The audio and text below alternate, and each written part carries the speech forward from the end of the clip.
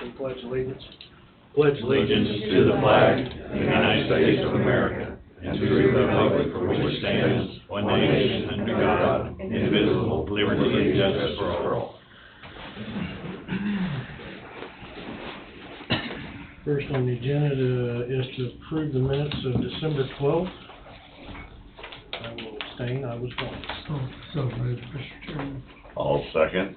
Been moved by Tom, or by Don, seconded by Tim. All in favor say aye. Aye. All abstain, aye.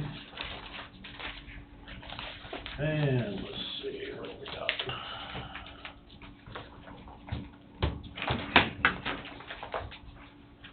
Miscellaneous motions. Move to reappoint Carrie Trossel as a member of the Coffee County Fire Board to a 3-year term effective January 1, 2023 and ending December 31st, 2025. So moved. Tom's moved, All second. Tim second. Any discussion? Yeah, I think that should say that he represents a second district. Second district. Mhm. You get that noted? And you seconded? Yep. All in favor, say aye. Aye. Motion passes with correction. And then there were two that were added. Oh, yep. Everybody keeps throwing stuff on my desk this morning. Upon recommendation of the Coffee County Clerk, move to authorize Director Chairman to sign the year 2023 Cereal Mart Beverage License to Conoco Travel Center / Cedar Valley Investments, doing business as Fuel Expresso 11, located at 2754 US Highway 75 Northwest, Lebo, Kansas 66856. I'll make the motion. Tim moved. I'll second. Don second. Any discussion? Why do I have a feeling we already did this? It went to the township. You have to give the township 10 days to Oh. deny Okay. allowing the license, and if they don't respond, then we can move forward with the license, and so this is approving the license. Okay. All right, now I understand. Any further discussion? Hearing none, all in favor say aye. Aye. Motion passes. Next one, upon the recommendation of the county clerk, move to authorize Director Chairman to sign the year 2023 Cereal Mart Beverage License to Travel Centers of America, located at 2775 US 75, Lebo, Kansas 66856. I'll move. All second. Moved by Jesse, seconded by Tim. Any discussion? Hearing none. All in favor say aye. Aye. Motion passes.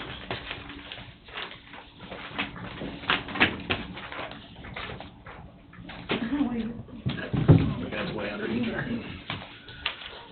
Okay, now for phone stuff. Do you have an abatement? You should have an abatement. I don't have it. Is it not there? There's not anything. No, ma'am. I didn't have one in my Oh. Okay. Two chapters. Well, I can get it for later if you want, we should mention later on in the meeting. I can do it. Okay. Move to authorize Director Chairman to sign. Yeah, I just know everybody hasn't seen it yet, so. Oh, Just tell us what it's for.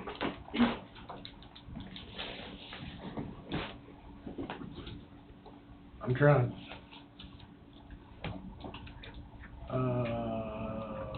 Moved 2016 Ram 2500, Wabunsee County reporting year. It is for $262.18. And Chad Mathis, Waverly, Kansas, traded 2018 Tahoe, just vehicle stuff, $219.94. Motion to authorize Director Chairman to sign 2 tax abatements, one for $262.18 and one for $219.94. What's the total on that? On the front, the little, Oh, sorry, $482.12. I'll make the motion. I'll second. Tim's moved on second. Any discussion? Hearing none. All in favor say aye. Aye. Motion passes.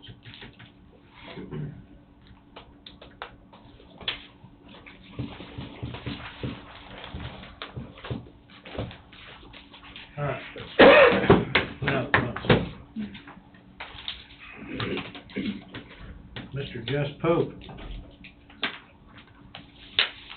bareback world champion.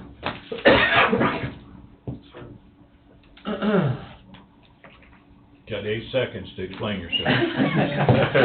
Sometimes it goes fast, sometimes it takes a long time. Comes now the Board of Coffee County Commissioners, Coffee County, Kansas, and hereby proclaims the following. In 2019, Jess Pope won the Cinch World's Toughest Rodeo, the 71st Annual PRCA Rodeo, the Missouri Chamber of Commerce PRCA Rodeo, the Douglas County Fair and Rodeo in Castle Rock, Colorado. Co-champion at the Buffalo, Minnesota Championship PRCA Rodeo, finished 28th in the world standings. And in 2020, Jess Pope finished 3rd in the world standings, won the North American Championship Rodeo, the Cinch World's Toughest Rodeo, and the Brown County Fair Pro Rodeo in Dupree, Wisconsin. And in 2021, Jess Pope won the average at the Wrangler NFR for the 2nd year in a row. The Oakley Independence Day Rodeo in Oakley City, Utah. The Eugene, Oregon Pro Rodeo in Edgewood, Iowa. Edgewood, Iowa Days PRCA Rodeo, the Kansas Biggest Rodeo, the Deadwood, South Dakota Days, co-champion at the Rodeo Rapid City, and Fiesta Days Rodeo in Spanish Fork, Utah. And in 2022, Jess Pope, Waverly, Kansas, won the bareback riding in the National Finals Rodeo, Las Vegas, and was named the 2022 World Champ. Pope won the average by a wide margin of 860 points. This is the 3rd year in a row Pope has won the average. Now, therefore, the Board of Coffee County Commissioners of Coffee County, Kansas, on behalf of the citizens of Coffee County, hereby congratulate Jess Pope for his hard work and dedication and proclaim the month of December 2022 as World Champion Bareback Rider Jess Pope Month.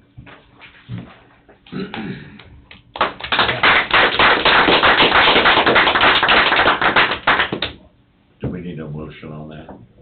Hey, do you have it on my screen? Yeah, she does. I forgot it.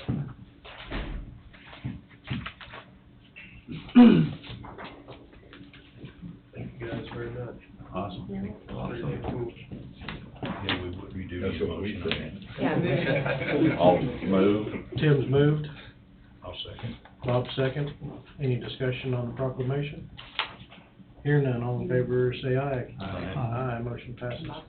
Yes.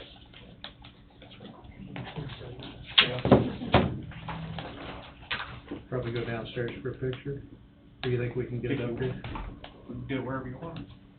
I think it'd be appropriate. Go downstairs? You make it down the stairs? Oh, yeah. Oh, yeah, I got the elevator. Take the We elevator. can get him down the stairs. We can. We may not get you back out, but. Watch that first step. You learn, right?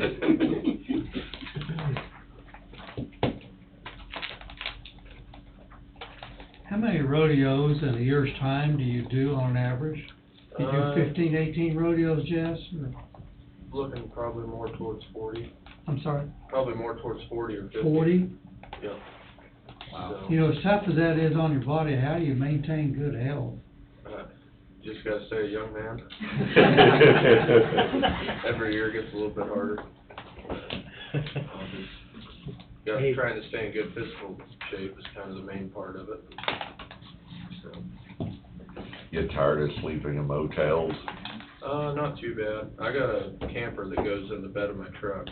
And it's got 2 full-size beds and a twin-size bed in it with a shower and stuff. And it's a lot easier. We can just pull off at a truck stop or something and start the generator and get to go, sleep all night, and get up the next morning and get to going again. Busy life. Yeah. So we wanna go downstairs and have a picture Sure. with us and Mr. Jess? Come on, Don, we'll get you rolling down that hill. That's good luck to you, good man. Thank you. Thank you.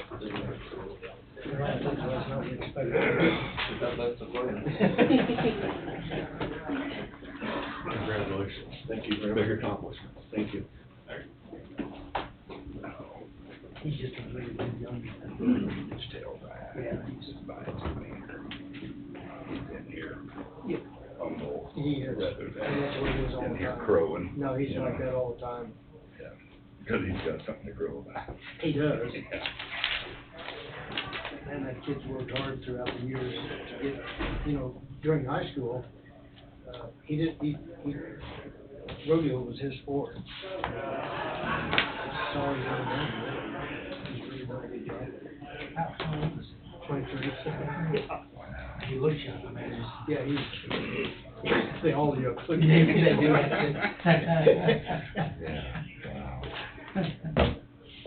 But, he's got a little brother that's gonna start traveling with him next year, that's rodeo, he's going to college right now. I see. He's gonna be a pretty fair little rider too.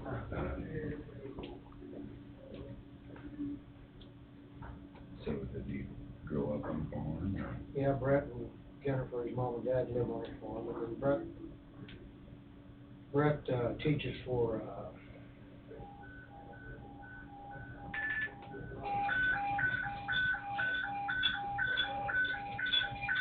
shit, I'll be just a second.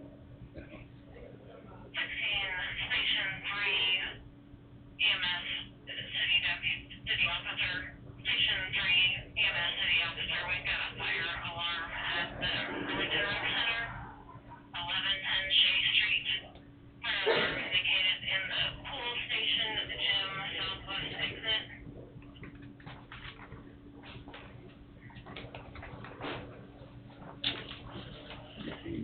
But, Brett teaches for,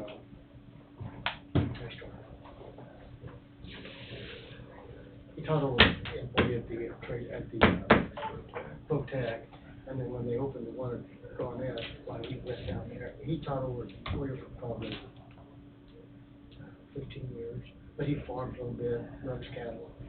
And then he teaches over at, Garnett, not Botag, Brett. So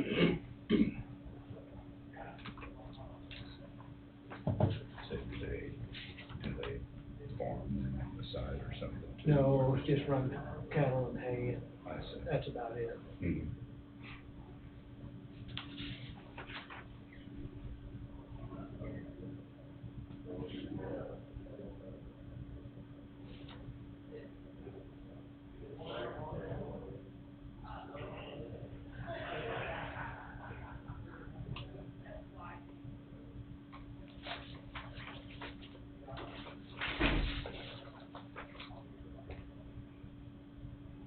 Like last night, there was a bunch of little kids that's there at the deal yesterday afternoon. Uh-huh.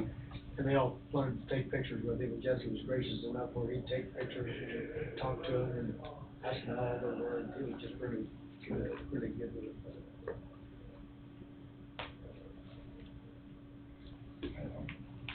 That's who are to be our kids as heroes, something like that. No, he's just a really good role model. I'm very honest, anybody needs a world champion. That's true, that's true, that is cool. That's every He is so fun to watch, he is just so fun to watch.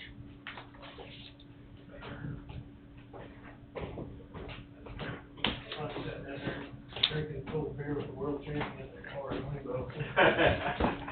Just another guy. Exactly. Don, get out the elevator. I don't even know that he got on it. Yep.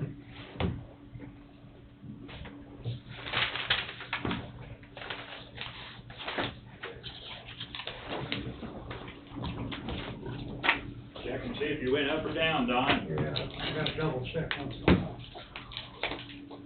We come up the stairs? No, he went the elevator. I went down there, okay. Saban, you're up, sir. Okay.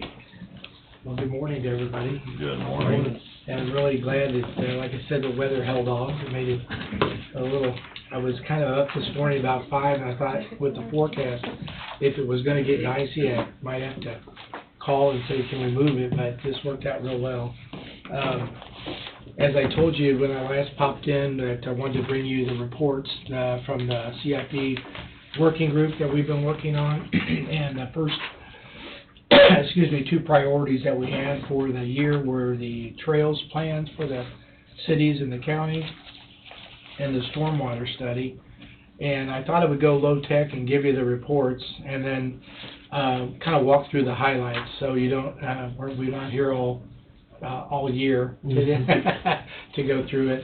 And I thought, let's start with the trails, because that was kind of number 1. And there's a lot of information here that, again, please take your time away from here to look them over. You know, just I'm going to kind of just page through it with you.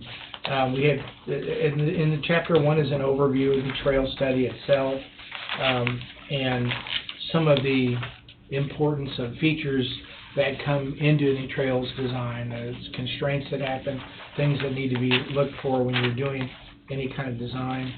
On page 4, there's a picture there of some of the ideas of some trails that could exist in the area around New Strong. We have, and then there's also, and you turn to page 5, some examples of some of the trails that we've done. Our firm has done a lot of design with. I think I mentioned to you before, the Flint Hills Nature Trail. We've been the lead design firm on that whole project. And then just this past year, the Flint Hills Trail received $25 million federal RAISE grant to complete that trails network. I believe it'll be 166 miles in total. If you go to page 6, there's what we call a typical section.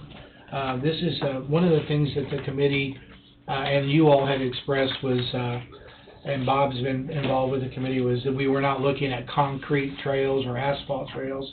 This is a typical limestone screening trail. This is what's been used in trails in Kansas and Missouri in more rural areas. You can see there's actually designed to have a compacted base and make it very stable as people would want to use it. As you kind of page through this, we get into some of the safety issues on page 7 and 8. One thing I would point out on kind of page 8, there's a picture at the bottom, the last 2, of how we would propose. One of the questions that came up as we were doing the work was, how do you handle keeping vehicles off of the trails? You don't want people taking a truck or a car and just driving on a trail because it's wide enough. And what we are recommending in the document is kind of these gated, partial gated swing gates that then can be unlocked by emergency service providers if someone were to have an issue on the trail. But they work very well. Some of the other options that other trails have used in the country, which we did not favor, were sometimes they'll put bollards that can be removed. But those tend to take a lot more effort when you're locking them down and then removing them.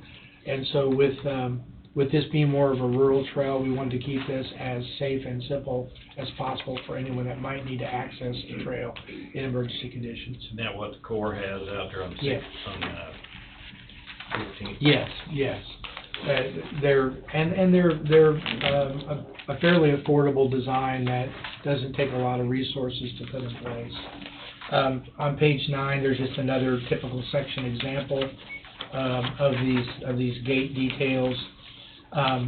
If and when the a trail, you would direct us to move into some design of any component of a trail in the county, these would be the type of things you would see in a set of design plans in preparation to go to bid for a project.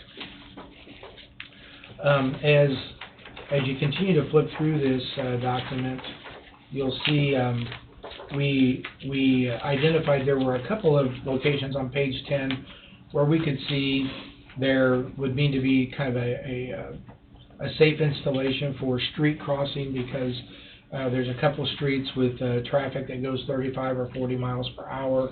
And in those areas, we would recommend there be some sort of crossing warning device just to keep it safe for pedestrians and bicyclists. The two locations that we found were one in Burlington and one in New Strong. As you kind of get into this chapter 2 on 11, the first page there is really just showing you the trails networks in each of the communities at a zoomed out level of the whole county. In the center, of course, was the county's discussion of the trail between New Strong and Burlington. But as the committee did their work, they really emphasized that the priority would also be the trails within the cities, more so than a county-wide network. So that's why you see the map showing Gridley, Leroy, Waverly, and Lebo, and then Burlington and New Strong as well. And I'll get into those. Your fold-out maps, as you go further, will have more zoomed in for each of the cities.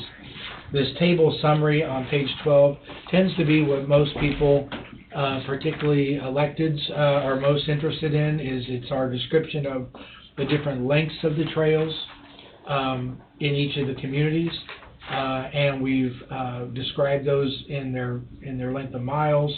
What I think is important to point out here, as you've heard me mention, it's the old line of how do you eat an elephant one bite at a time. I guess I would say don't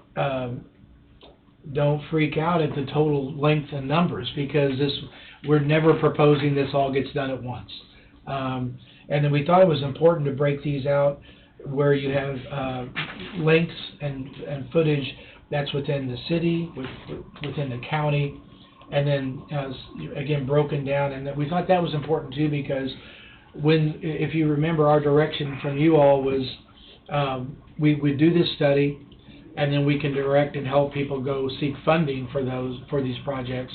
But the cities, it was important that then they take some ownership in, I'll say the lengths of the trails that are within their community. And so there's a way to break these into projects, so they can say, okay, if we want to do our portion, here's our portion, or if we want to partner with the county and do some of the county's portion, we can do that as well. So there's a lot of ways to utilize these lengths and how they could be implemented long term. As you go further into the document, we go into each description of each city's what we identified as importance. Probably easiest to go to the fold-out maps. The first one is Burlington, and during the work of the committee, we actually came up with several different ideas that the committee vetted, and in particular Burlington had representatives at the committee. They were very good at giving us direction, because our first ideas they weren't favorable to. They thought that those were too far in the future, that really could never be accomplished. And so through them marking up maps and working with us, we've kind of arrived at what you see in this fold out of Burlington. The one feature that ties into the stormwater is, you'll notice there's a body of water on that map. These two studies kind of come together because we did identify some stormwater management solutions that a lake could be created near or in Burlington, near Burlington, and then the line you see around that lake would represent a trail that could be built along the lake as more of a recreation trail that can then be tied into the network into the city. And I'll get into the lake a little bit into the other study. The next city was Gridley, and again they have an existing lake. We looked at connecting from that city lake into the downtown area, and creating some trails network that can connect to some of the features they have in the city, particularly their city park downtown. Again, these are concepts that I'll jump ahead in my thinking and tell you that probably what should come next, once you all eventually approve this document, would be, we would suggest maybe we go to the city councils of the cities to present their piece of the puzzle, because not every city stayed engaged through all this work. We had about 3 that were constantly there and 3 that were off and on. So we'd want to bring those results to them. We did put in this, there's an extra map, just if there was a need or a desire for a connection between Gridley and Burlington, there's an opportunity there. That's what the dashed line on page 17 represents. The next city, and if I'm going too fast, please stop me, but I want to be respectful of your time. The next city is Lebo, and Lebo has again, also has a lake. They've done a lot of work within their city for sidewalks and improvements like that. So really, we looked at an idea that could create a trails network that would connect right into their city as well. There was a very favorable idea, as you can see, to put trails around the water features so that people, when they're out visiting or fishing or doing whatever, could also exercise, bike, do whatever they would like around the community lakes. Then again, we did include, again, more long-term thought of the potential of a trail between Lebo and New Strong. That's on page 20. And again, we didn't spend a lot of time on that because the committee was more interested on the city pieces, but we thought we ought to include it in the document, that it could be a piece that comes later in the process. Then next is the city of Leroy. This situation here, I guess when you turn to page 22 and look at their map, they have actually, again, this ties back into the stormwater study as well. They actually have quite a opportunity to look at a lake being created that could really help with their stormwater management.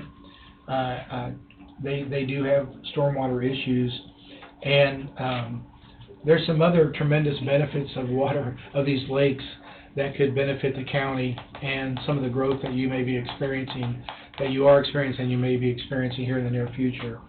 Again, the idea would be a trail around that lake, and this again would be a longer term solution, because there's no body of water there now. There are property owners there now. There's a number of things to deal with there, but it was something that played out in the process of the study. Again, the next foldout is just to show there is an opportunity to potentially go back to that initial goal of how does the county connect some of your communities. There are some opportunities to look at down the road in connecting Leroy to Burlington. Next is the city of New Strong, and again, pretty straightforward. They have a much smaller body of water, but they were very involved in the process. I really like the idea that we show here on the map of how they could create a nice network in their community. They don't have any sidewalks now in that community, so they saw this as an opportunity to really bring some additional quality of life opportunities to the community. So again, they were very willing and participative in the putting together this concept. Next is Waverly, and Waverly also was very much involved, and they too have an opportunity for a future lake up there and helping to manage some of their stormwater issues. And so they were very much involved in the map that's created in front of you.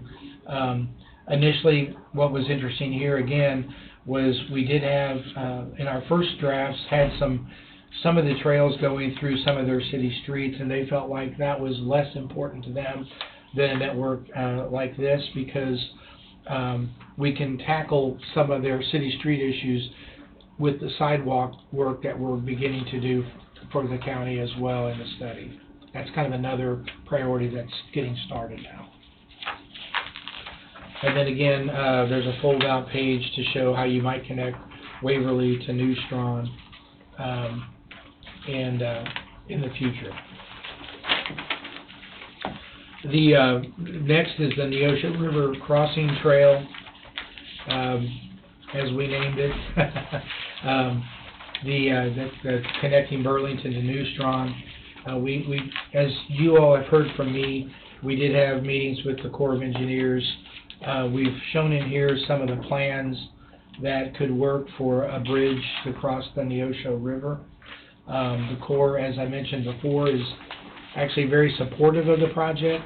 As I mentioned, though, for the project to move forward and be on Corps approval, it would require the County Commission's approval to start design and go through the design process so they could review and approve the trail itself. They made it very clear to us that it's not the local decision, it's not Tulsa's decision, it would actually go to Washington, D.C., so it would go through Tulsa with a recommendation to Washington, but that it would not get the review it needs unless you had at least 90% plans complete. So that'll be a decision for you all at some point, and I have a few thoughts on that I'll share at the end as we go through this. Again, the maps that fold out here are just to show the alignment that we were able to come up with. Again, we looked at several options, but this was one the Corps was extremely favorable to, and we liked it a lot because it basically utilizes Corps property and county property to get the job done. And as I've said to you before, truly the biggest cost item is going to be the bridge. The trail itself is a much more manageable number. If you go to the next, page 33, chapter 3, again, this is the part that I find most people want to turn to, is the table that has our links and our estimates for the cost. And I know your eyes will gravitate down to the bottom and you'll go, oh my God, okay, 30 million, but remember, this is a planning study to set the stage that if cities or the county want to do pieces of projects, this is how you would begin to get this accomplished. And so this study would set the stage to begin to look at future grant money for design and ultimately potentially construction of pieces that could be in the county, could be in the cities, could be a combination. To give you, since I know the county was most interested initially in the Burlington to New Strawn Trail, that Neosho River Crossing Trail, the bridge in there, let's see, was $1 million. And we used current estimates. We know prices have been, going up, and we've been tracking that as part of our firm. It's just the reality of doing a lot of projects and looking at cost. So these are all in today's dollars. But again, our goal, once you all would review and approve this document, would be we would, with your approval and direction, we would probably set up a time to go visit with each of the city councils, share these results, so they could, at least it's in their hands then to make a decision if they want to proceed with some elements of the project itself. So up there underneath the chapter 3, it says cost per foot is $90 for either limestone screening trail or concrete. How can you come up with the price of concrete and limestone screenings being the same price? Well, we let me see, where am I at here? Right at the very top of the page, underneath the table summary, Yeah. the small print. Let me check. I'll check that one. Let me check that one. I know that the $90, Actually, for the limestone screenings, I will say this, we did put a contingency on it to make it conservative, because those were running, we were finding on recent projects like our Flint Hills Trail, they could go from 75 to 95, depending on, because the project's been in pieces. But let me check on that, on the concrete piece, and see if we need to make a change there. I was just trying, I mean, between the screenings and the concrete, I think concrete would be way more expensive per foot. Or the screenings would be way cheaper than concrete. Yeah. But where you got 90 for either or. Let me, I'll check on that one. I'll check on that one.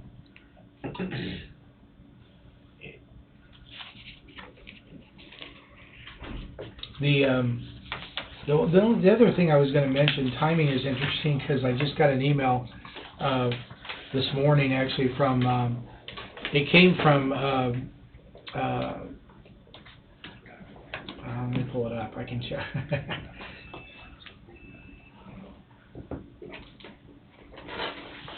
Came from Senator Marshall's office through Bobby Skipper here. The U.S. government has announced USDA funding for certain projects, and then there's been a second round of RAISE grant funding that has now been open to application. And the RAISE grant is for transportation. There's $1.5 billion in grant funding available through this program. 50% of it is available for rural communities, and there have been communities in the state of Kansas that have been successful. I mentioned the Flint Hills Trail received $25 million for their project. You don't have to ask for that big number, but it may be a program that you would want to do an application on, specifically for the pieces that you all would see most important, or that the cities would see most important. If you remember when we started this process, we said there's at least KDOT, when they look at some of the rural programs, like to see communities kind of bundling things together. So the RAISE grant to me seems to be an interesting opportunity. The deadline for submittals is February 28th, and it's a process, and there's no guarantee, but there's I think with this study being complete, there's an opportunity that you maybe could get funding for design, and because they also set aside money for what's called planning design, and then there's money for construction. So there's opportunities here to move projects sooner than later. I did hear that Congress was pushing to do this RAISE grant call for projects before the new Congress comes in, because the dollars are there, and so this came a little bit earlier than most cycles. Typically this cycle, it used to be called Build Grant, and before that was called Tiger. They changed names every administration just to make it their own. But usually this program would do a call for projects, say in February, with June being the submittal date, or something like that, March to June. But they've advanced it to try to get this going before the new Congress comes in. Saving that money available, if we gotta match it with 10% or 20%, or they fund 100%? It's oftentimes it's 80-20, but in rural there are some of the categories can be 100%. It's always better to have a little bit of match. Just to be honest with you, I think it gets scored better. That's been my experience when you do federal programs. But again, with rural being 100%, I would say if a decision was made to take any component forward for an application, I think one of the most important things is to work directly with the senator and both senators, your U.S. congressional folks, because they're going to provide letters of support. They're going to be very involved. Frankly, in my opinion, when this application makes it to Washington, so having the support of your state and U.S. folks is important. Okay, you said that we need to approve this. Are we approving the whole thing when we approve this? What my experience would tell you is you're approving the study document. Okay, you're not saying we're going to spend $30 million. You're not saying we're going to spend any money. you're saying this study meets with our, approval and satisfaction that it can be used, you know, as any component of this may move forward. Basically fulfills your obligation Yes. to Coffee County. I have You did your job. concerns with the trails, like from Waverly to New Strawn, and where that's routed as far as private property, and how do you obtain that property? Again, at the purpose, for this portion of the study, we weren't calling out any direction to buy anybody's property. We're literally showing concepts of routes on a map. So my problem is, why is it in here then? Again, we felt like it was part of our charge to at least include the concept. If you all desire that pieces be removed, we can do that. I mean, that's part of your approval process. But that's the reason we think you need to review it. You know, I've heard several times from property owners along what was perceived to be the old railroad right away. And they don't want people on the backside of their property just walking along, coming off the trail onto their private property. They just don't. And I can't say I blame them. Well, I just thought, from being at the meetings, and Leonard was there too, first of all, it started out, the group was looking at a comprehensive trail and to unite the whole counties. And then they decided to go to the cities, each city kind of get their own little deal. But we didn't want to throw out the prospect of somewhere down the road that could be united as a county. So we're not out here saying we're gonna go take somebody's land, so I think that's not what this is saying. But with that I have an issue with that being in the book. That's forward thinking, forward looking. Well, I'll throw this one out. Down in Leroy, the lake. Where's that lake gonna go? It's not gonna go anywhere if it's not approved. Correct. Look at their farm grounds. That's probably the best farm ground in Coffee County. It's hard for me to see there's enough difference in elevation to get a lake bed that'd be over 10 foot deep. It covers a lot of surface. Yeah, there's a lot of surface acres on Yes, there is a lot of acreage coming out of production. Yeah.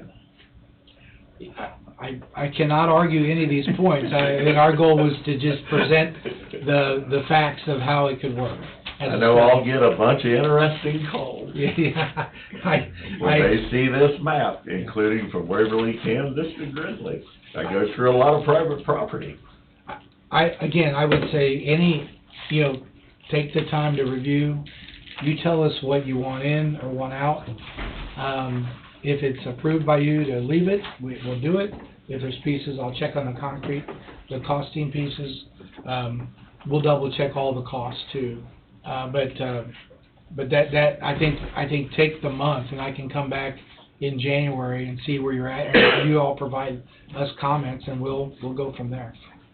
I mean, I don't have a problem with the what ifs and the ands, just as long as somebody doesn't take it and run as a, by gosh, this is the way it's gonna be, this is what you want type deal. I mean, approving the potential later 15, 20 years down the road, it's already there. My concern is with the federal government involved, and if they take this document to heart. Well, my thing is about the USDA funding. I've got a lot of concerns with that. Your USDA funding and your filter strips along creeks and streams. Is the USDA gonna say, okay, well, we're paying $4 an acre for this landowner's, now there can be a trail there. That's my concern. Because the farmers are taking federal money for this filter strip that is along this stream, or along this creek. Whose property is it? Is it the USDA's? Is it the government's property, or is it the farmer's property? Yeah. And that's gonna be the battle coming down the pipeline one of these days, I have a feeling. CRP. Well, yeah, CRP's same way. You know, so that, I see great concern for that, but, I mean, that's not on our battle, that's not on your battle. Yeah.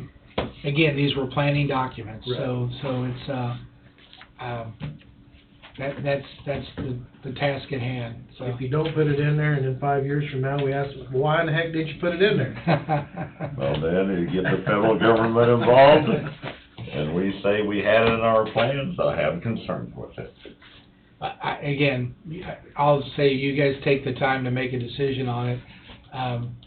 My reason to say approval is I don't want to go to the cities if you all haven't, said, I mean, you all have been the ones to be gracious enough to fund this for them. The ones around the city looks good to me. Yeah. It's when you start going out of the cities into the rural area. Okay. Again, once you all decide, please let me know. If it's okay, we'll move to the stormwater, because that'll get into your lakes. Yeah, we probably better. And then I think this will go a little more quickly. I guess I should start by saying again, it is a planning document. What I thought was most interesting about this, the cities were tremendously valuable. That we actually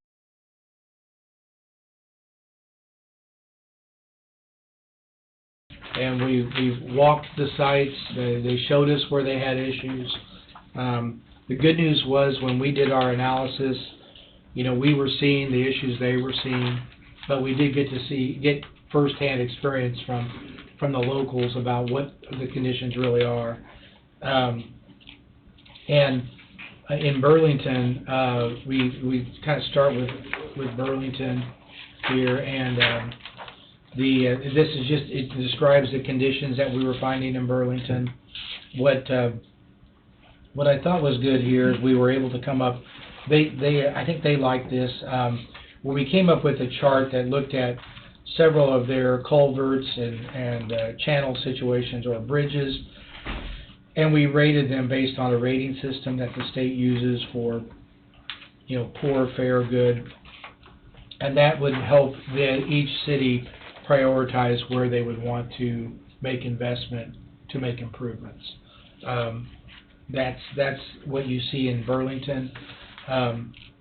The dam on page 3, that was interesting too, because that did come up with the people in Burlington because of the issues with flooding in that part of the city, and we actually did several different configurations of a lake property out there, based on their sharing with us, the property owners, the information about the people that were in those areas who might be more willing to look at a plan and work with somebody, and that generated the map for Burlington.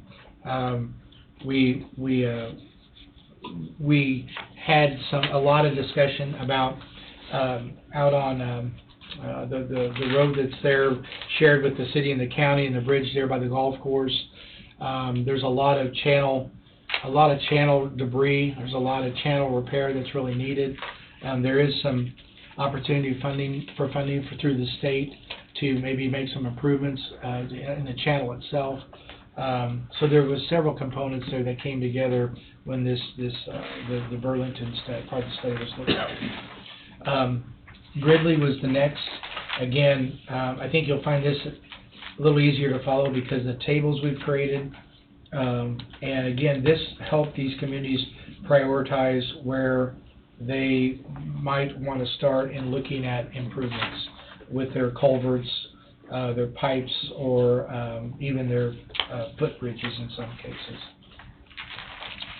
Okay, we can keep on going. Lebo. Lebo did not have any any populated areas in the floodplain, according to the FEMA floodplain map. So in that case, we had no suggestions for flood mitigation strategies in Lebo. Things seem to be doing fine in that area with regard to stormwater. Helps when you're on top of a hill too. Yeah, exactly, absolutely.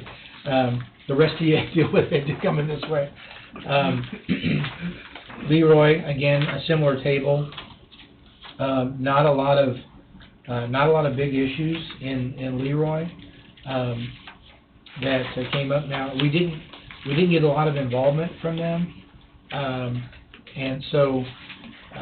But we did, in looking at stormwater management for the county, if you turn to page 8, that's another area where there actually was an opportunity for a very substantial lake that could really help manage water within the county itself.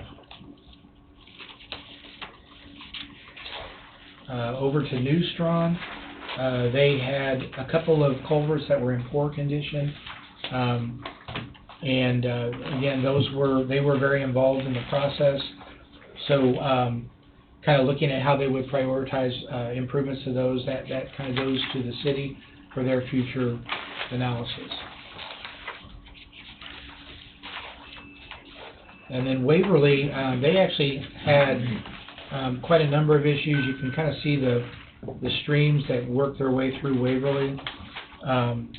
They were very involved in this, and they now are actually looking at this list to see how do we maybe look for funds, how do we make the proper improvements so that we can begin to improve the flash flooding situations that occur, in their community. Again, there was an opportunity for a potential lake there, and we've included the cost of that lake on each of these maps, but again, this is also included for Waverly. And the last section of this is just, we included a section on funding opportunities where there are different funding sources that could be used for not only dam and lake creation, but with watershed districts, there's some opportunities to go after funding in that area. And on page 14, we did put in there, Building a Better America. There are a number of federal dollars that have come through that the U.S. Department of Transportation is managing, but that do deal with water and stormwater management. So again, looking at some of these culverts and crossings could be part of an overall application program for the county that would include the cities to look at federal money that could help solve these problems. And in that case, say if you bundled multiple communities, you would probably look at the match that each of the cities would have to contribute into those matching funds. They could also use the funds that you all provide them for improvements on an annual basis. So there's opportunities that can be used in each of the communities to make some of the repairs they need.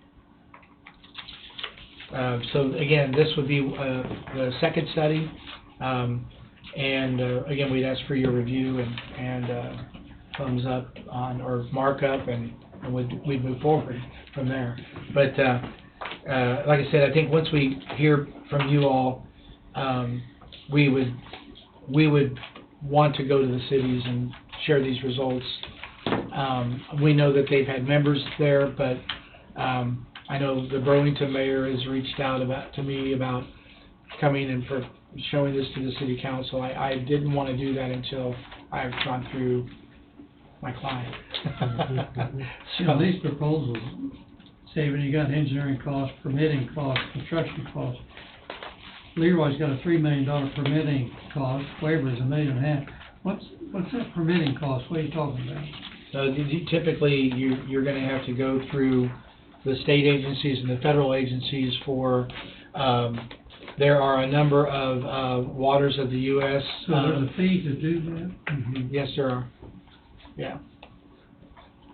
Well, because someone's having to prepare those permits, somebody's having to do meetings with them, somebody's having to take them through the process.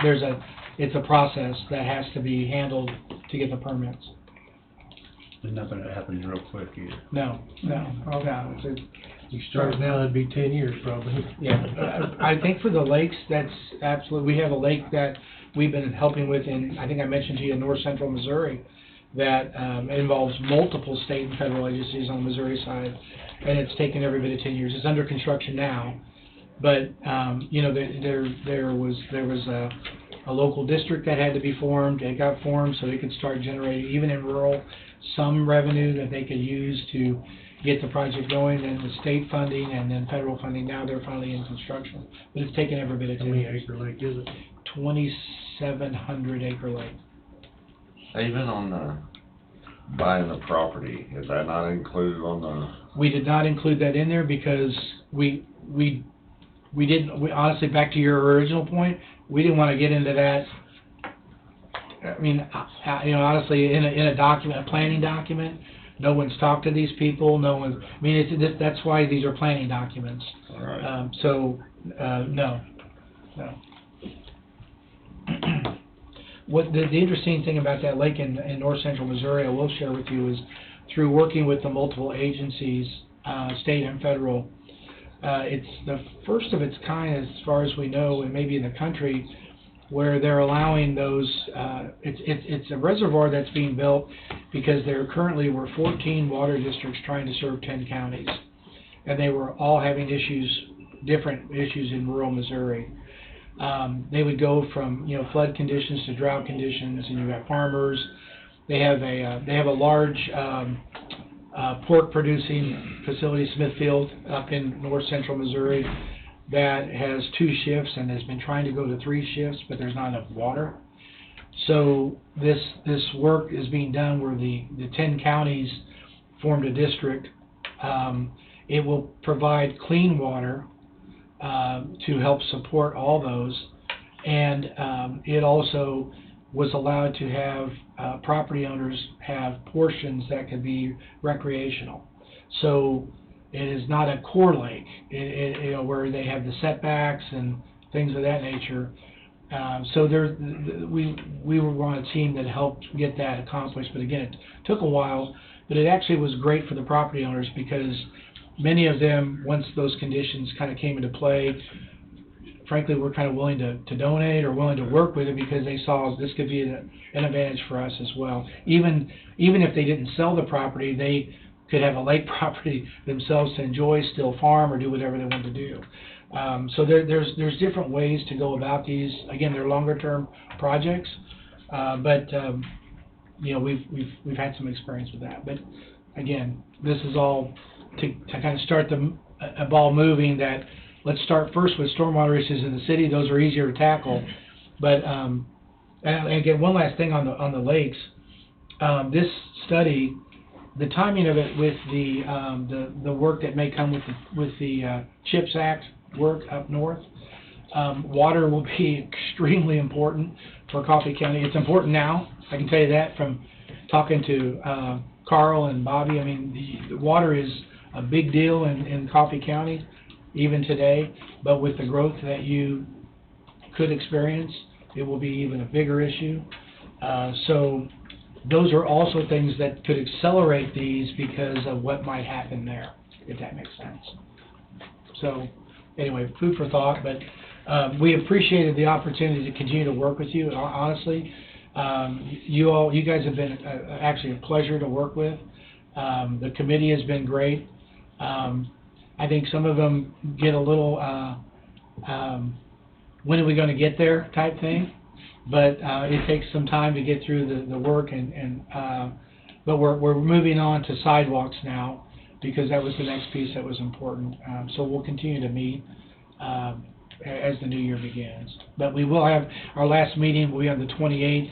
I wanted to have this meeting so I can at least communicate to them that now that it's in review by you all, and we'll go from there. Very well. I hope I did that in my 45 minutes. You did. Okay, good. We'll do our homework and approve and slash and cut and prolong town. Well, we'll do our best, but again, thank you again. Merry Christmas to everybody. Merry Christmas. Merry Christmas. I'll take the break. There's a lot of information. Everybody want a little break? We got enough time for a break? I'm okay with doing that. Or we can do, And then we can take a break. we can do trust We point need and to then need break. that Angela get to work. All right, we'll I know, go to right? trust point at 10 o'clock. Did you write a message check, Angela? It's the wrong time of year. If she needs help, carrying the check. Tell you what, She needs help carrying the check.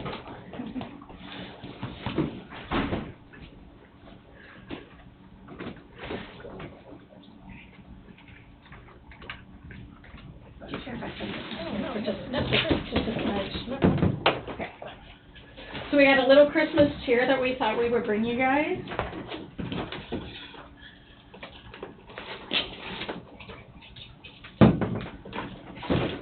Oh, you're gonna knock that off on your own. Did I? You're going to. Ooh, we're gonna cross the road thank here. you. It's got my name.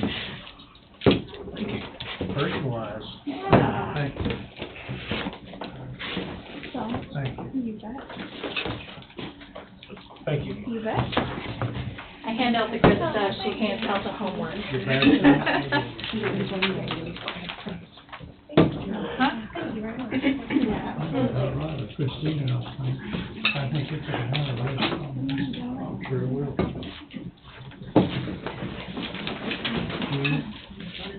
Okay. I remember which one you read it from. Did not read it. I'm double fisted.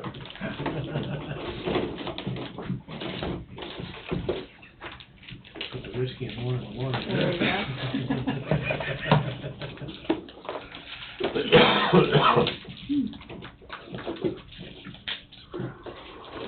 And it was supposed to be temporary, but it got a little more stuck. Yeah, a little more permanent than what I thought they would. There you go. Thank you. Yeah, you bet. Actually, we're really happy with how everything turned out, so this is a good meeting. For those of you that don't know me, I think everybody knows me. Do you want me to wait? Okay. No, go ahead. Okay. I'm Angela with Trust Point Insurance, and Bobby, right here, is also with Trust Point Insurance. We work on your policy every year. So I want to tell you thank you for your continued business. We appreciate that you guys stay local, and we take your account very seriously, and we want to make sure it's for the best of the whole entire county. You know, we pay taxes here too. We understand that. We understand the magnitude of making sure that we got you correctly covered, and or you guys can have the options of how you want to be covered. So with that, I know I've got about half an hour, so I want to kind of go over everything. You do? Do I have a half hour? No, go ahead. Did you just cut my hour? Did you cut my half hour in time? No, this is my last opportunity to. Oh, okay, so I gotta be my eyes watching on you. Okay, here we go. So your service team, obviously, it's myself and Bobby, but anybody in our office would be able to help you. Currently, right now, we have 18 agents, so anybody, if one of us happen to be gone, you do have that backup. You are currently insured with EMC, and they are an AM Best rating. So that is a rating that is given out to all insurance companies. So you currently are with EMC, Employers Mutual Company, and they are a great company. You guys have had them for quite a long time now. I have a question. Sure. On that. Yeah. The commissioners have been working on the chip plant that's going in potentially up north, Yes. and we just got a credit rating on Coffee County. Does that count toward our insurance too? If I could get like some documentation to send over to EMC, yeah, we absolutely can look at that. Because I thought, I think whatever your credit score is, Mhm. what do we come in at AA minus? Double A minus. Yeah, absolutely. We can turn that in and look at it and see what they would give you. I will tell you, standing on your own, I mean, the credit score is great, but you guys do a very proactive job. All the department heads do a proactive job, and you're going to see that in the renewal. So, no, that would be a great point, Angie, and if I could get So the something like renewal that. went down by about $60,000, $100,000. It's like you read my mind. Okay. So this just gives you, those first 2 pages just gives you a brief explanation of EMC and what they do for you. But we can go ahead and turn right over to the property. We have all of your property locations on here. There's 13, and you'll see that there's multiple buildings at some of those locations. Now, there used to be 14, and obviously we all know that. You guys have torn down the church, and so now that property is no longer there. So I have all of them, or Bobby has all of them listed, and then you have the blanket building limit. So it's over 17 million. That means that you can share that coverage with other buildings. And then you have the same with the blanket personal property of over 2.8 million, and you can share that between other locations as well in the event of a claim. A week, 2 weeks ago, we just took over 11 other sirens. Are we getting any kind of coverage on those momentarily? I think we're getting that information is being gathered so that we can add those sirens on. Okay. Yes. You do have property that's out in the open, and that includes those sirens, some of those that you currently have already had. And then you have a blanket flood and blanket earthquake of $1 million worth of coverage. Do you think the blanket would cover the rest of those sirens? I mean, the chances of more than one siren being torn up is kind of slim to none. Right. Angela, I'll add to that. Go ahead. One of the things that EMC does have built in for the county is some automatic built-in policy coverages that newly acquired property or newly acquired equipment is automatically picked up for a certain duration. So right now, 60 days. So right now, in the event something were to occur, yes, the coverage could apply. Well, that's why I just didn't know on the blanket coverage side, you know, we got two, would it cover the rest of them? I see what you're saying. You see what I'm saying? So for a blanket to qualify, you have to have all the things that are listed so you can share it. Yeah. You'll see underneath where it says total property value of the 21 million. EMC, there are some locations that you have of different building value, and that is for the courthouse and jail, and then road and bridge, and then the newly acquired property. That is, they put a 1% wind and hail. So typically you have $5,000 deductible, but now they have a wind and hail deductible on those three. And it's a 1% of that property value, which is a very significant deductible. So for example, your location 1, your wind hail deductible would be for this building and for the jail, for 1% would be $131,000. But Bobby has taken it to market, and we've got some options for you in the at the end of the proposal that we can buy down that deductible, and I think it's going to be a really easier response for you guys to look at. So it will save those significant differences, and or if you want to leave those on, those are some things that you can discuss as well. As you will see, each one of the properties, there's a photo of the property and the deductible. Flood and earthquake has everything that's located at that specific property, and you'll see that there is the 1% wind and hail on that. Next, location 2, everything has remained the same. Location 2 and 3, I apologize. Location 4, that is also a 1% wind and hail. Still $5,000 on all other covered losses except your wind and hail. And your flood and earthquake have a different deductible as well. You can see that on there. Location 5, everything has stayed the same. 6 and 7. So we have some of those sirens next on the next page, the one in Lebo and the one in Gridley. The next page has a picture of location 10. And there's a radio tower there as well. Location 11 has the DVRS repeater system.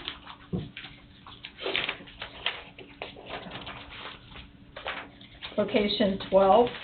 At this present time, we don't have any content because I believe that's leased out, correct?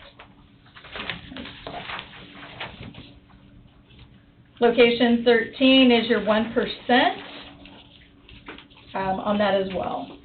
I will tell you, I know that we gave you a proposal last week, and in talking with Angie, we went back and talked to Kevin and Amy, got some additional photos, and we increased the buildings and the shop.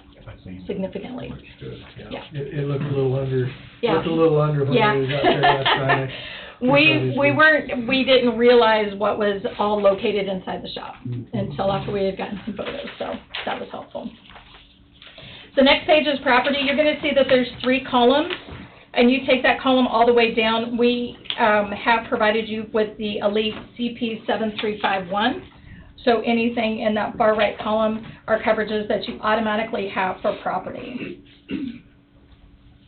And it looks like, Jesse, the third one down from the bottom, newly acquired buildings period of coverage, you have up to 120 days on that. I know that wasn't necessarily your question, but that does give you coverage up to 120 days. That's the oops coverage. Yeah, exactly. Hey, did anybody tell Trust Point? Yeah, Yeah. that's where that coverage comes in. I know that we've gone over it before, but I just put in a flyer. We have had some equipment breakdown. It's sudden and accidental. It's not wear and tear. So we have had some equipment breakdown claims for the county, and those have been covered. But that just gives you a brief scenario of what that is, and maybe some explanation of showing you how that would pay out. We definitely need our heating and cooling, Cooling. right? That might help. Next is the inland marine. I believe we're on your, is it 2 or 3, Bobby, where we meet with all the department heads and go over their inland marine list. We do that every 3 years. Make sure that it's up to date and that items that they have are not more than what the deductible is. So we go over that with them. For scheduled equipment, we have about $6.8 million, and you have your deductible at $2,500 or $5,000, depending on the value of the equipment. As we've talked about before, inland marine or equipment coverage is the cash value at the time. So it's a one-way street. If you insure it for a certain amount and it's actually worth more, you're only going to get what you insure it for. But if you insure it over and it's actually worth less, you're only going to get what it's worth. So it's the actual cash value at the time of loss. So that's why every 3 years we try to make sure that we're updating those and going over that. You do have about 800,000, not about, you do have 800,000 leased and rented equipment coverage with your deductible, and you see the rental companies that are listed there. And then we have carved out mobile property coverage, and your deductible's at $2,500 as well. And then we have the drones covered from the sheriff's department, and your deductible's at $1,000. Mobile property, Mm-hmm. we just spent a little over $2 million for radios. In radios in, Just the radios for the county. okay. So are they located on their own? Are they in vehicles? Are they? Both. There will be handheld, and there will be in their vehicles also, plus all the dispatch equipment, that's in the building, so is that covered with the building? If they're inside the building, yes. But if it's added to a vehicle and it is a permanent fixture in a vehicle, then we need to increase the value of that vehicle to include that. Okay, what about all the handhelds? That would be business personal property. And we'll review that this year, Bob, with the department heads to discuss that, because I do believe we have the handhelds currently insured under this mobile property. So that will be one of the things we'll definitely make sure that we go over to address that. But we haven't got them yet. Well, we've got some of them. Oh, okay. We have some of them. So it's $2 million in radio? Well, it's gonna be, it's gonna be a couple million when it's said and done. Okay. Said and done, it'll be 2.8. Was that happened last week? Was that last week? We did the 846 last week.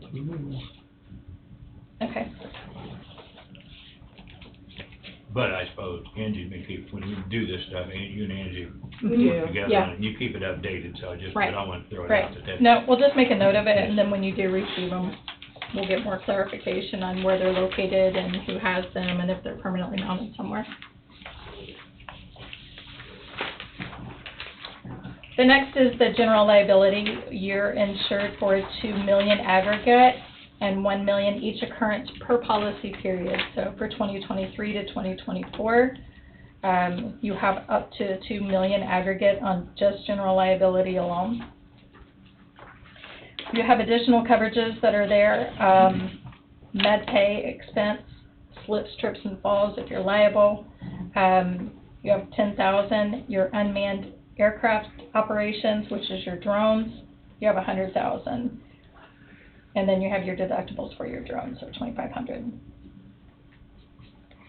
Your liability is what you are responsible for if bodily injury or property damage occurs, and you'll see each of your exposures. So EMC comes in yearly and works with Angie's office on if these have changed. So these are auditable. So EMC comes in, audits all of this documentation, and gives you a rate off of that.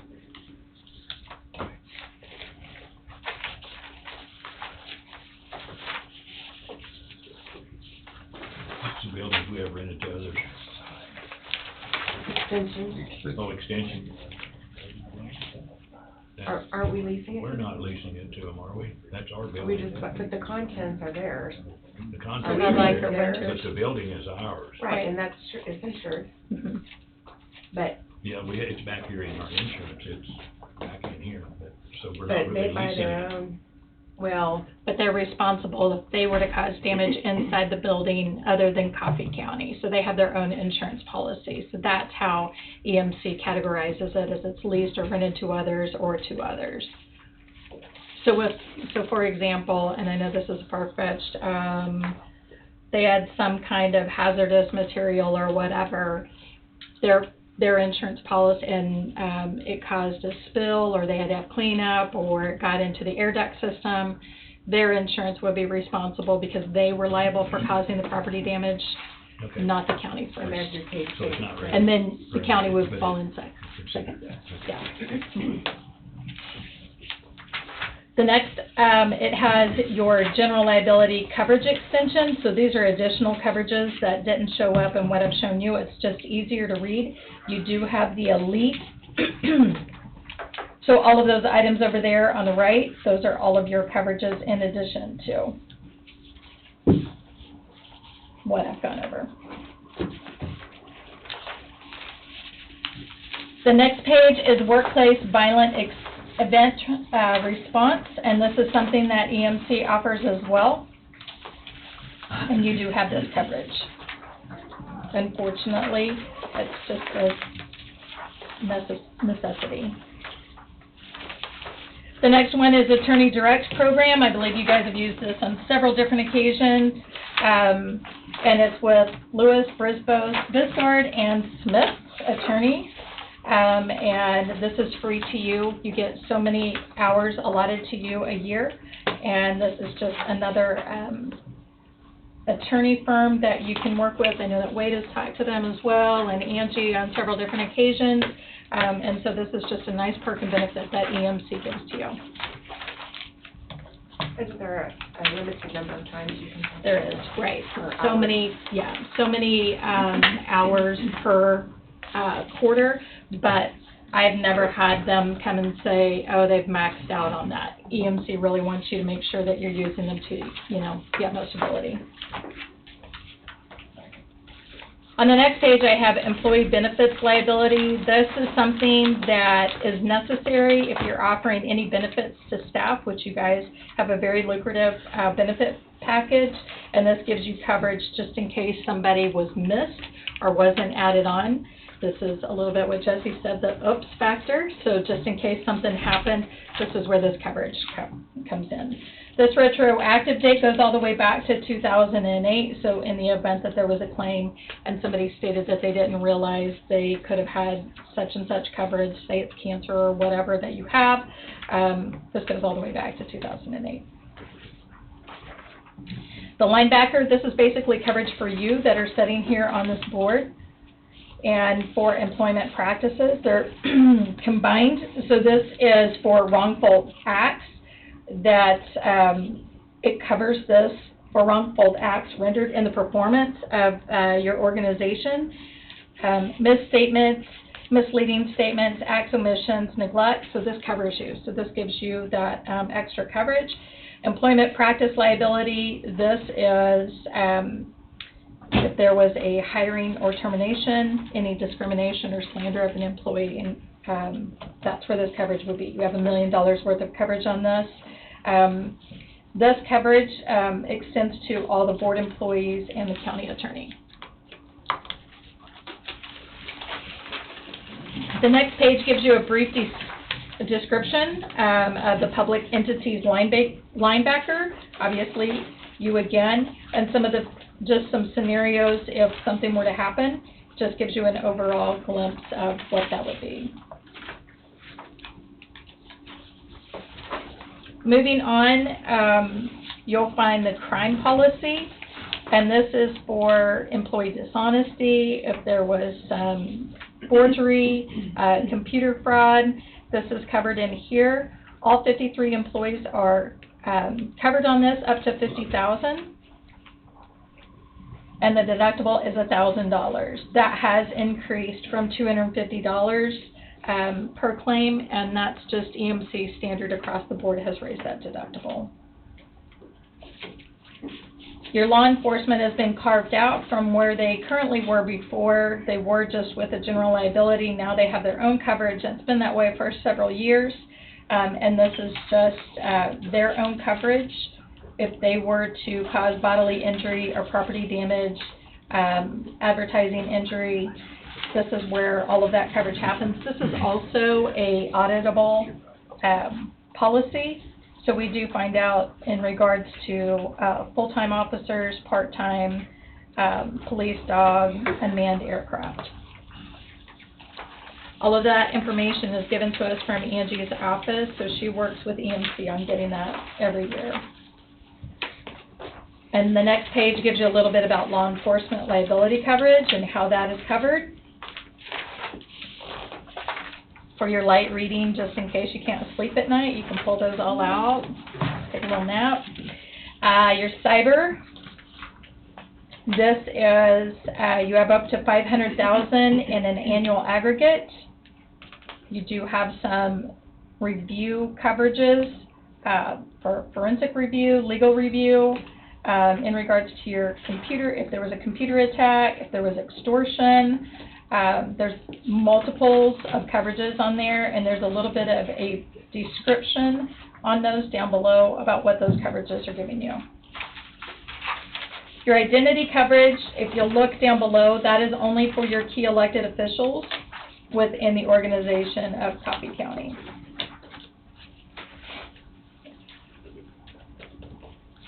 The next page also gives you a little bit of description on cyber.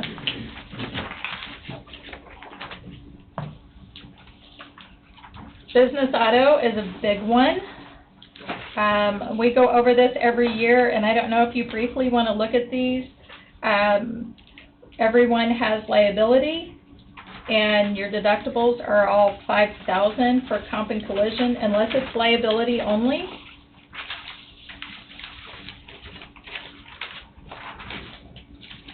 There's multiple pages. We do have some autos that are rather large, and I believe that EMC has increased their deductibles, large in value.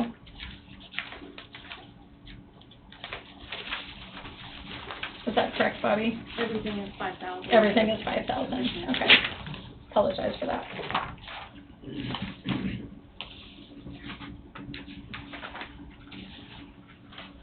Again, we go over this with the department heads on not only just their inland marine, but also on their vehicles that they have. So is EMC setting deductibles, or are we setting the deductibles? EMC will have a standard amount of deductibles, how low they will go. But if you want a higher deductible, and if you want a quote for a higher deductibles, we can do that as well. Jesse, last year we increased the deductible to $5,000. We had also requested $10,000 at that time, but it wasn't going to be a beneficial cost savings last year and this year. If you increase all the deductibles to $10,000, it's only going to save the county as a whole about $11,000 total. this was where the sweet spot was Yes. for right now. Correct. It made the most financial sense for the,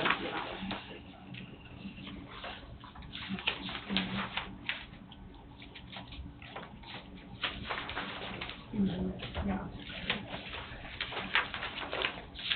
You know, there are quite a few vehicles that have no coverage because of lack of value.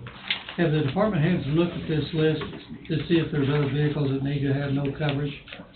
So, Or how Don, much- we, Are they involved in it in any way? yes, they are, actually. We have a form that each department has, and if they are to trade a vehicle or out a vehicle, they put that on there, and then it goes through Angie's office, and then it comes to our office. So we have a paper trail, so to say, that we can track if it's been added or deleted.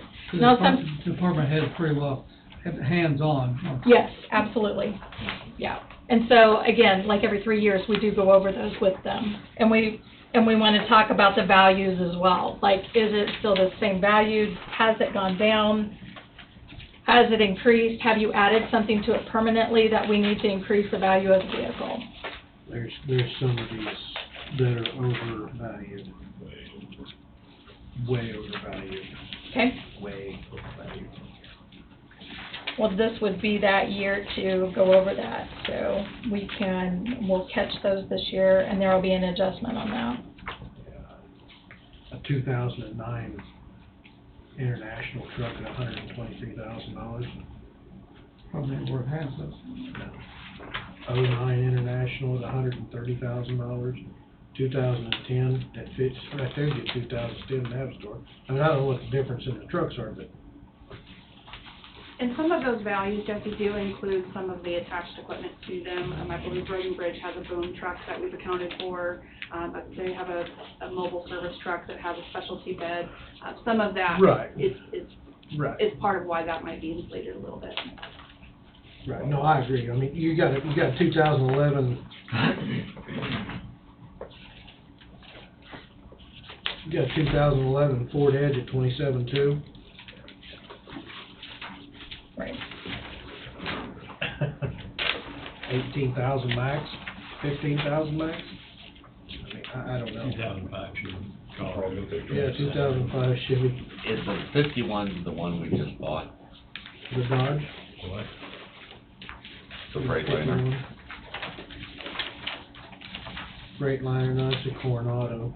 That was a Kenworth down there at Yates Center. Yeah, no.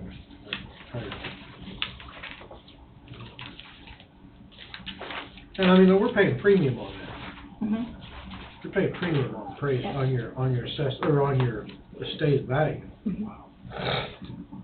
I like the value of the 2011 Chevy Silverado. My gosh, Try to get it. I didn't realize mine was near worth that Yeah. much. That's what I'm saying, you're looking at double the amount that you. Well, now, if you have like a straight vehicle, like a 2018 Chevy Silverado, they're gonna rate you on the 2018 Chevy Silverado. So these may be like bought new costs, but I will tell you, like if it's a Freightliner or something like that, they're not gonna touch that value. Yes, we need to get that revised value, but if it's just a, I don't wanna say plain Jane truck, but just a plain truck that just comes off the lot, they're just insuring it for that. Now, sometimes this estimated value may be a purchased value as well. Right, so, Right. but we're not paying a premium, just say number 47, the 2011 Chevy Silverado. It's stated start value at 41,340. We're not paying a premium. No, For not that on that 41,000? 41. If it's a standard vehicle, at that, they rate it off of your VIN, so they're gonna look at that VIN number, and it's gonna come back at what it is, yes. But the bigger trucks. But the bigger your trucks, right. So, If you've number given us a 41 value. Number 41 is 2009 International 7600. It's sitting at 123,253. That's what we're paying a premium on. Depending if you guys have given us an assessed value that you want it to stay at this value, so like you've added on a value. So either this was purchased at this price in It 2009. never has been changed. Well, the stated assessed value, yeah, Right. but are you paying premium on that specifically? I would have to look and see what vehicle you have had additional additions to. So like Bobby said, if something was permanently added onto it, you want that value to be correct. Right. But you are not paying, these are just estimated values of what they did, so it's just estimated. It's not like absolutely guaranteed. Now, I can come back, if you want me to come back next Monday or whenever you meet again and say, okay, here are the vehicles that have been upcharged because you've added extra to that vehicle. These are just estimated values. So, Angela, if I could, so what exactly is that column for, just estimated values for? It's from EMC that they're just using as an estimated value. So you can look at it and you can say, well, wait a minute, we have that number 41, the 2009 International truck, and it was, say they only had it with that VIN number at 100,000. You're like, no, we've put at least 20,000 additional permanent attachments to that. We need to make sure it's correct. But on these other estimated values, I don't know if that's like new on some of these items when it was purchased. So we'll have to go back and yeah. I'm gonna say that truck was $123,000 brand new. Brand new. And I mean, if we're not paying our premium on that number, then this number's obsolete. This column's Right, obsolete. it's just estimated. Correct. Now, it could be the new. So what we'll do this year when we go through with each department head, we'll meet with them. Is this value correct? Would you say this value is correct? Have you added anything onto it? And we have a list of the items that we've added onto whatever vehicles, especially like police vehicles. They're a lot more expensive than what you would normally Yeah, get them. you buy a 3-axle semi and you put a dump box on it. You know, those dump boxes, we all know that, Right. $80,000. Right. Well, you're gonna add that to the purchase price, to the price of the truck for your insurance Correct. coverage. But I just wanna make sure that we're not paying. You're not paying off of that. We're They'll go not off paying of the off that VIN. number. You'll go off of the VIN unless you've told us that we need to add additional to it. But like the 2011 Silverado, you're telling us, when we're looking at this, you're telling us that your estimated value for it is 37,000. We know that's not even close. So it's just estimated from EMC. So why So that's would- just basically, It would be better if you didn't even have that on our deal. right. Because otherwise you're, in a sense, you're kind of misleading us. Because Because you're telling us that you think this is worth that much. Well, that's what EMC is, but I'm not misleading you. I don't want to come across as it's misleading you. So these are just estimated, stated values from EMC that they've put on these vehicles. So I can go back and give you a revision on this if you want, if that would make you feel better, in regards to how you're insured with that. I can absolutely understand that. And anything that you've added onto a vehicle that gives it more value than what you would see here, I can bring that back to you. It's not a problem. I can have it over to Angie this afternoon if we need to. So it's just estimated. So, another question, I'm just trying to help, on that estimated value, so if it is that 2011 Chevy Silverado, or Chevy, whatever, Colorado, if something happened to it, would EMC pay up to that estimated? They would pay what it's worth. Your autos are actual cash value. Okay, so really that column isn't. It doesn't, that Anything column they really need. means nothing, so. But what Okay, we'll relate it. what she said, and actual cash value, or is it estimated value? So you can't overinsure something. If you want to overinsure something, you can overinsure something and pay the premium. Pay the added premium for the overinsured side. If you have additional things that are added onto that vehicle, correct. But let's just say, for instance, I want to put 100,000 on this mow. You say, okay, but you're only going to pay me 50,000 for it. You're going to charge me a premium for 100,000, coverage on that mow. But if I crash that mow, you're only going to pay me 50,000. You'll take the premium. So it's going to be at the time. So right now, your actual cash value is actually what it's worth at that time. So for example, go back, what was a year, 2 years, when it was really hard to get a new vehicle because of chips or what have you. Yeah, still to this day, your value on a vehicle, on a truck, is going to be higher than what it was 5 years ago, same truck, brand new, whatever, just because of the supply and demand. If your vehicles, here's what I say, if your civilian vehicles, your four-wheelers, cars, trucks, are actual stated value of whatever y'all EMC figures it is, yeah, they shouldn't even be on this. Okay, we can In my remove that eyes. estimated stated value, and what we'll do is we'll just put Cause that's not on what there they paid off anything of. that, yeah, Right, they because that's don't. not what they're paying off of, Right. so we shouldn't even have it on here, Okay. in my eyes, because it is misleading, in Okay. a sense. Look at 49.53. You got a 2011 is 37, you got a 2013 is 22. Mm-hmm. Yeah. I would say all your pickups and cars and stuff like that, if they're just gonna pay what they say it's worth, then, Okay, because if we total this pickup out, if somebody totals this pickup out, we're gonna look at it and go, oh, we're gonna get $41,000 out of it. No, that's not what you're No, gonna get, you're that's gonna correct. get That's $15,000 out of it. yeah.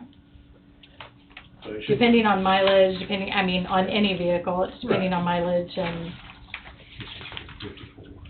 I mean, a person goes through and Accident. figure all these estimated values and sees your estimated value asset right, at $20 million, and you're getting insurance for $100,000, well, by gosh, that's pretty good, that's a pretty good deal. right. That's not, No. that's not the way it is. No. So it's estimated, not actual, so for any of confusion, we can remove that in the future, and then we'll just mark up, we will just have the estimated value of those that are higher value of what, additional additions have been put Your on. class, Mm-hmm, class blank and up, correct. sorry, I always get into that a No, little that's too fine. much. Any other questions on the auto?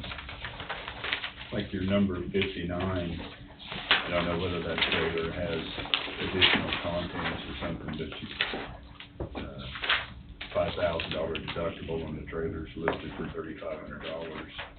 If there's no additional contents, Yeah, then it it needs doesn't to even be show dropped it. back to liability only.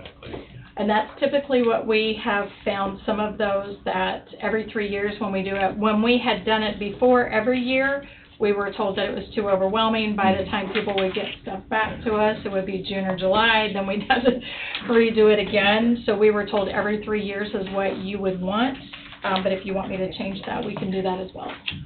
2 or 3 years ago, we did several on came off. Yes, we did, yes, you're correct. I think it was like 14, actually, Don.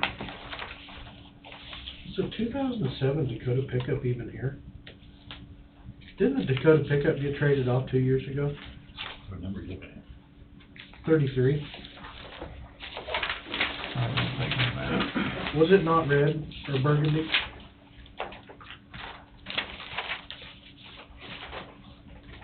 The appraiser's The office. appraiser got some new.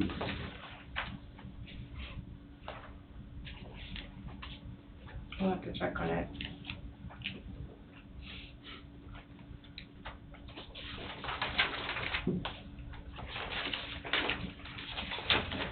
And while you're checking, check, it says under 20, I thought the health department had a Ford Ranger instead of a Colorado.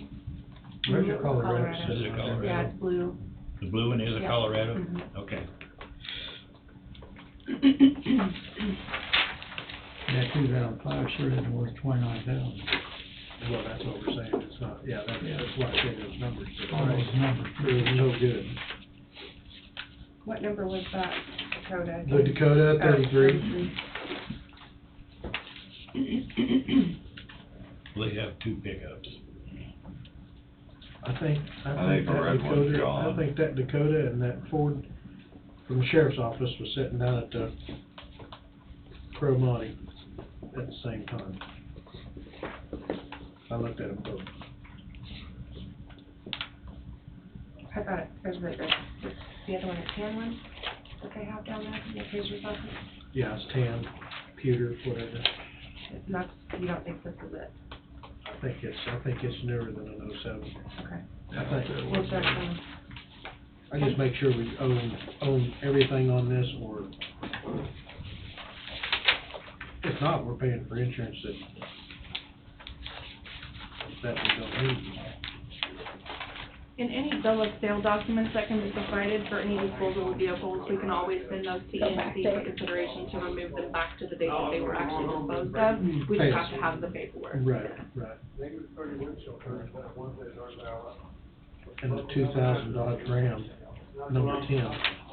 I think you're probably right, Jesse, because appraiser also has a 2021 Chevy Colorado and a 2021 Ford Ranger that replaced that.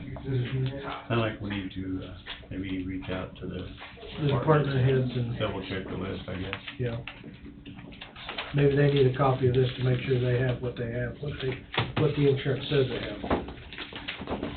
Works for me. That would might be good. We'll too. roll on. And again, they're given forms to let us know if something's been traded or deleted or added. So when that comes up to Angie's office, she sends that over to us. You do that prior to this?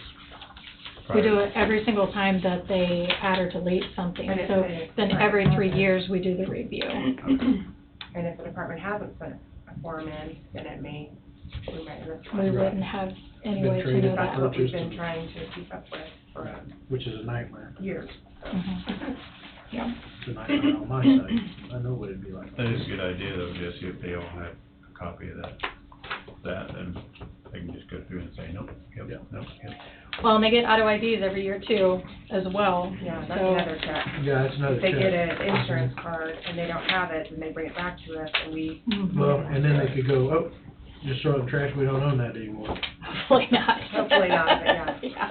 I can see that. Mhm. Hopefully not. I'll set this on the desk and You get back take there. care of it later. It's just timely to redo it, whether it's been 2 years or 3 years, I think it's time we redo it. to Yeah. make a lot of controversy. It is for 2023, it's that year that we'll do that. Any other questions in regards to the auto? You'll see the additional coverages that we have down below. Because you have the Auto Elite extension, and on the next page, it shows you all of that additional coverages that you have in the right-hand column.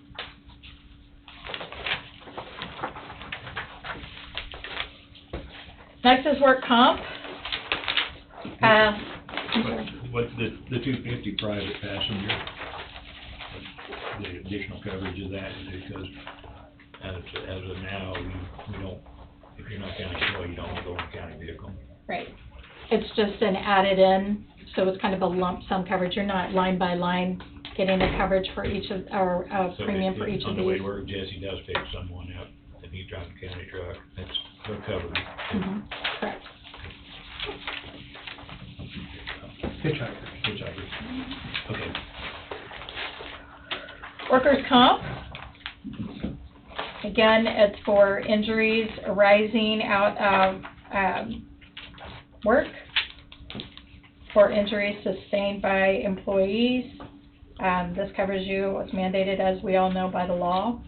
You have $500,000 for each accident, disease policy limit, and each employee. This is also auditable, and every employee is put in a class code, and then the payroll is over to the right, and your rate is in the far column. It's per 100 on rate, per 100 of payroll. So you divide that by 100 times, so for your first one, like building maintenance, you divide that by 100, times it by $3.05, and that's going to give you what your rate is for building maintenance and work comp. Because work comp claims have gone down significantly, your mod factor has gone down to a 0.81. A standard person who's just starting out with work comp is a 1.00. So you have taken care, your safety and lower claims have moved you down into a 0.81. It's all based off of your losses. So with that, it gave you a 19% decrease. EMC then gave you an additional credit on top of that. And previously, you have moved to a $2,000 deductible per each claimant, which gives you a $2,200 credit. So all in total, for discounts on work comp, you have over $47,179 in credit just for keeping losses down. Yay! 0.81's almost done. That's, yes. The next one, your EMC on-call nurse. I've spoken to you guys about this before in the past, but it's actually a service that's offered to, by EMC. It's amazing. I've had other municipalities enjoy it as much as you guys have. Basically, the employee calls directly in, and they talk to a nurse, and it's 24/7, 7 days a week. They can reach this EMC on-call nurse, and they will tell them, okay, if it was just slicing their paper on a paper cut, they're going to be like, no, you don't need to go to the doctor, just keep an eye on it, call me tomorrow and let me know how it goes. So it helps keep some of those incidents, instead of sending everybody to the ER or to the doctor's office, it may be something simple, and the nurses, it's an actual registered nurse that's taking care of it. They are actually filing all of the claims, everything that needs to be done, they handle all of that. So it's pretty powerful, it's less paperwork on the clerk side and with the department heads, so they will let them know when it's time for them to go to the hospital or the ER. And it also keeps out-of-pocket costs down. I just gave a brief scenario for from 2020, just letting you know per line item, line of business, your auto work comp, that kind of shows you a quick layout of a percentage of how your claims are looking.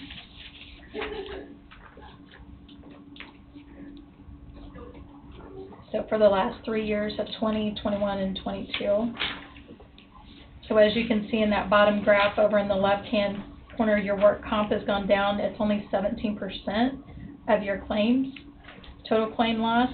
So that's why your work comp is going down in your rate.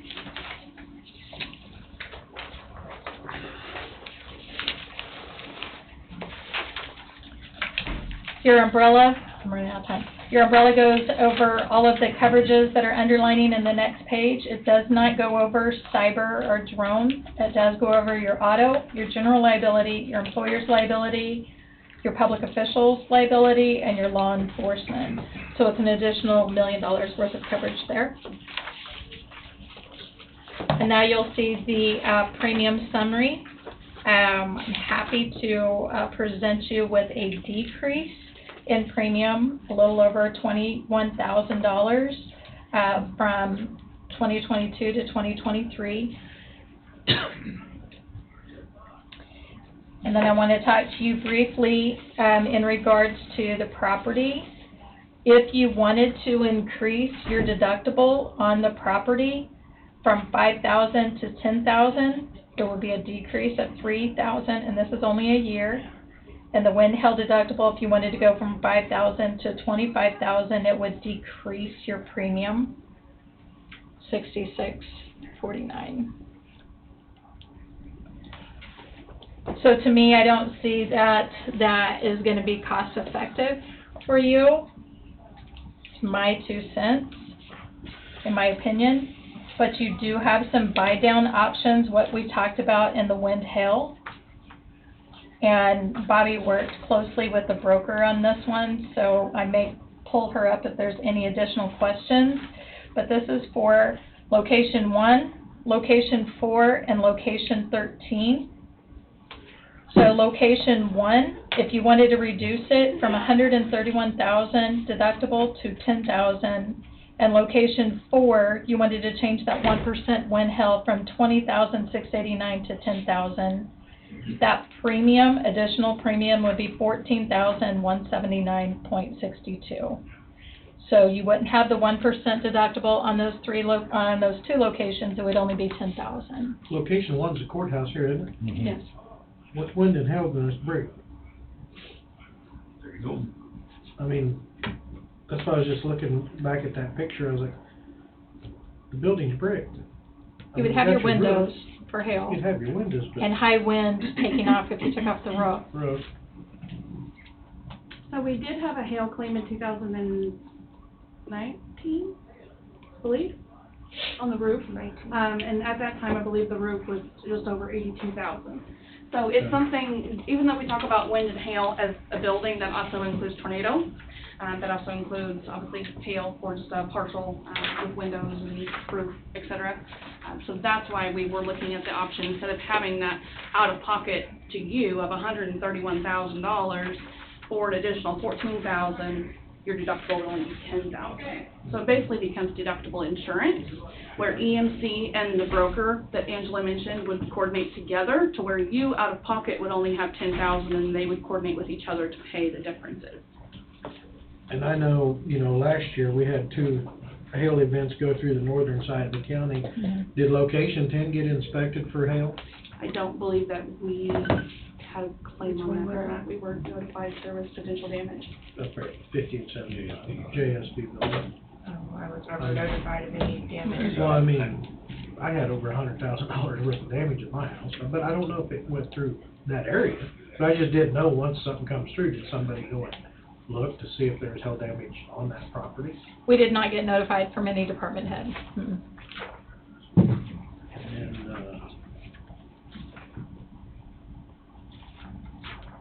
the old annex, sheriff's office, or the old sheriff's storage and annex, what was it, 2 years ago? There was a hailstorm that come through Burleson? Was there any claim on that? I'd have to go back and look.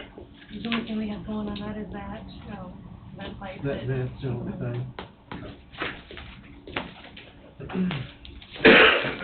Location 13, since we raised the value on that, we're just waiting back to get the quote to be a buy down. And we can get that number to you. Hopefully we'd have it, I would hope by today or tomorrow. Yeah, Tom and myself and Wade toured that property. When I seen the insured numbers on it, I was like... After we received photos, yeah, it changed. Nowhere close. So, those are some buy-down options for you for wind and hail, and the premium summary. The next page just shows you a little bit about what EMC offers for wellness program, online training. These are all free to you and to the department heads, that if they are wanting to do some of these items, we can do that. And that includes like videos, safety videos, posters, online training. And I know that Angie, one time we've given all the department heads all this information. We did a training class on that. But if we need to redo that again, we can do it, just to go back through that. Some of the safety training, online training would be, your defensive driving, forklift, backing and lifting. There's several different items that you can do in there. Ergonomics, some wellness programs. A lot of these things are offered through EMC, free to you, that we can utilize. And we would be more than happy to work with any department head who wants to come down. Anybody who, if they want us to put on a training program, again, we'd be more than happy to do that. Whatever recommendation any of you feel that you would like us to act on, we'd be more than happy to do it. We have done it before in the past. I know it's just hard with timing and getting everybody in here, but I think we did several classes that day. The last is a comparison from last year to this year, giving you the differences in premiums and coverages. I also, or Bobby has also included the differences in the premiums on when held buy down, if you wanted to do that, or changing the deductible. So you have your property. We made some changes. That was only $137. Then you have your options. Your inland marine, a lot of changes had happened, and out of all of those changes, it was additional $187. So it was a slight uptick on the inland marine.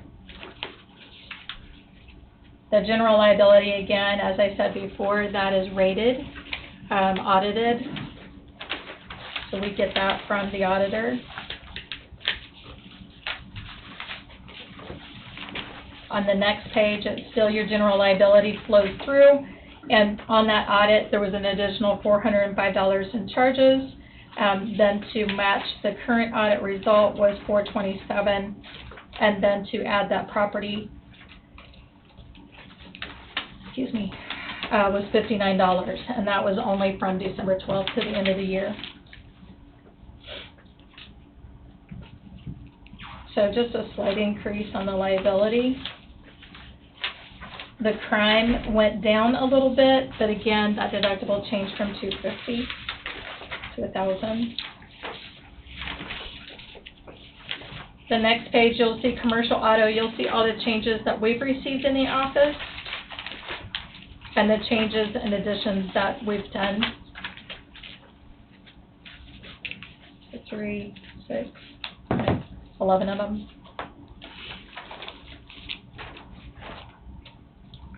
Again, your work comp, the next column down, that your experience mod went from a 0.96 to a 0.81, which is great.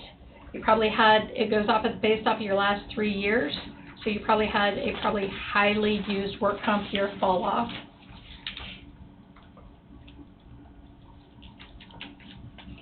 This again is audited.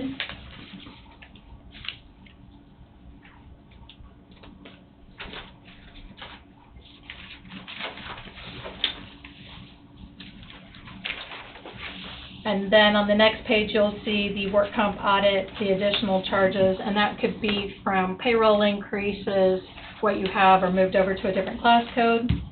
Then your linebacker went up a little bit, and your law enforcement went up in rate, and your cyber stayed flat. And your umbrella went up a little bit, and that's due to your autos that you've added and your property that you've added. So all in all, we brought in a decrease, I'm thrilled to say, at a 5.49% decrease. Just with rates and building costs and everything, this is unusual to do this, so I'm very happy to bring in a decrease for I you. didn't figure it'd be a decrease. I figured it either flat or be up 5%. See? Good news. Good news. Yeah, we're confident with a big kick. So it was a decrease. And then the only other option, we would just need to know by the first of the year if you guys wanted to move on the Wind Health buy down. And I know we need one more quote to get to you, and we would have that by today or tomorrow. If you want to stay where you're at, you absolutely can. Or if you wanted to decrease, or you wanted to increase your deductible on the properties for Wind Health, it's not that much of a savings. Personally, Do I? I don't think it's worth it, the difference between the deductible. I mean, you're gambling, you're just running a gamble. Yeah, either way, so Yeah. yeah. I think we're okay where we're at. To increase your deductible Yeah. is not that much of a savings. If it was a bigger savings, I'd probably roll the dice and go with it, but I think it's set, about as good as it can get. Now, if you want separate from those 3 locations, 1, 4, and 13, if you want a separate premium for that, we can do that. If you wanted to do the buy down on the 1%, I would think your location 13 at Wind and Hill, that could probably be, a lot of times the claims happen up there in that area, you probably know that. Until you do something like that, and then it never. And then it never happens, yeah. So. Angie, Jeff has stepped in here because he's next on our program. Okay. Jeff, we had a quite lengthy discussion on the value of our equipment, and most of our equipment, of course, is in the road and bridge. Values, we feel like, is overstated considerably on much of it. Have you had much input in developing the values for that for our insurance, or you need to get more involved in that? No, we can, I don't Because much of it looks like it's overstated, I don't know what you're talking 30, about 40, 50% or more. specifically, so you know what it takes to buy equipment right now. Well, the main thing of it though is like number 31, if you flip through pages, it's number 31, it's a 2007 Mack dump truck.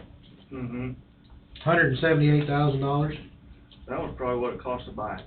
Right, Would that's be what my I'm saying. guess. So on your bigger equipment, I'm assuming, we are paying a premium at $178,000. That's on your inland marine, not on your auto. your auto's actual cash value as well, but it goes off of the VIN number Okay. that you have. So again, that's that still, estimated, yeah. On this line, Yeah. even on the big equipment, it's no good. Unless I have been notified by the department head that we need to increase this value because it's not a normal insured value.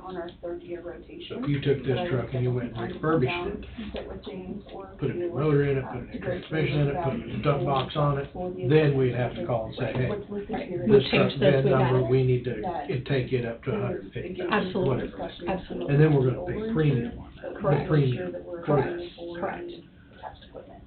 Inland Marine won't be able to come back in and go, oh, no, that VIN number, We just need that you know, insurance for this. the, No. actual value. That would be a scheduled,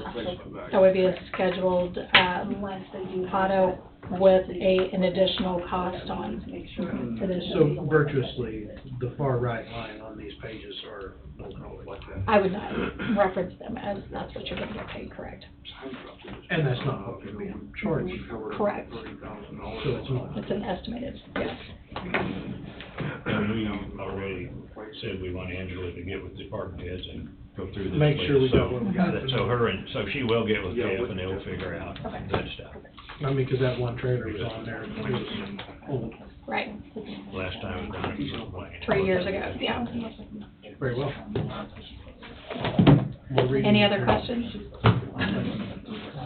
Okay. So currently, right now, you do not want to act on the buy down. You're going to keep the values, okay? I'm not sure it's worth it, so.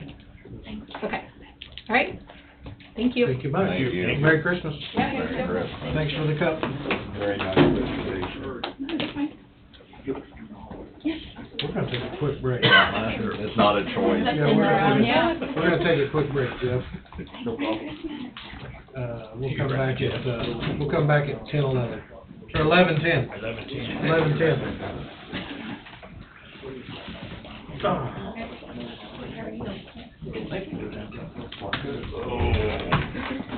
Go ahead, Don. I thought that. We'll put it back on. We're back. We're back.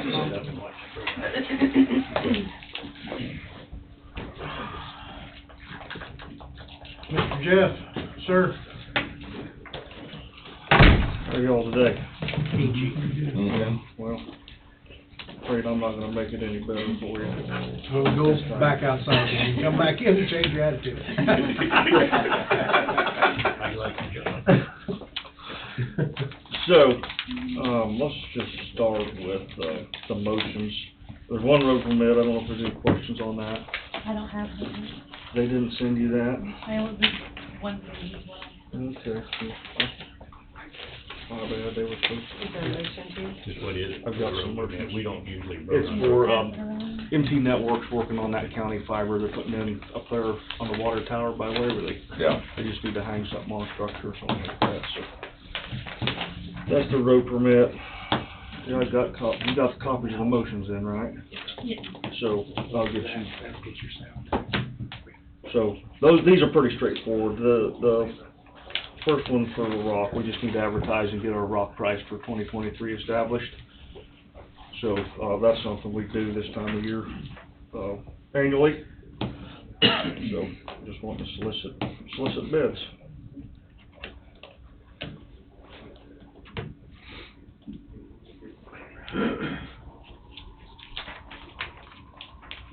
Motion 2022-48 based upon the recommendation county engineer.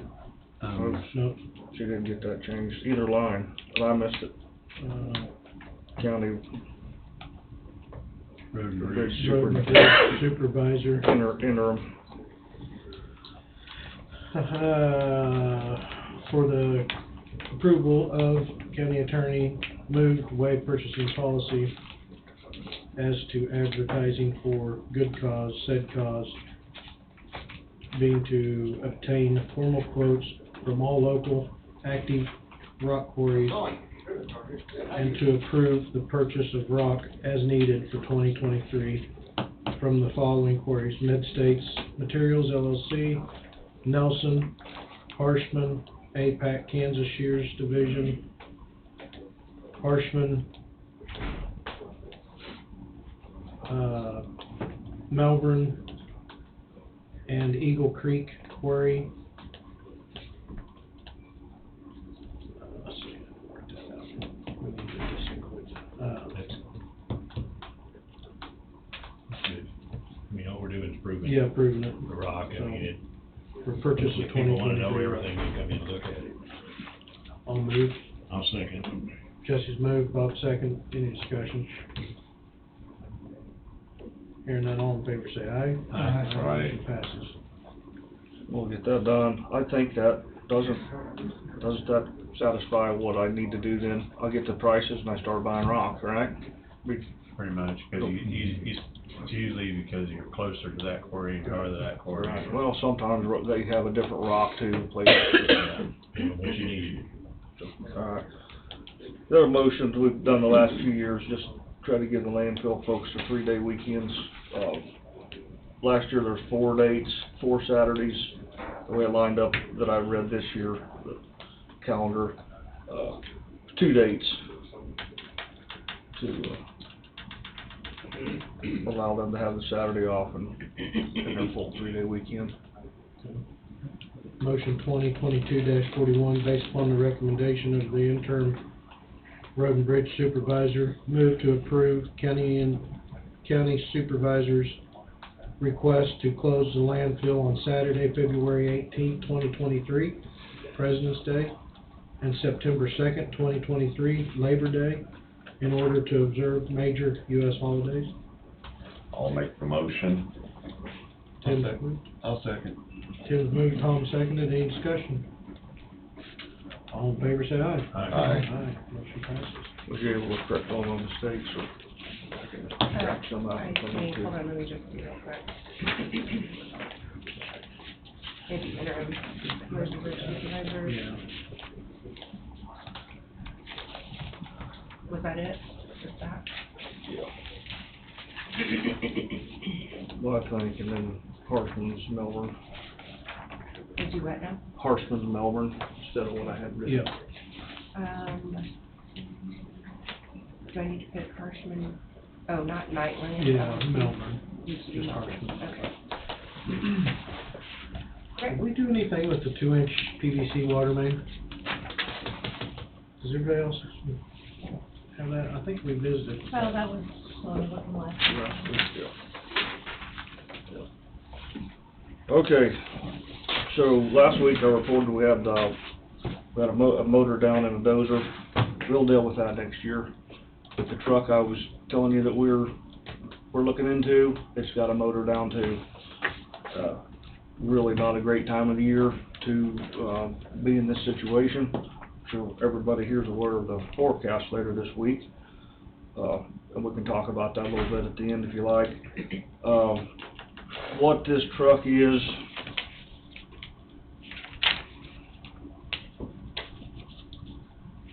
this is our T87 truck, a little bobtail that we bought used a few years ago. Another international. This is our second engine that we put in it. And the bed's in bad shape. It's gonna be need pre-bed before long. So, as far as I've got so far, it's not a Max Force, by the way. If it is an international engine, but not the Max Force. 16 grand, just for the engine, doesn't include labor. And we don't know when we can even get it put in. And another, if we continued on with that truck, 40 to 45,000 to rebed it. So, I'm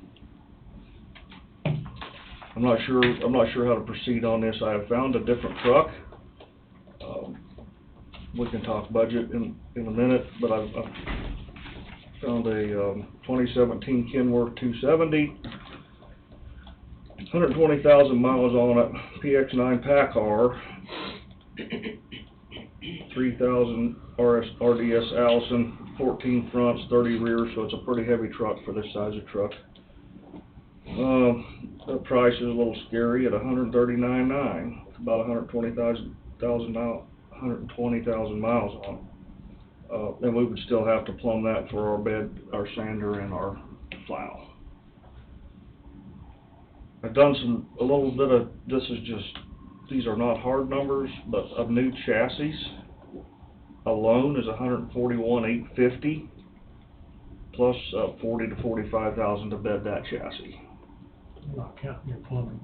Not Is that counting the plumbing. that's not counting the plumbing, is it? Not counting the plumbing for the bed and the sander, or So the that's sander not and a plow. sander and plow, is it? Yes, it does have a sander plow, we Oh, use it, does? yeah, I was gonna say, it's a pretty light truck. yeah, we'll get into that in a second, I'll kinda let you know what the plan B is for later this week. So that's where I'm at on that, I looked, so, and Angie would have to help me if we move forward, put about 100,000, go ahead, I'm What's sorry. an engine? What's it gonna cost? One, Rebuild. the engine right now is, the only price I've got's around 16,000, plus you could probably double that for labor to get it put in, change it over. Mm-hmm. On the 2017, which PACCAR motors in that? That PACCAR motor is PX9.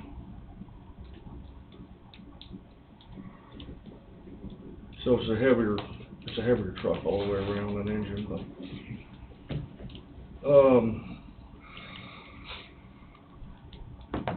Is that? if we re-engine, yeah, it is, if we re-engine the, one we got, we're gonna have to rebed it before long too. So that'll be additional money we dump into it. Same thing. We have a need for that kind of a truck. This truck is used for our town route, snow and ice, get around Hillview, Jacobs Creek, around Burlington. It also pulls our pothole patcher, which we could dump directly into our pothole patcher from this truck. Should we buy this truck used? Mm-hmm. How many miles we put on it a year? I couldn't tell you in years. I could not tell you. I knew there'd be questions you asked that I wasn't gonna be ready for. Is But, this- I mean, honestly, I don't know. Is this, did this bed, this is a used truck, is this a used bed or is this a new bed? That was a new bed Okay. when we bought the truck. No, this one here. Oh, no, I'm sorry, that's a new bed also. Okay, so it's one that's been modified, Right. been taken off. Right, that's an AR 450 bed. Supposed to help you prevent rusting compared to. What is that? 139.9.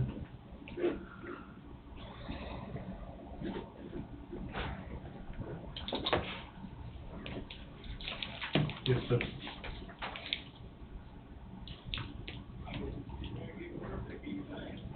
I wouldn't mind trying to, And that's one. I wouldn't mind if the board would allow me to do some negotiating on that truck. Here's another deal, I really don't have time to go look at it this week. I was gonna ask them if they'd bring it here. If we're still kinda on the same page, to at least go to that spot, so that could be an option. Where is it? It's in Wichita. And there is a slight chance that I'll be down there, I was just there last week. There's a slight chance I'll be down there tomorrow or Wednesday. The city has one, but they're a 3-rail, not a Kenworth, they have nothing but trouble with it. Mm-hmm. About the same size.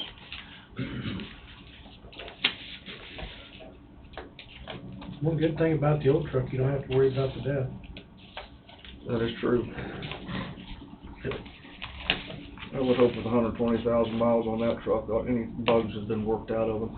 So, we put in 2021, and this is so hard to get used to, guys. I mean, the price of things, the new way of doing business, I'm having a hard time understanding it. So, in 2021, we put $100,000 away for a truck that we didn't get at that time. It's not this truck, but that truck's not sitting in my yard with a blown engine. So that should potentially be available, and then there's a 15-foot brush hog we didn't purchase this year that was gonna roll over into equipment reserve for another $22,000, so, I mean, I can come up with that much right now, and then I would need some help figuring out where to do the rest of the money from. Well, you've been putting money for, Wayne was putting money in equipment reserve at times at the end of the year. Mm-hmm. Yeah, he was he usually put about $100,000 extra in, besides what we had earmarked, I think, so. Possible, so. Right now, I don't need any answers right now, I just need to know, if you say no, you need to look in a different direction. If not, I'd like to pursue it. If you wanna negotiate on it, I think that'd be just fine. We still gotta find out if we can spool up, if there's enough room in the hydraulics to spool up for our additional hydraulic needs. So, we don't know everything. I have no problem with Jesse going down and taking a look at it and seeing what he can do, but he'll have to remember that it's basically not his call, it's still the commission's, but I think Jesse will understands that, but he can go down and That's not an issue. take Like a I good said, look at that truck. if I can talk them into bringing it up here this week still, I'm gonna try that too, because I need a couple guys to get their eyes on it as well. Oh, And okay. I just don't think I can cut people away to go to Wichita look at the truck this week. I want to make a phone call on that motor. I don't know anything about that motor. What I was gonna say with that motor, with my concern, is there any way to purchase somewhat of a warranty on that motor? Maybe. Potentially. Well, we got the big step out of the way. I presented it. We'll just take a couple more breaths and look at a little more details and see what from there. Who's your salesperson on that? Williams is the one that made me aware of this Dave? one. Oh, okay. So you haven't contacted the salesperson yet? I think he's the one selling it. So it's their truck, it's their truck. Master Tech, I Master don't Tech. know who owns it. Okay. If we can get him to ring it up, that's fine too. Alright, well, like I said, a little bit of a, not a great time to be sitting here, but here's, the plan B, is the city has graciously, I looked for rentals, I looked for everything I could, and the city has an extra truck this size, this bobtail size, that they've offered to let us use in the event of a snow and ice, emergency. So in return, they need a truck, a 10-wheeler, probably what we'd use for them, so they can haul snow out from downtown. So we do have a truck that's not equipped with a plow and a sander that we use to haul material during snow and ice events that would be available for them to use. I just talked to insurance ladies out there in the hall.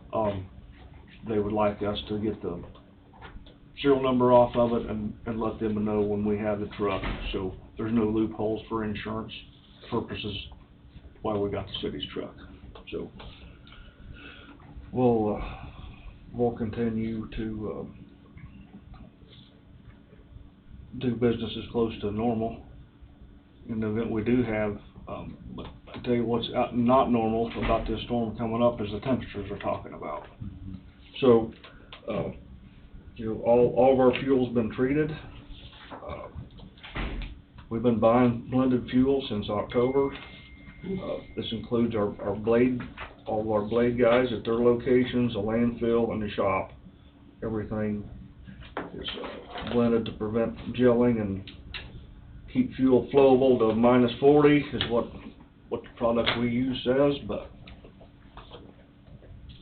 I've seen fuel filters after fuel filter after fuel filter gummed up in weather like this, so that could potentially be an issue, and employee safety in those temperatures. I just want you guys to be aware of some things we'll be thinking about on our side of the fence when it comes to that. So we start having gel ups or breakdowns, and we got people out there with motors not running until we can get to them. That's not good. It's not ideal. So not ideal. Get the sheriff's office headed towards them, get a county and pickup headed towards them, something to get them in somewhere's warm. That's exactly what we'll do. But anyway,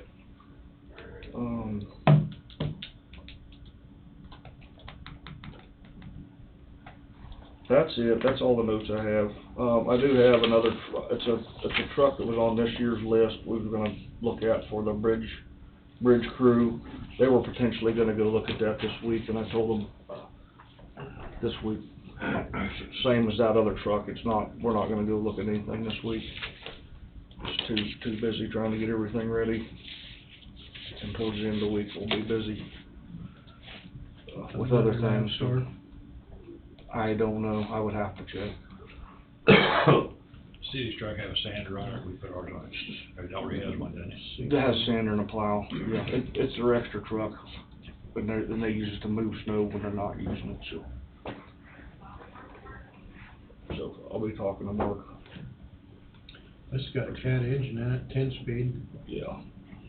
Little heavier truck, something to pull, well, we're looking down the road just a little bit. We do have the pedal hitch trailer we're pulling with this particular truck, which we have put more hours to doing that with our pedal hitch trailer, moving equipment, our mini hoe and skid steer. Next year, if everything works out right, we're looking at just a little bit bigger, excavator, besides a mini. It's not a giant one, but we're looking at that particular truck to replace a pickup off the bridge crew.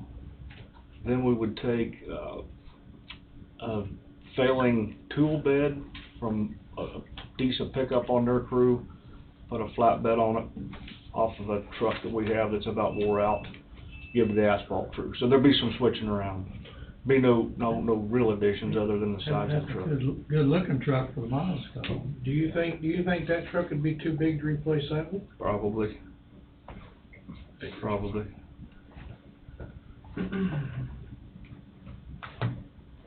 We could get a bigger truck in Hillview and some of those places, but it gets kind of dangerous and tight, especially at night.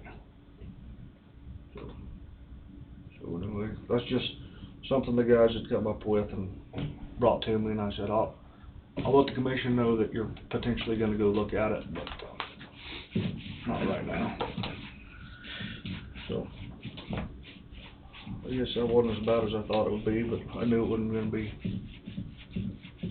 Well, one thing I like about that truck's got the Caterpillar in it. Mm-hmm. It's only got a 12.5 foot bed on it. They're not looking for anything very big. So what's this bed? Probably out there. 10? Yeah. It's just the fact that you got the duals trying to turn in up and down the streets of Hillview and Jacob Creek, and a little heavier.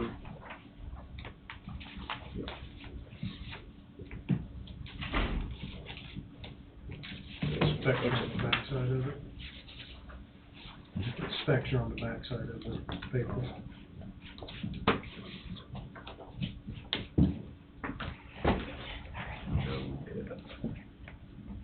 That's an advantage right there. Exactly.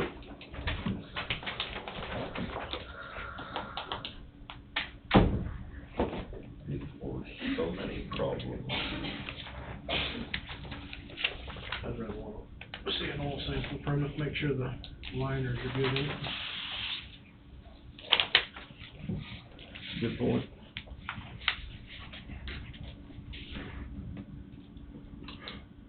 It's Reed Company out there, where that comes from. Mm-hmm.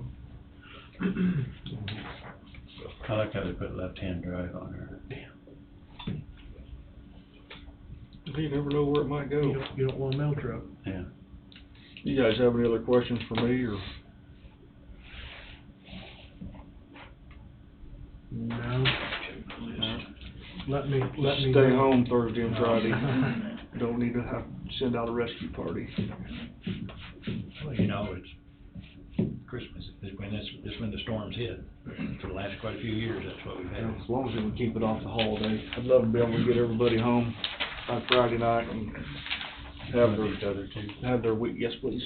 Let me have a picture of that one, the one for 139, so I know what I'm. I'll make a copy. I'll have them make a copy and That works. get it back in here to you. So yeah, I'd really like to get everybody home by Friday night and let them have the 3 days, or, that's another challenge right now is, there's a lot of people off. We'll work through that and a lot of them agreed they'd come back if we had a oh boy event, so. Mhm. So far, all I've seen is 3 to 5, that wind chill and the wind is not gonna be.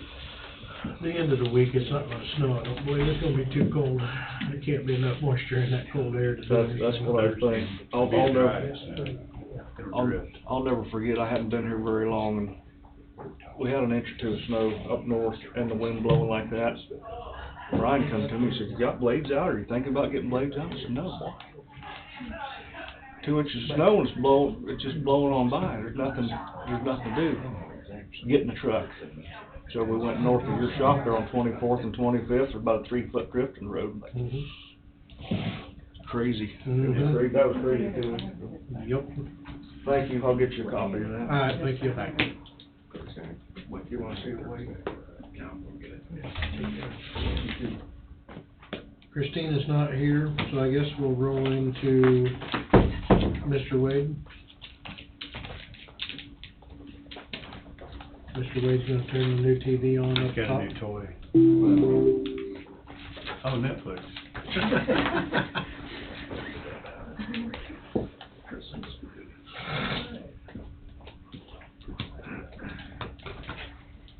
Fortunately, I don't need sound. I can hear it very good. Unless you put some music to the handbook.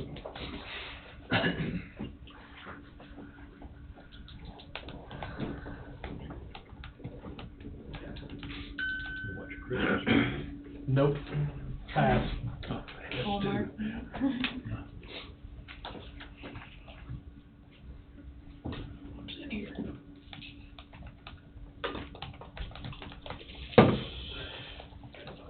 Unidentified.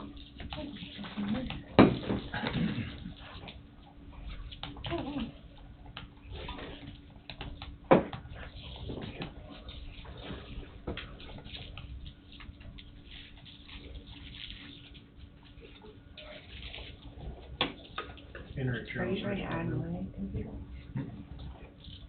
Cause I'm like trying to, that must not be yours, Let's get it. but it's not connecting to mine, is it? That was my last connection, okay.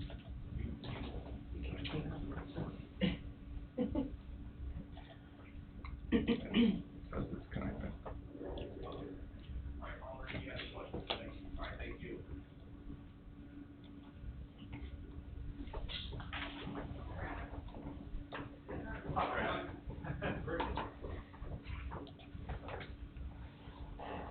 Now it's saying it's connected. And I can't connect now. Just in time, Brad. Yeah. Bring the popcorn. Are they gonna fight each other, Brad? What? These two? No. Okay. Thank you.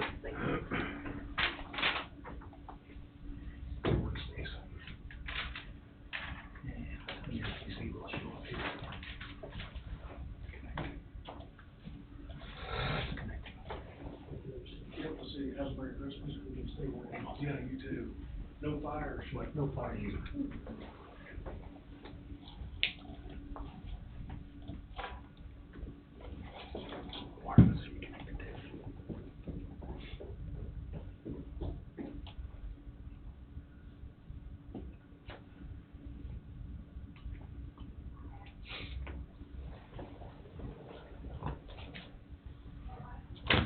Is that where it has to be? Yeah.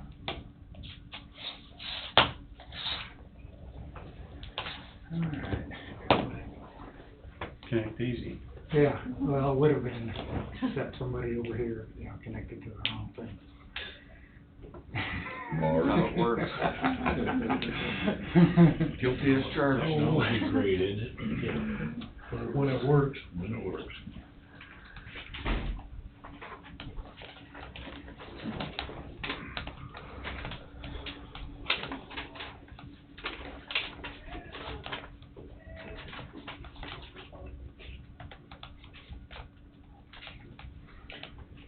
Try it again.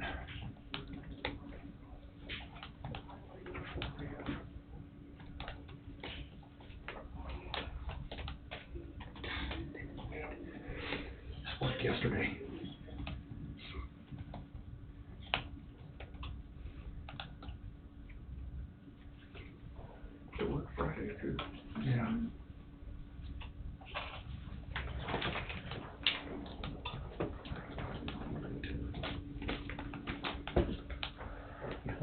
Oh, well, 4 inches to. all else fails, restart?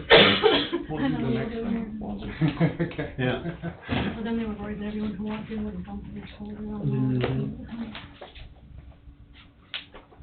So while this is going on, what I'll do is, I'll just go to the executive session. Oh, Part of the request, commission recess into an executive session to discuss personnel matters of non-elected personnel under the non-elected personnel exception to the Kansas Open Meetings Act, and myself, the board, and the administrative assistant for 20 minutes. By then I might have this thing.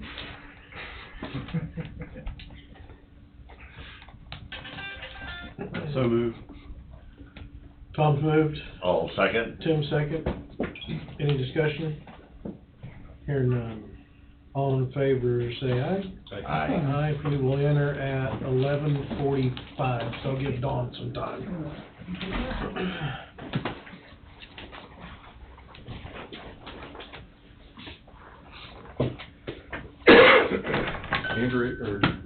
Angie was the witness. We were up here, we had it all. I had something up that bad in that short period of time. Give it to her, give it. No, it's You know, wireless. okay. Give him 5 minutes and he can tear it. Oh, wait. Well, you had to get Adam to come up and help you, huh, Brad? And on the phone, we were trying to get, making sure we're connected, he gave up and came up here.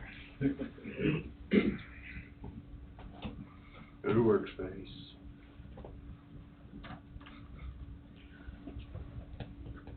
It says easy. Yeah. I screwed up. We need a motion to Oh, yeah. enter back into a 10-minute executive session under the same,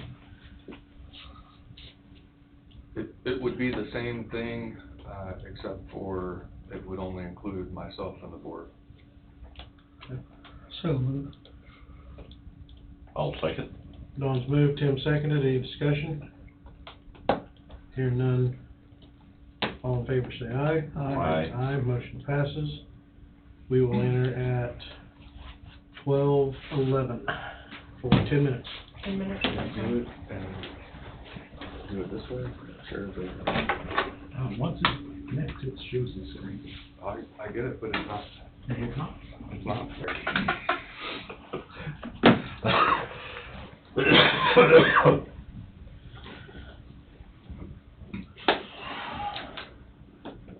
Wondering if there's some of the interference. There you go. Did you get? Don't tell them. Wait, do you want to? Yep. Front the, So, I got it connected doing a, Get it without you, Brad? did it a different way. Okay. Easy connection's not so easy after the weight gets into it. he just makes everything complicated, doesn't he? Yes, he does. Not sure how to take that. However you want to, sir. Do you want to front the? Yep, so, 2 executive sessions, and there will be action taken after the second.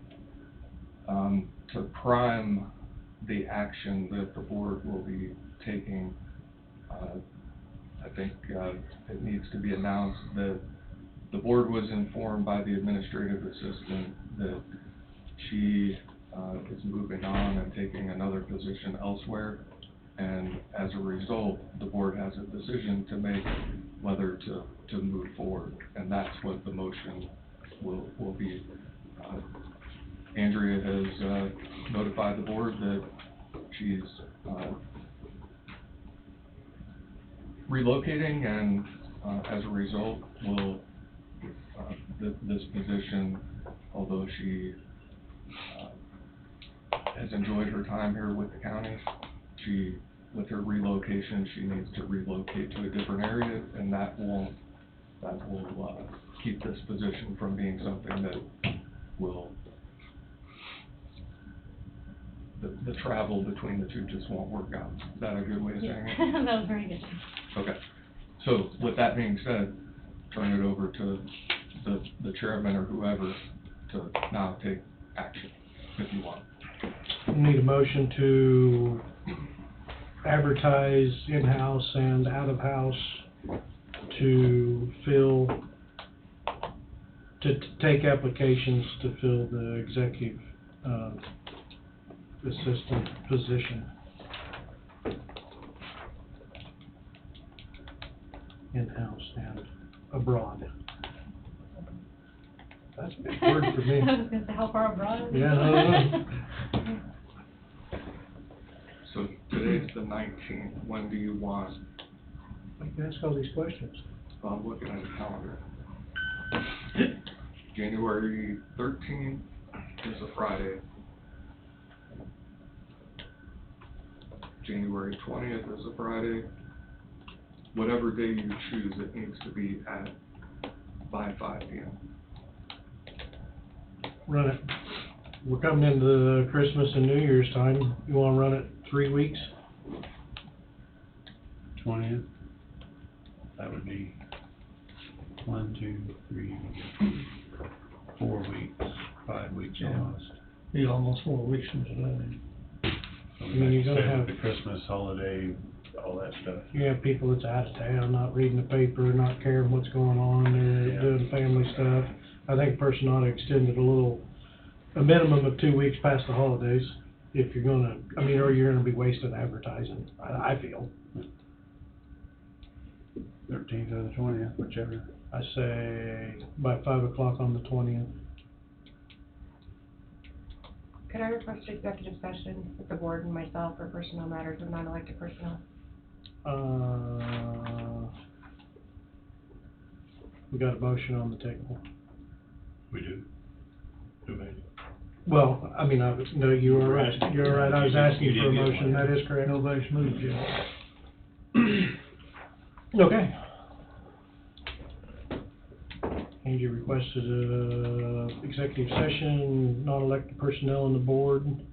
Wade, Yeah, you can go. with, county councilor for 10 minutes. Let's do 15. 15 minutes. I'll move. I'll second. Bob second. Any discussion? Hearing no discussion, all in favor say aye. Aye. Aye. Motion passes. We will enter at 12:31 for 15 minutes.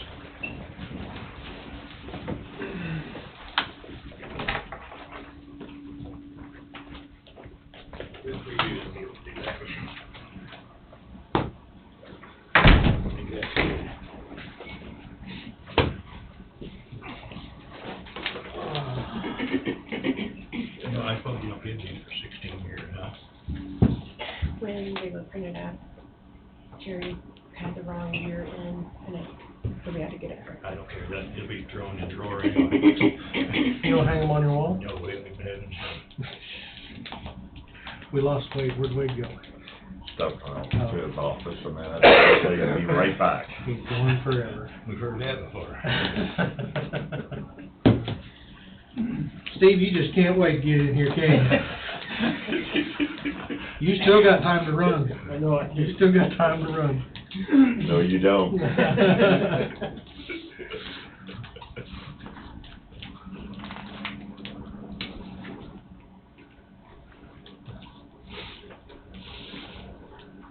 When's your birthday, Steve? Pardon? When's your birthday? August 12th. When? August 12th. A lot of good people born in August, weren't there? Is that when you were born?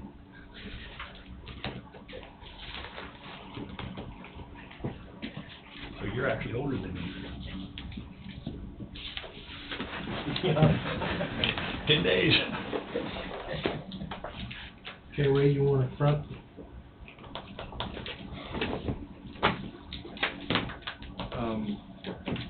Based on this or? Your last executive Oh. session, well, actually, So it's, you're trailing the last executive session and then the comments that were being made. There was a motion that never made it any, well, it wasn't a motion, it was the beginning of a motion, but, so I think now you're gonna make a motion of some sort based on the last executive session, is but my question is, do we have to make a motion at this point in time with the new findings and redo, maybe give it a week and not make a knee-jerk reaction and entertain next week? I mean, I think you can do that too. So, Would that be, I don't have a problem with moving ahead now. moving ahead now? It's whatever. Vice Chair?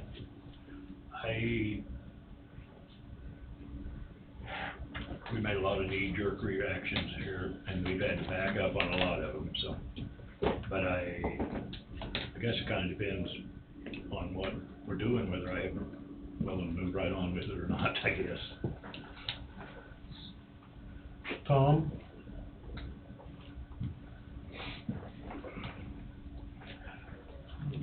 Do we continue with the motion under the last executive session? Or do we give it a week and do the motion next Tuesday? I'll follow the majority, I guess. so a kind suggestion is if it appears there's some reservation, then you might wait a week or until later in the meeting. We'll cover a couple other things and maybe that, it sounds like it needs some time to marinate. Okay. Cooking time. Little cooking, cook time? I need some A1. You need some A1? Well, then your steak's wrong. Okay. No action taken at this point in time. We will carry on with the 97-page employee handbook. Nope, this is something different. Oh, something different? Oh. This is something the county received from KDHE in reference to fuel dispensing. Can you see that? Mm-hmm. Okay. So the purpose of the program is to remove abandoned underground storage tanks that meet the eligibility criteria. And this is, I'm mainly doing this as a public service announcement because this impacts people who are across the county that may fit this criteria that nobody knows about. So, removal of above ground storage tanks does not qualify for the program. It has to be abandoned underground storage tanks that meet the eligibility criteria, and that's at, this is the key part, no cost to the property owner, but the criteria to be met.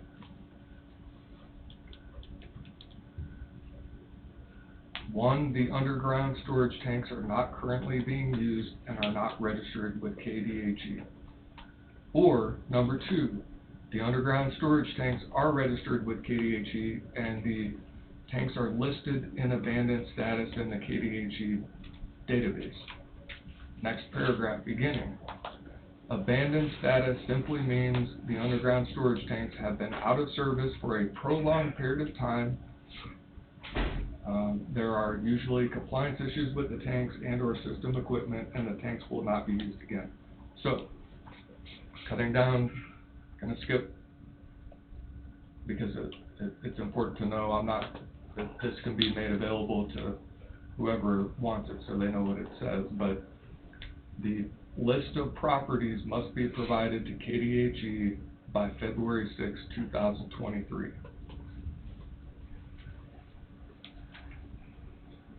Next is the properties with known abandoned tanks, and you'll see halfway down highlighted in Waverly, the only property in Coffee County is the pump station 509 Pearson. So that one is identified. If there's any others in the county that are not identified, then that's what this is. It's basically the public service announcement for other tanks. I don't know if there are any, but that's what they have. I was asking for your help. It's down by the school, I believe, parking lot, is it? Somewhere there. Mike Hurt's building would be what? He's on field. I think it'd be gone. I think it's on. That's the only other place I can think of. Didn't they say 509? Yeah. 509 Pearson, where is Pearson? Main Street, Main Street? the old Amico station It'd be would have the been On the east side? That's one on the east west side? side. On the east side, or one on currently used on the west? On the west by the high school, It could be, south side. On the east side? If it, an odd number, it'd be on the east side of the road. okay, it'd have to be, Williams. See, I could check with this side Where- and see what they show. Where's First Street in Waverly? Business. First Street would be, Yeah, see, that'd be Mike Hurt's. First Street would be at the corner of, Grand Central. The park, at the park. Yeah, the corner. So that'd be just about down there. It'd be, and so this would be on the east side. Be on the east side. So that might be west. Waverly High School address is 607. Yeah, Really? see, it'd be on the west. So they're opposite It'd be, than everybody else. Might. I think it's been removed. So, So that's in their list of what they provided. Well, that's one that's been provided, but what about the ones that are not provided? Well, that's what they're trying to, Right. that's what this notice is for. Wonder if Shirley out there at Old Beto Junction, that's been taken out of. And make him aware. Out there at Old 50 and I'm sure 75. John Long's, that would have been, 50 years ago. Yeah, but.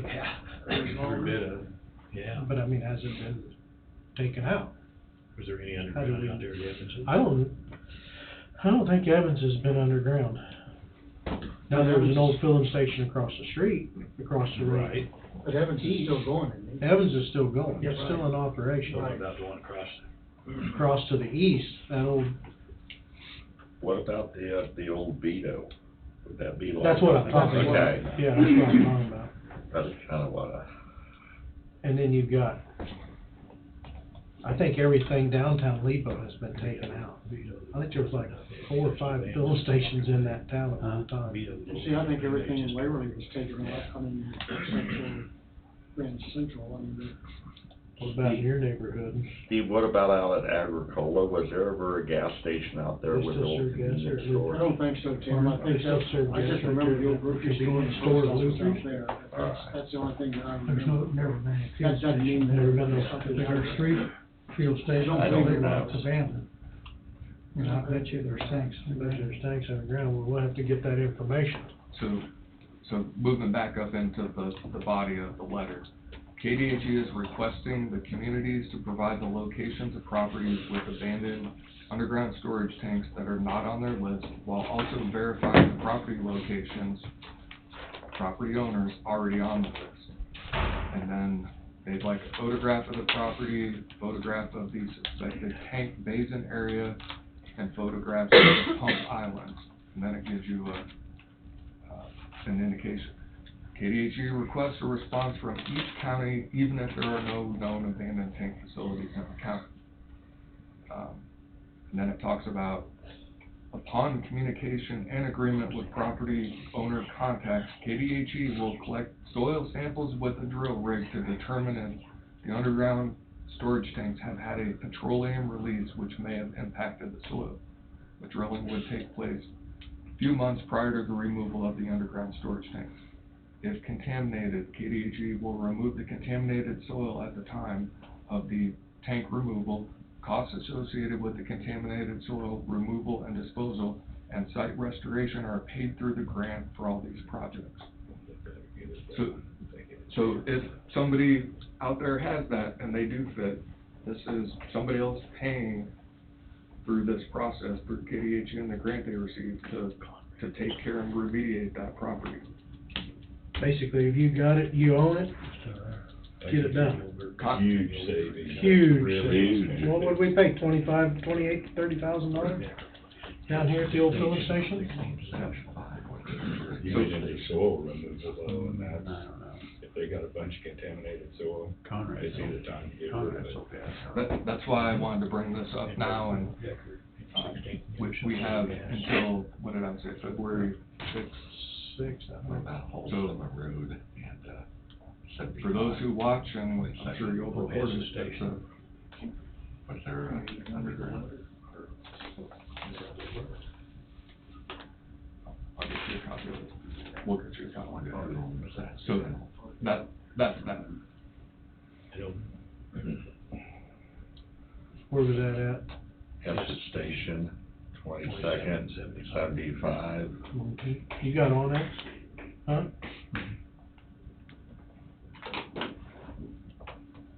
I'll bet you it's still, I bet you those tanks are still underground. Wonder who owns it. 75 and 22nd. Whoever owns it now, I don't know the color owns it. There used to be some fishers. Commercial fishing. Commercial Yeah. fishing was there. Still do, I think, I don't know, you got them takes.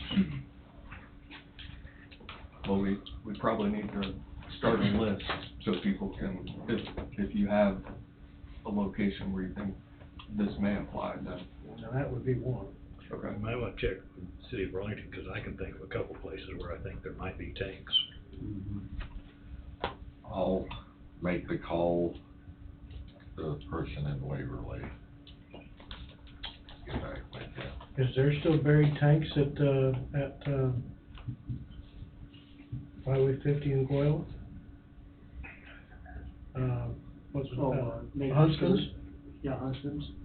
See, I was gonna ask But they're in that. use. Are they still selling fuel there? No. Oh, they're not? I didn't think they was. No, It was above tanks when, it was above tanks. I don't know what percent before I assumed it was just above tanks. I'll call out there. Last, but it's probably because the underground where they always- tanks were yes. probably Enough to be. X-May. I'll call Nathan. Okay. Do you think it might be worth taking a copy of this letter and sending it to the clerks in each of the cities across the county? Yes. Yes. I would, because Yes. I don't know if they received something as well. Ridley got anything down there, Wade? There's a bunch of them been dug up, I think they're all dug up, but They all I'll been. check. You don't have a lot of time. Wade, can you print me off a couple of those letters and I'll just hand deliver them? Do this one, shoot off a bunch of copies. So, that's that, unless you have any, Joe Shoemaker owns that one there at 50 and Fauna in the south, or the northeast quadrant of that intersection. Is that who owns that? Joe. Mhm. What about Old 50 right there at Lebo? Yeah, that's what I'm talking about. Yeah, copies down.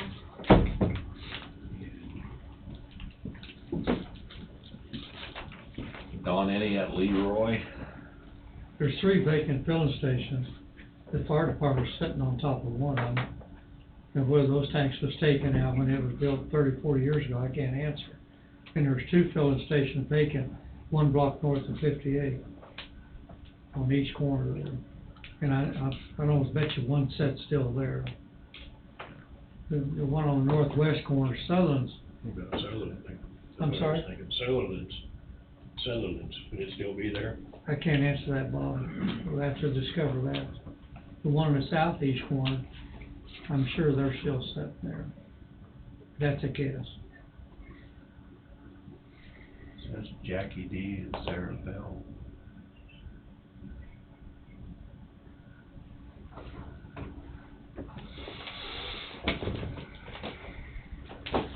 Can a person send out a county mailer? God, that costs a lot of money though. Yeah, well. But I think it'd be worth it.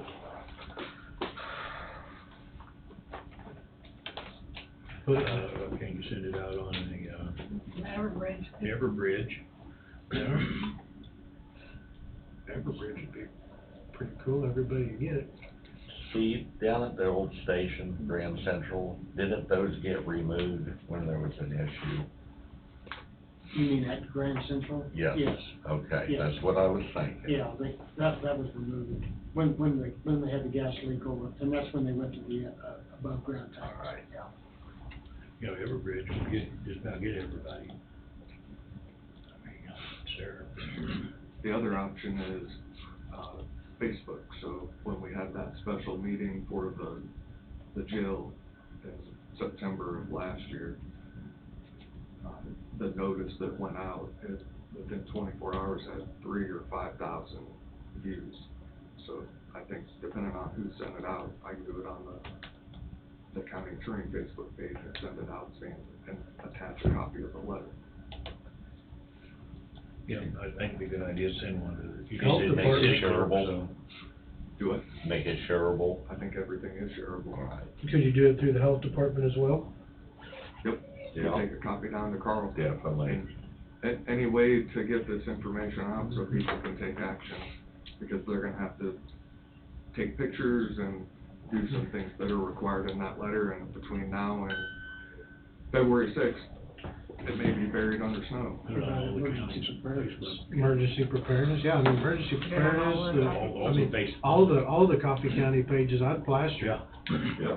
Mhm. Road and bridge, I mean, landfill, whoever, I mean, I don't know who all has them.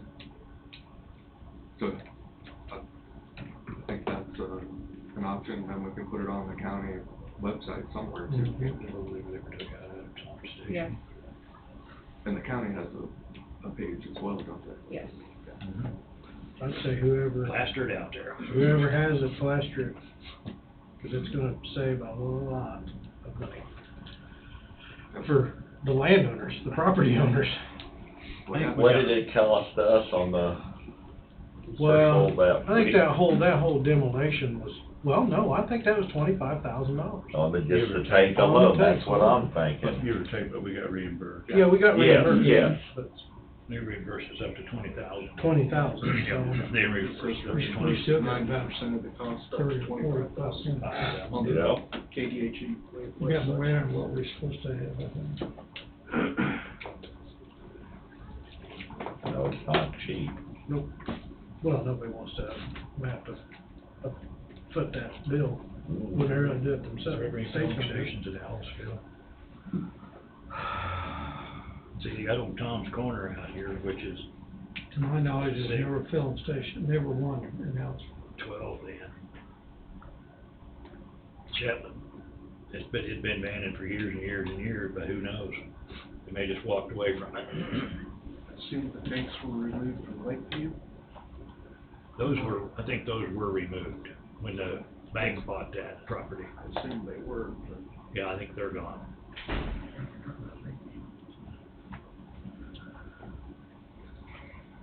Okay. Okay, could you get it out there by way you come up with a lot of it? Yeah, you don't know about. If they'll come forward. Mhm. Although I'm not gonna put it up on the screen, I'm working on, at least the initial contract framework with River City for their services. There's still some information that needs to be provided. Hopefully we'll get that done sooner rather than later, but I think it's probably 80+% complete, the contract that is. I think it's still, I mean, it still is moving behind the scenes, but as far as the contract for them to come on board, I think they need some additional information from Goldberg, and they're dealing with numbers. Speaking of Goldberg, we need to be getting busy on this parking lot over here, Yeah. because that's gonna be necessity in all this parking before they build the jail. We can't be doing it at the same time they start building the jail. And my understanding is it's being worked on, but I don't have that part of it, so I was hoping they would provide some sort of update, maybe they can. I know somebody was out, Tom, you might know better, I thought they were, I did all their surveying a few weeks ago. Yeah. I'm sure it takes a little bit of time to enter all that data and get it going, but I could call Larry and ask him to check in with Todd, what is Todd? T-O-T-H. Yeah. Surveying team that came up. that was tough, I remember seeing them out there. Civil engineers. Yeah, I think the sealed bids are supposed to be open in March. So this parking lot will be 6-7 months from now, it's gonna be gone. Mhm. So, that's where that is. Then, the next thing would be the handbook, do you wanna go into that? I know it's 1 o'clock, so. It was on the schedule. Might as well. We're here all day. Anybody need a 10-minute break? I give you 5. 5-minute break? We'll take a quick break. 5-minute break. Enjoy that one. Come back at 1:15. Let's see if I can find that letter on their side.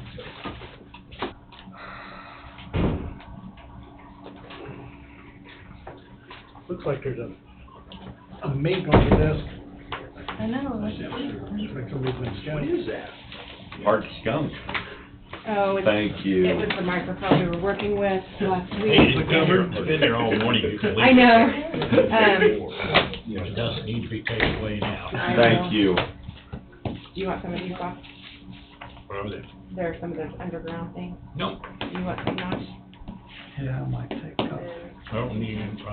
And do you guys want some? You can send them to city clerk? Yeah. Okay. Now, only ones I would know about it. Let me get some more of these. Was the Star Station on the corner there of, in Gridley, there's Main High, on the Main High, on 58 Right going there in? by the car wash, right across the street from that, there's a station there. I took my One that's right there south of Well, I know, but. the bar motor, what I call south, you get a whole other argument about that. But then there was a station down there where the community building is too. They took those out. Took those out. Community building, I know that, but I don't know about the Christian. ones that were bars, yeah. Yeah, Christians have one right there on the corner, bye-bye. Yeah. Yep. Now, your kids are all. Were those taken out? I don't know about those. I don't. That water board had that building for years. I just wondered if they just didn't move into it. Well, I know, but then like Mikey back was like, I'm still on your dental stuff, I'm like, yeah, you're. That was cool. Your lunch? My lunch.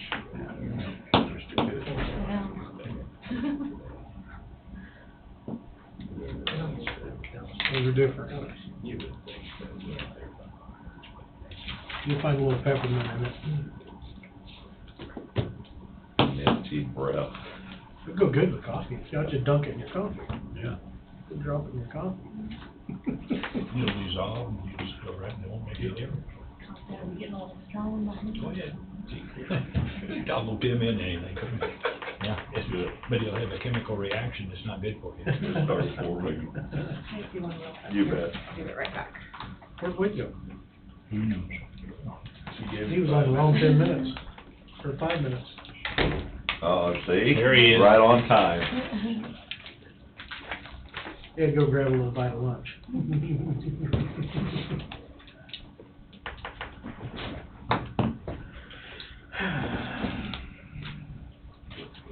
Hey, foot still. All right, so, do you want to go through this? Roll with it. This has been, I would like to get this taken care of before the new commissioners sit down, because it was started under all of these, so I feel that it shouldn't be something to be pushed off on the new guy. No. But how much of it do we need to go through? A lot of it we've already approved, haven't we? Or is, I think you've, given the blessing for the most part. but I don't think you necessarily approved it. I think we started this when I came on. We started the policy handbook when I came on, And you're still dealing with it. and we're still got all this.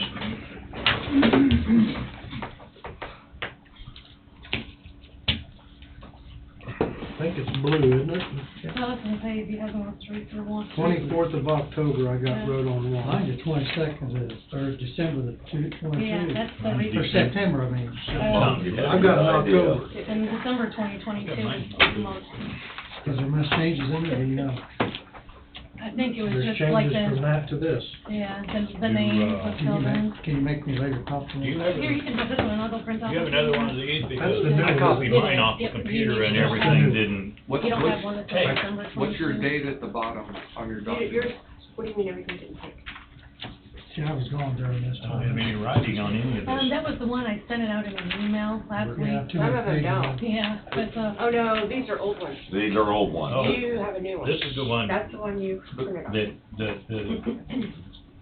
September sent out 25th. last The week. one we're yeah. operating under? Let's do it this way. I was just going off of, because we had stuff marked in it. Okay, but That's what I'm going off of. all the things that you had marked and you proposed to Christina should be added and changed. So the one I have is revised December of 2022, that's what it says. what mine is, it's one Andrew sent us. You Okay. keep it over there and I'll look off You this guys to want make sure. copies? I've got Additional? mine. I don't. It's right up here on the computer. Summary in mine. Do you want a copy? I'm already too You many putting it up there, pages. Wade? Yeah. What? You putting it up there? That's it. Okay, all right, no problem. I'll make it bigger. Try to take advantage of technology. What do you mean bigger? You need it bigger.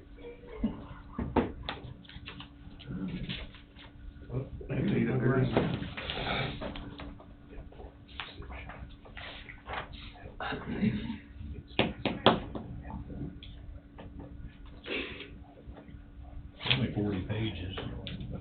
Yeah,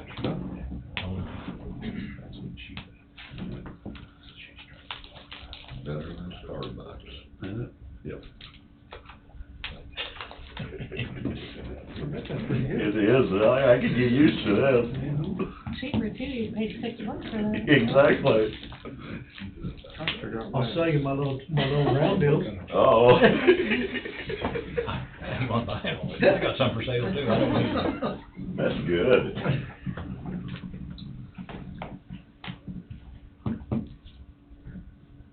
Can you see that up there? Do I need to make it bigger? No, I'm You're fine with fine.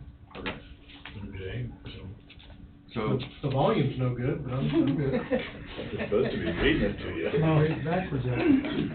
and I guess we can add that feature, so if you wanna have 40 pages read to you, no. Could you by make it Mr.? Morgan Freeman or, No, Mr. Key's voice. Yes. alright, section 1, introduction, I think it's pretty self-explanatory. Do you only wanna go to where there's comments? How about that? That would work. I think that would be great, because we've discussed this other to where there's no comments anymore on it. Okay.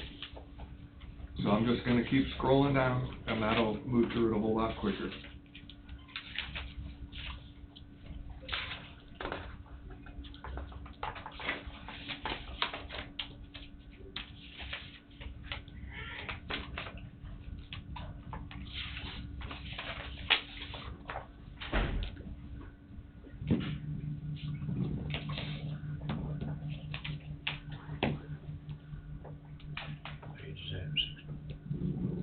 So I'm passing over page 17, see the No, bottom? That was revised, right? Okay. You know, we gotta get to a true pay period yet. So do we need to, you know, the pay period here, I'll give how it's detailed out for sure, but, and we've had the discussion with Christina to get to true pay period. So where? 5 to 6. At what point in time are we gonna continue or try to make that happen? Well, they're trying to do that right now, but, they're having problems integrating the new system The with new our system with it. Yes. So, Okay. So paydays, Because the payday will change, that deal will change a little bit. all employees paid once a month, but that will change once it gets. So can we enter into this handbook and change? We just have to approve it We to can go modify change. it. Yeah, we can modify it. you can change it, and you've been changing the last one. That won't Since change I till got the here. little, For till 16 once a years month, we've been right? It doesn't changing say. it. what It's kinda like the law, Still every says once a year. month. Yeah, it doesn't That's say, what we are, so nothing there will change, until after they go to the real time. so it won't still be once a month, just a different. Oh, yeah, you still will be paid once a month, it won't matter. Paid once a month, no Yeah, matter what yeah, it that is. won't matter. Never mind, Wade, on that. One time a month. It That's says what I through the thought. end of the current mean, payroll period, until that's all we- it says. It doesn't have a date. So everything's okay there? Yeah. Yep. I'm not saying it needs to be changed, Roughly. but I guess I right now. What was the question of the payday? The pay once a month, or is that gonna change, or how does that? Not right now. Well, we was thinking about the real time Oh, yeah, deal, Real but time. that's still gonna be once a month. Once a month, Yeah, for yeah, now. right, For now, right. unless you guys make a change. That was where my brain went left. Okay, nothing, so that's okay. Yes, I think it is. All right, longevity pay, I think you modified that, didn't you? Yes, we did. It's all correct in this pamphlet here.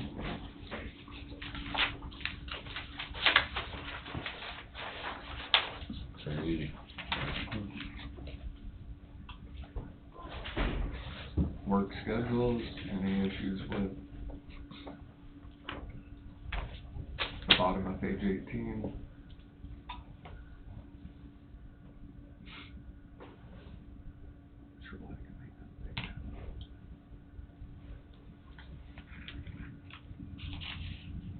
What's that underlined up there, for supervisor? Work schedule for supervisor.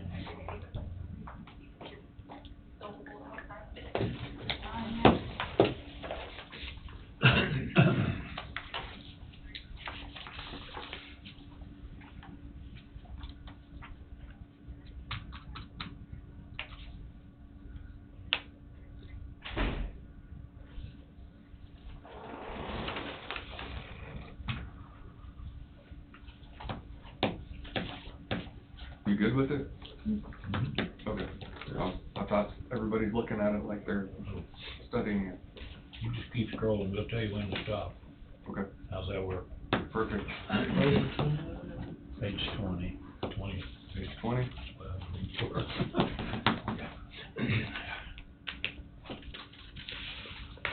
Drug screen policy. The pink elephant in the room. Oh, and there's a note. And there's a note. Residency. So do you wanna see the drug screening, since that's been, Yes. Didn't we already decide on that? Yeah, we did. This here has to do with the pre-employment, Yeah. I think we Yeah. finalized it.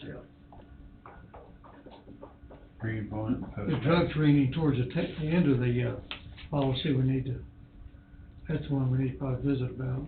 yeah, and it has comments. So residency is one that there's been a recent discussion. Yeah, we put the word preference in there now instead of Coffee County. Okay, so moving on, No.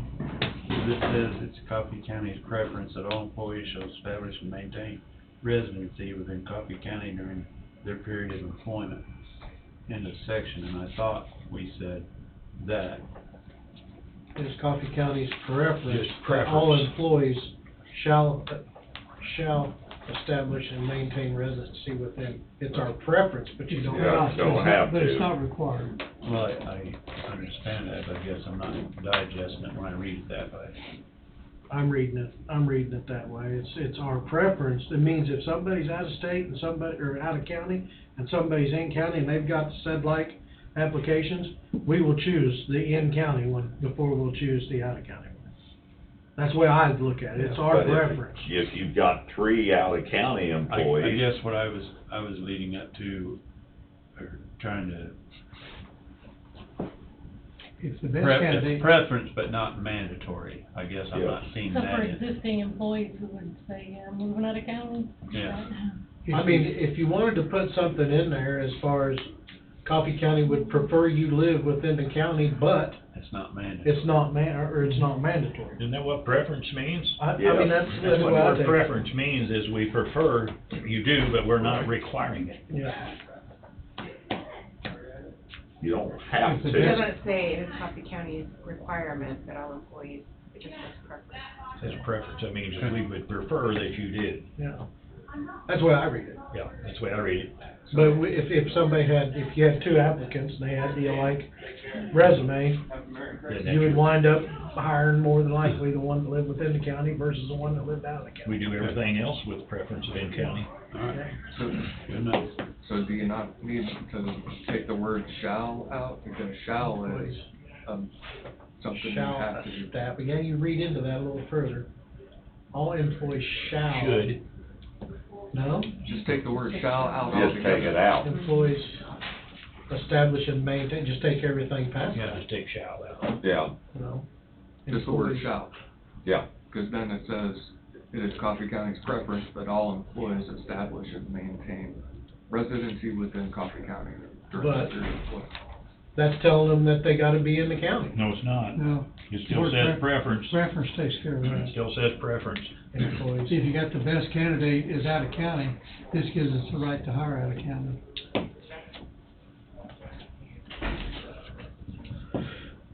So take the shall out.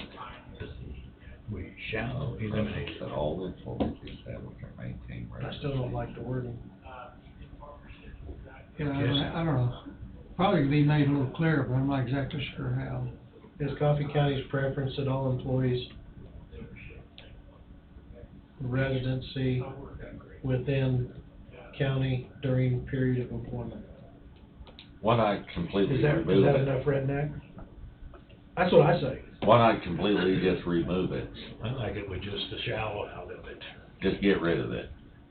All it's doing is saying that we prefer you live in the county. Yeah, cause you just completely wipe it out. But it's not mandatory. So I'm gonna make the comment, remove the word shall. I'm a bus stopper. How about that? Anybody else? I say Comment. get rid of it completely. Just make it disappear. Makes it still sound like, well, we prefer you to, what if you say, well, I wanna move out of county, but we prefer you not? It almost still sounds like. Right. But I would like for people, when they come to Coffee County, to realize we would really like for them to live in the county that's paying them. But we- you don't we think they were understand. gonna, We understand that, but common sense would it is say, Coffee County's preference that all employees We're not price saying of they gas, have to, we prefer remain they in do. Coffee County. we would prefer they live in the county. That's exactly what that's what it says. Can I say something? What you're after is the best candidate. Yes. I mean, Right. whether they live in the county or out of the county. That's true. I guess that's my point, is that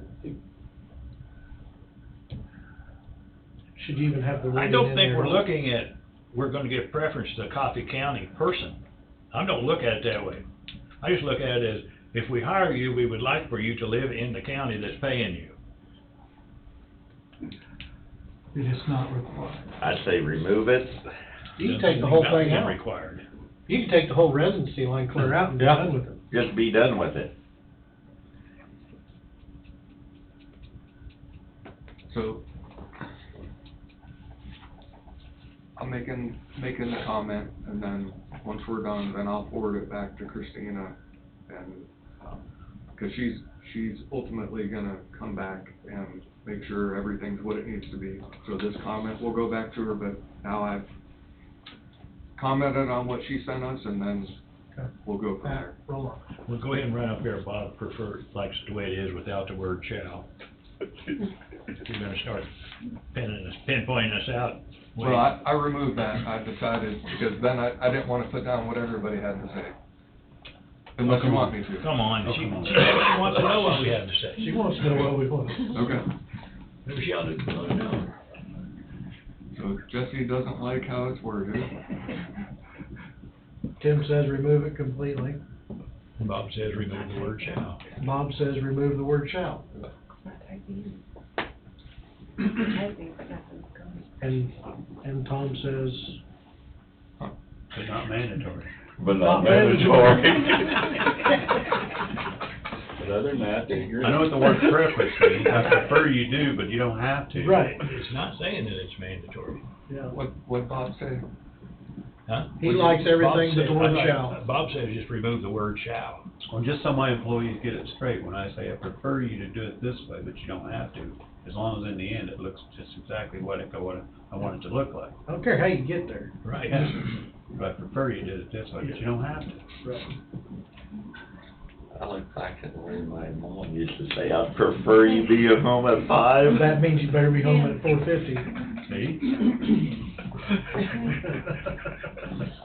Okay. Wonder why that didn't update up there. You didn't have the.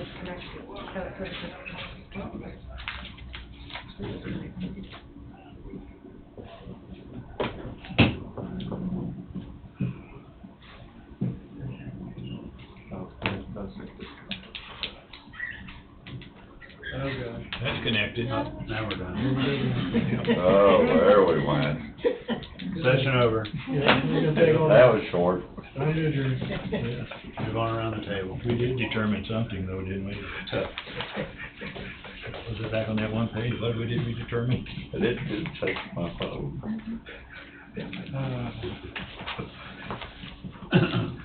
Never a dull moment.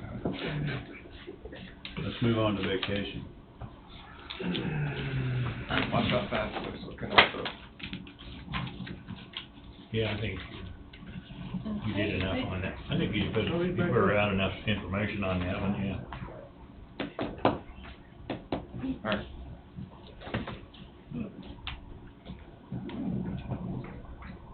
So, you see the comment up there? Remove word Only shall, remove discuss shall. further, Jesse doesn't like how it's worded, Tim says to remove altogether, Bob says only remove the word shall. Yep, there you go. Close enough. Alright, But you don't have to. You prefer it, but you don't have to. alright. Anything here in benefits?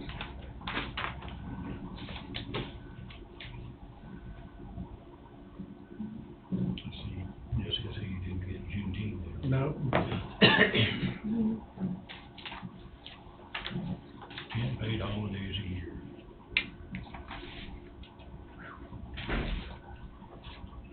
Good? I think it is. Nobody's screaming. So, one thing that, I guess it's in there, holiday following Saturday or Sunday, observed preceding Friday or following Monday.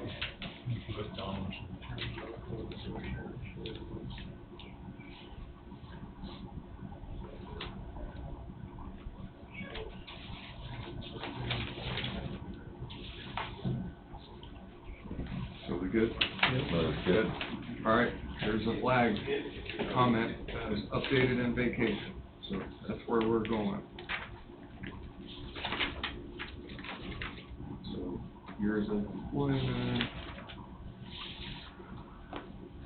That's what you have discussed. Yeah. Okay. So no comments.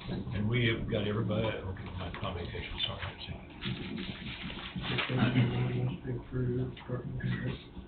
Okay.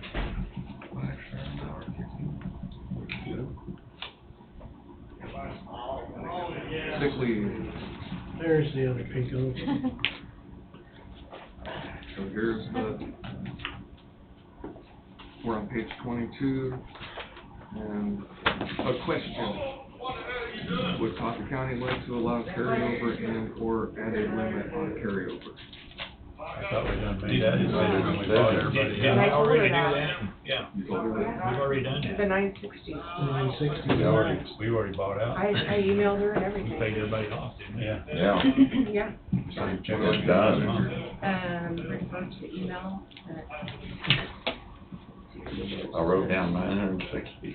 Yep, max.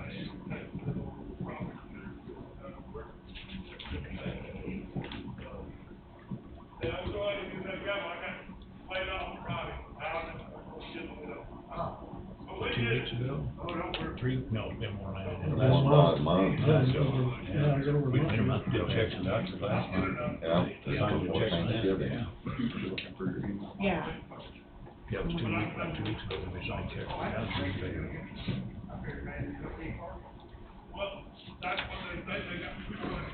Was there any backlash from anybody? There's two numbers there, the No? numbers. No.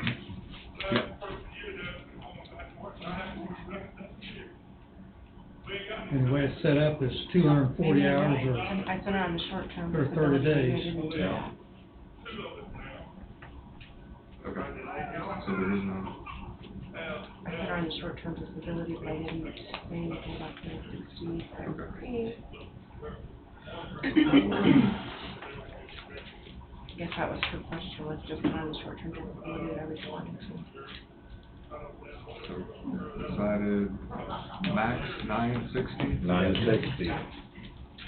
You get paid 100% of the first 160 and then a half of the remainder of that.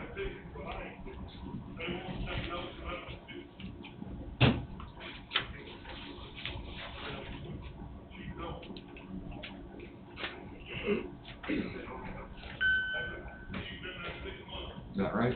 Mm-hmm.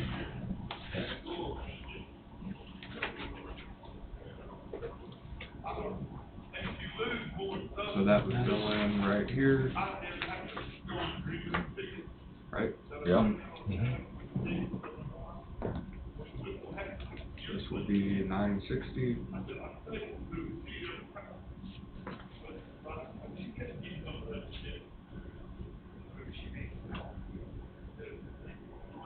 And this would be what? One. The days, Got the number of days, No, 960. okay, wait a minute. Okay, that's right. this was on the, this was on sick leave, right? Yes. Mm-hmm. Well, when We need you, number of days, Yeah. but just remove that. You don't need yeah, you don't need none of Oh, those, do you? that's again to a maximum of 8 hours. Because they'll continue to accumulate. So remove days. So where I have it highlighted, remove that. Number of days. Maximum Number of days. 160 hours, or 960, Maximum of 960 hours, period. period. Yeah. 120 days, Yeah. yeah, 960, yeah, this would be 120. 20 days. I don't know why you need the days in there. Yeah, What's the matter? it don't. Doesn't matter. 960, period. Yeah. It's almost half a year. And that, so they're going to read, that's exactly what it says.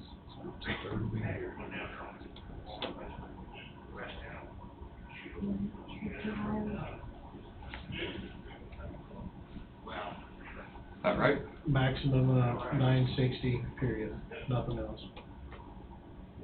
And that was the end at 960B, was it 960 Yeah, on my end, it's, I filled that in, but apparently.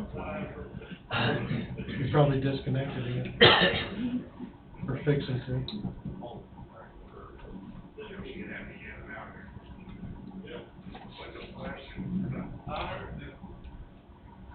Where'd your mouse go?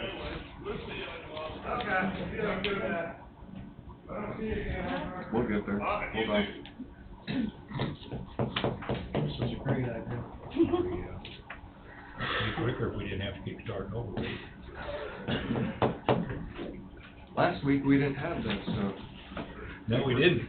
We're doing pretty well. All depends on who.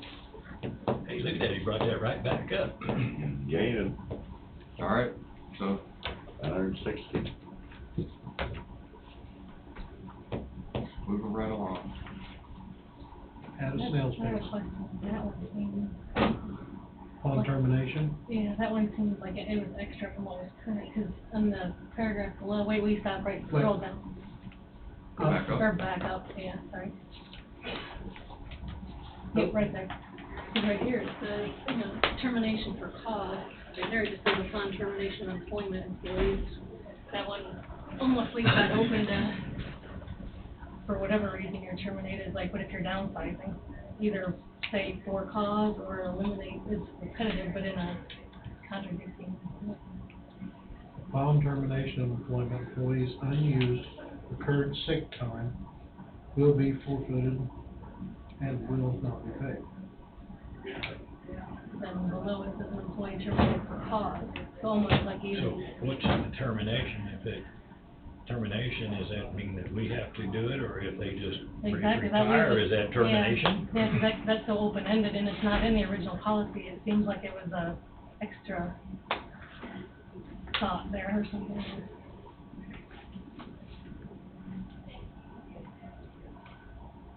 Because like Andrea is leaving, she's Yeah. not, her termination, she's Yeah, I'm terminating her terminating, own. yeah. She's So- covered in the next paragraph, but It would go with the page 22 though, with sick leave, if someone leaves. yeah, the next paragraph says it Upon complete. termination.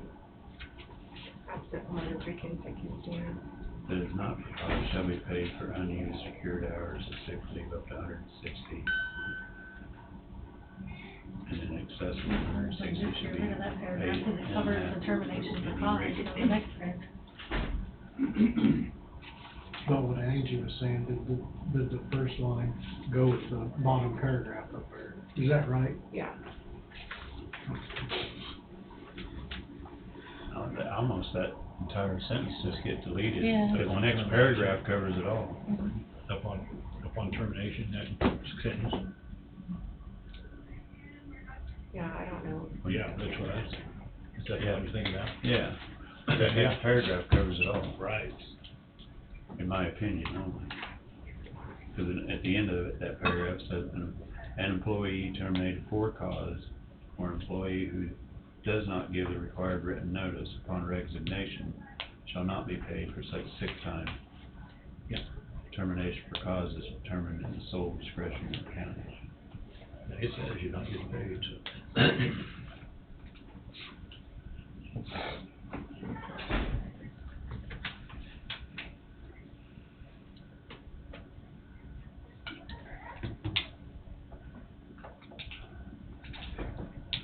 Let's just go away. Do I get paid for my sick leave when I leave? All of it. I haven't used any of it. You've already gotten paid for it. You get paid for all of it. I get paid You've for gotten all paid of it. too much of it, Bob.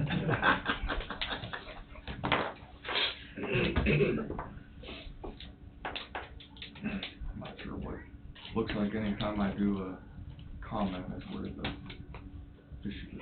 I've been saving it, Jesse, not using it. I've been not using it, so I could. But I don't say that.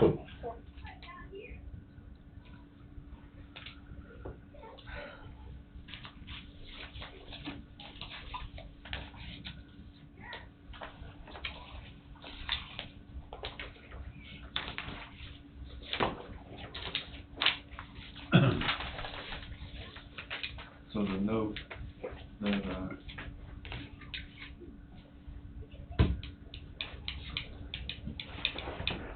I just added.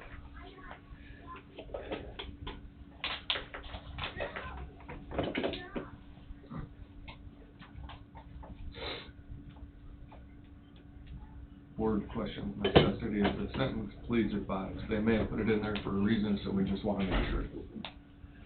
Yeah.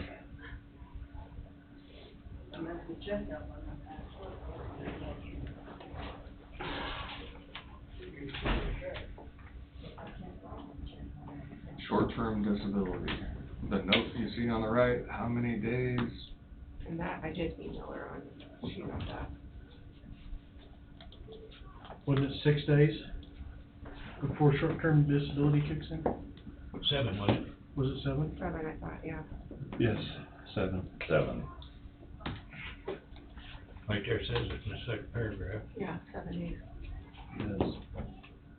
So maybe they just missed.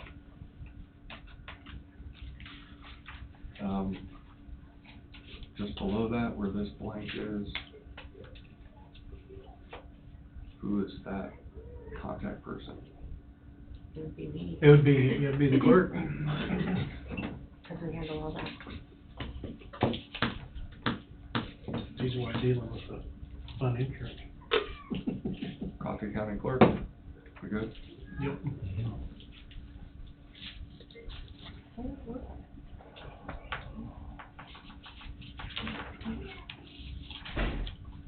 Personal days off. I don't think there's any.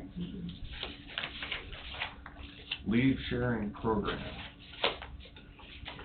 That goes away. That goes- So it went away, didn't it? But it can't go It won't- away it won't, no. Until until July we 1st. get the disability, Right. or the short term. Correct. Then it can just all be scratched, right? So Which no, is July. July 1st, is when it'll take effect. Right. And that's still on the radar, when we had our meeting with Kelly and Jeremy. Mm-hmm. jury duty.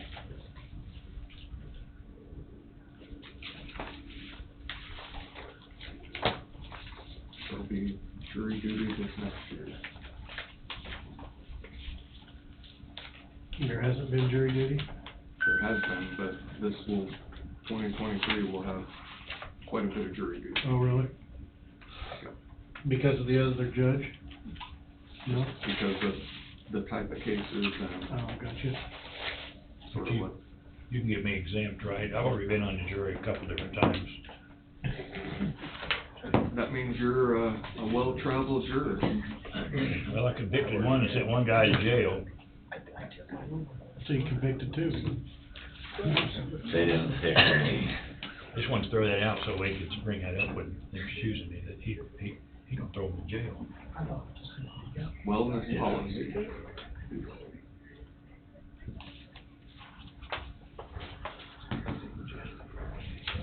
Okay. I'm out of wellness, just letting you know. I need to be fired.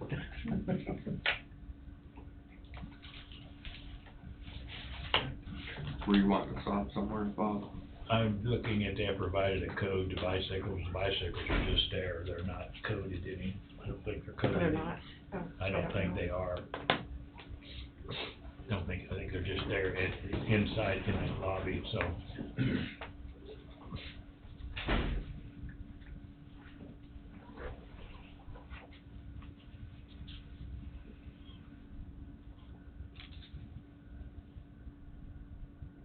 So that can be. Right, there, yeah, that's what that should say.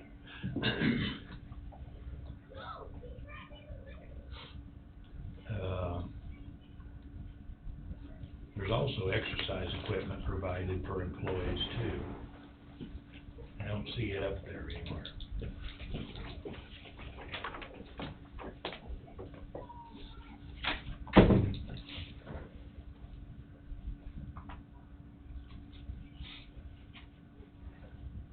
Where would that? You could put it, Might be under where's exercise breaks? None?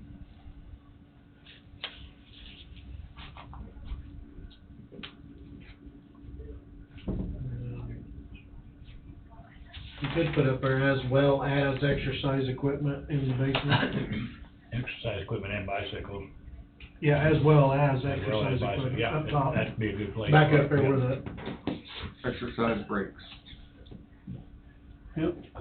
Put it there. Well, where was your bicycle at? We'll go back to the bicycle. Bicycle is active transport. Okay, Okay. as well as equipment in the basement, gym equipment, whatever. Exercise. Exercise equipment in the basement. Exercise equipment, for bicycles and exercise equipment for, So we need to change that from active transport then to To exercise. That's what I do.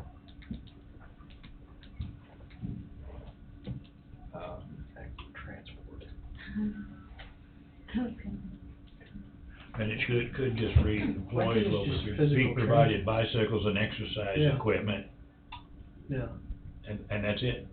yeah. It doesn't really need to say provided inside the courthouse or where that, everybody knows where they're at anyway. Well, the new person. Well, somebody can ask somebody. What if they're bashful, they don't wanna talk to anybody? Maybe it's their preference not to tell them.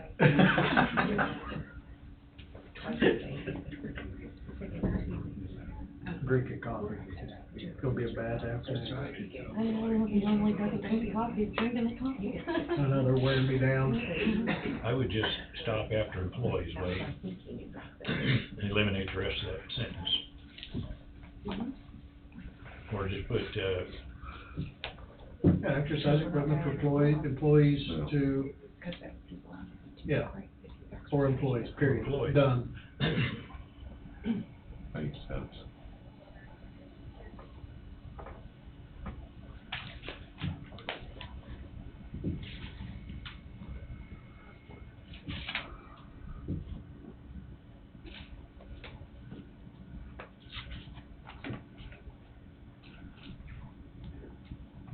it's not all in the courthouse lobby though.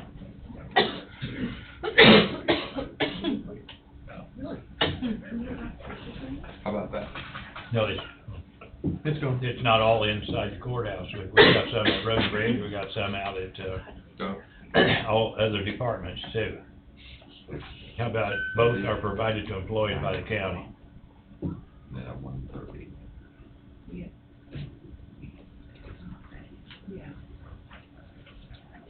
Did they do away with the rec center if you as a county employee, you had free membership? No, that's coming up next on this list.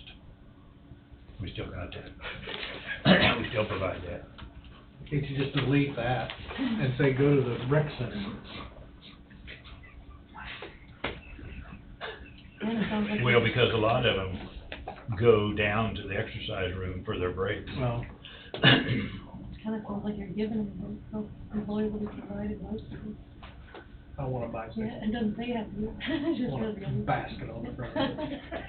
What happened to, wait a minute, he scratched out and access to exercise equipment for employees.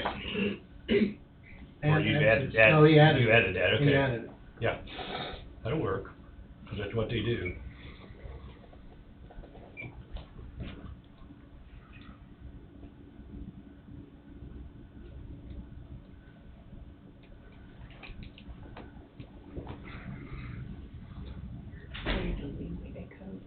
Yeah, it references in the comment so they can see what, when they get it. I see. So that should probably not say active transport. Should say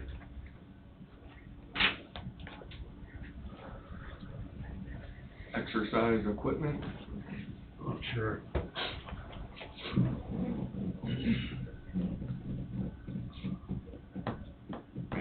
Equipment or opportunities. Exercise opportunities.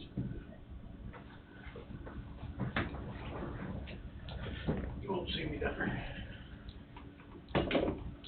The rec deal's up above that, Jesse. Oh, is it? Yeah. Is that what you wanted to say? Those will be provided bicycles and access to exercise equipment. Stamp it. I think you can scratch the for all employees, because you're saying the same thing as you just said. Yep, okay.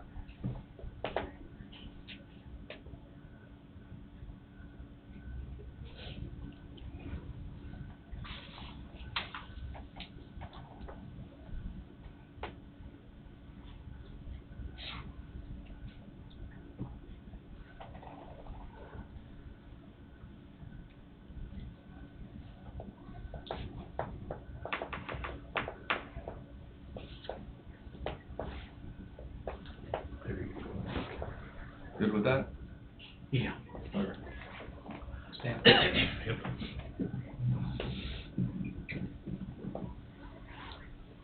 Wellness coaching. Who's the coach? Who's the coach? The nurses and health department.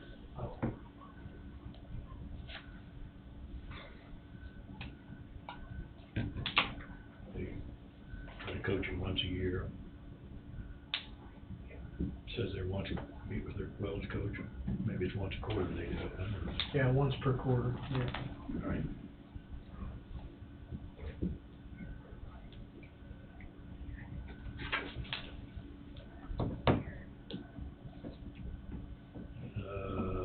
We don't require mandatory CPR training anymore.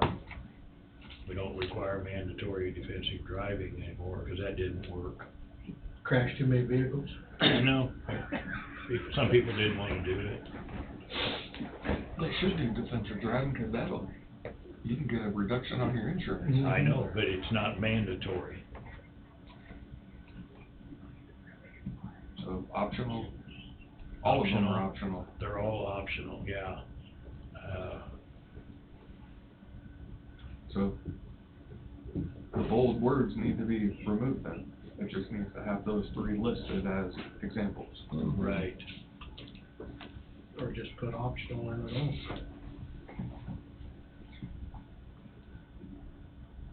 Because now, what's this machine down here in the AED. AED, because they're gonna start doing AED training also. Yes.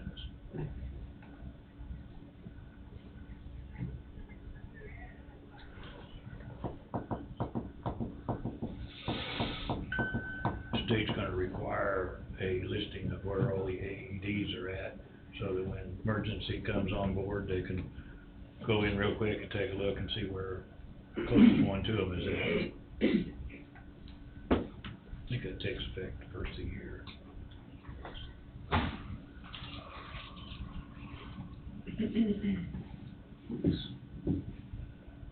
Are they still doing the Big Loser contest?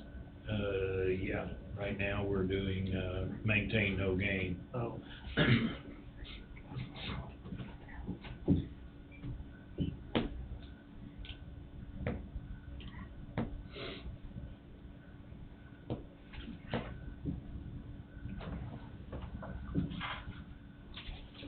And that might be something you guys might want to encourage people, because Road and Bridge gives Amazon cards and stuff for prizes. I really think it should be like chamber bucks or something for the whole county system.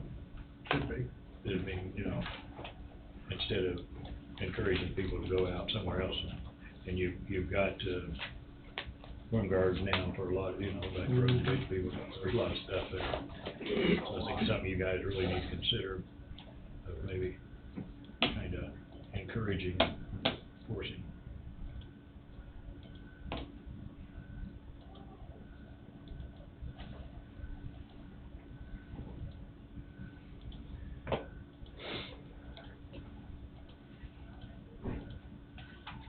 Good.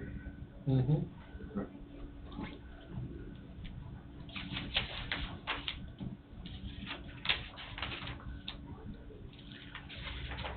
Cafeteria. What? Huh?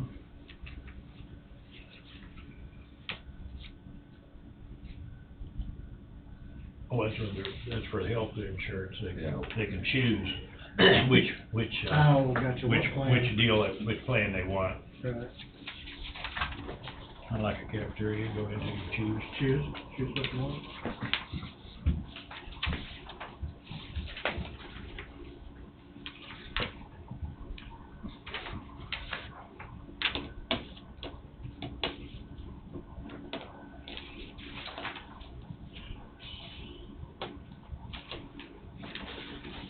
Couple of things in there that need some numbers.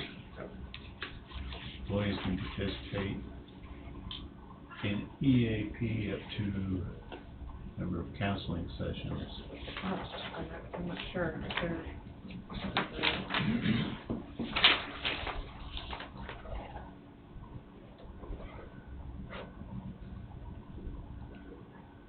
And further down it says, if you terminate employment while participating, it's continue using for a number of months.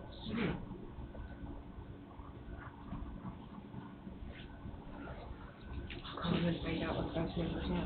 So for this one, county needs to research, we'll provide as soon as known. Same as down low, bottom paragraph, Same thing. down low, yeah.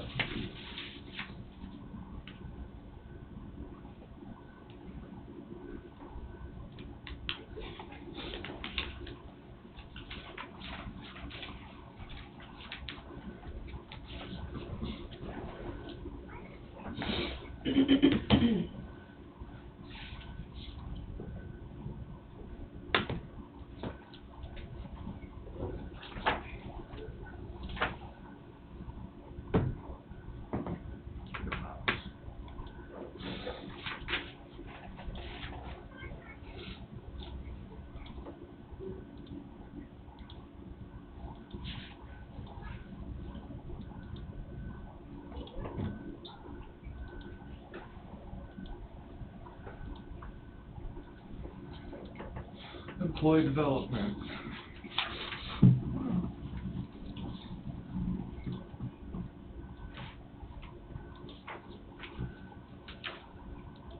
I didn't see anything.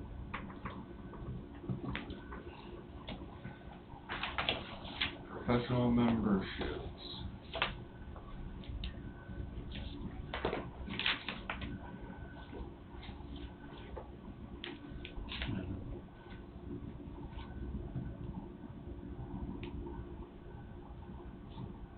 Cobra, unpaid leave of absence.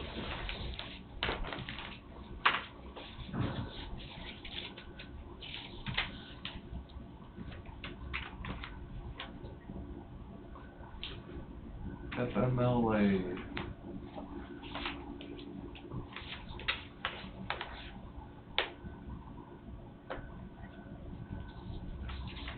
And the good news, so you're aware, we're on page 31 of 40. Yeah. This was my handbook, we'd already been home. I think FMLA is. That's why I Yeah. Attendance. I didn't see anything. Okay. I didn't see.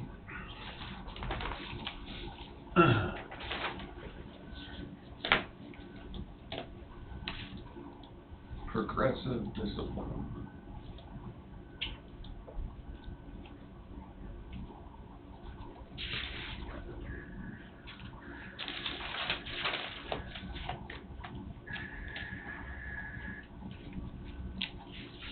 Grievance.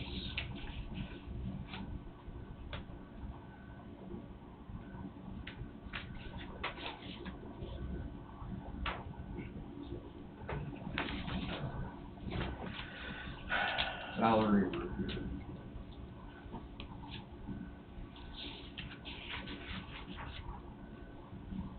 Safety and security.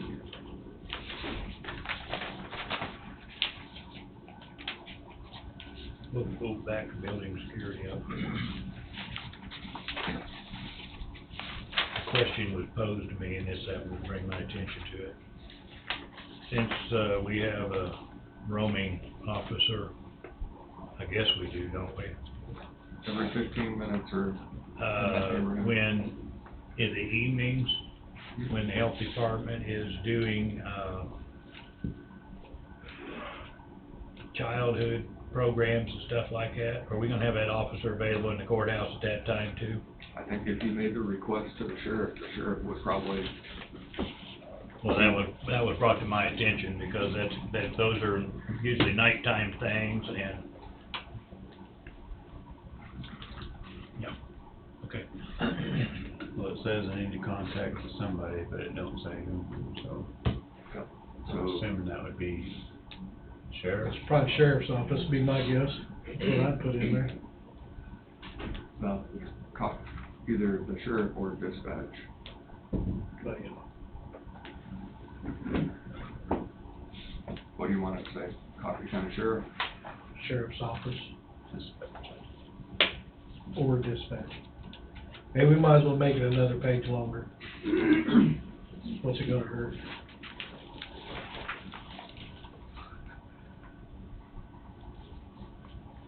or dispatch? Well, I mean, you say Coffee County Sheriff's Office, you're gonna call dispatch. So, yeah. And they're gonna say if this is an emergency, call 911. Have it signed. Do I need to get them signed? She needs the. Does she need them? checks, yeah. Get them signed. Sorry.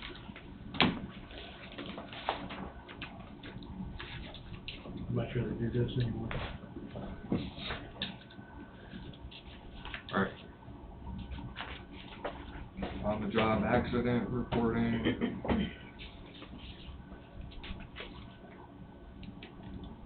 Workplace violence. Tobacco use. Nothing to see there. Wait a minute. Whoop. We don't prohibit the use of tobacco, we prohibit smoking.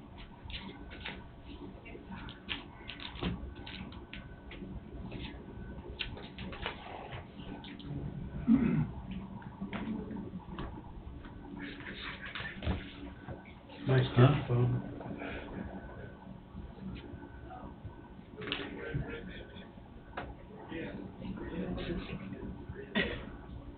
So I'll just get a cup and have it. That's fine.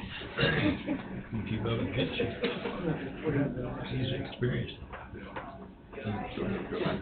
It's always been a no smoking policy, not a tobacco Is policy. that done within a certain amount of time, I mean, That's on the job accident reporting. yeah. Must be 24 hours.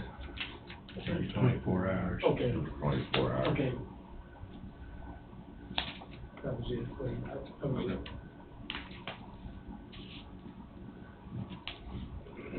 But then it says, policy is to not preclude an employee from calling 911 or emergency personnel should the situation warrant immediate medical attention.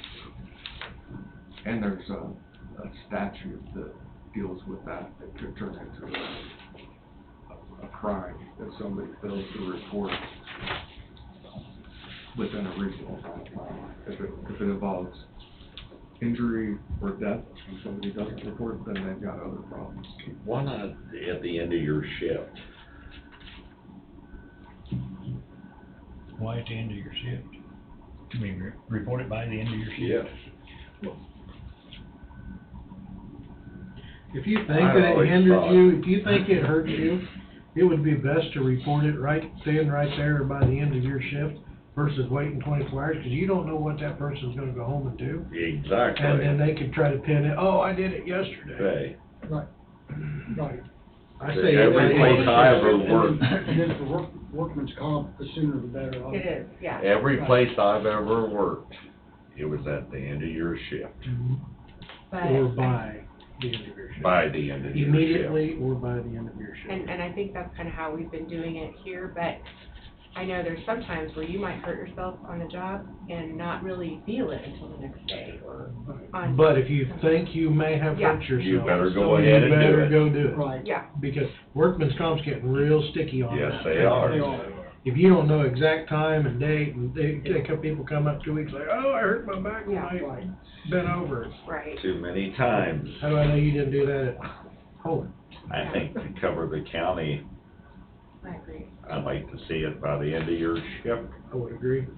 So where do you want that? Immediately or by the end of your shift. Shift. To the employee supervisor immediately, right where it says where within 24 hours.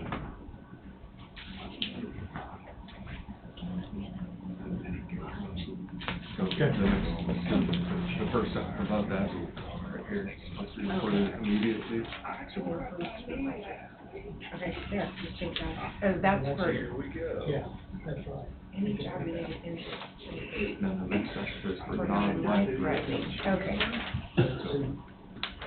I- So should we say by the end of the year? for non-life threatening. Right. Or just take that sentence out and just, because it says up there, any job related injury or illness, regardless of severity. Just take out the for non-life threatening. Is that what you wanna do? Yep, I like it. Do you need special issue too? No, I just Just need those. paid checks.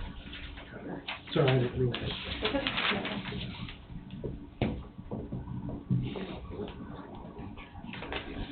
Want to take a drink out there, Tim? Like never ever had much. Just go pour a bunch of coffee in there and then take a drink of it. You'll be running around the whole city. Those are good coffee cups. Coffee drinker easily. I'm a tea drinker. I had hot coffee all the way to Columbus, Mississippi to almost halfway in Jonesboro, Arkansas. And it was hot. What was it in? Do what? What was it in? Yeti. So, for that sentence, the board would like removed unless a reason they keep a part of handbook. And that way it goes to them, and if they have a reason why it's there out of necessity, but this will all get sent to them.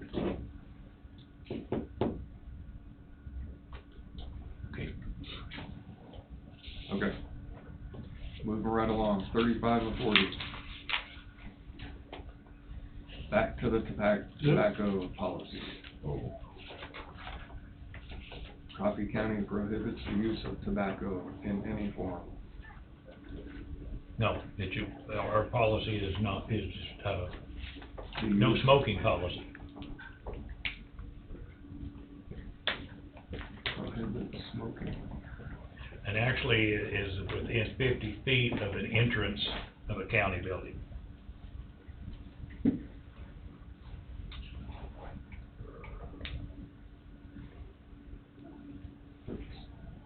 Keep on.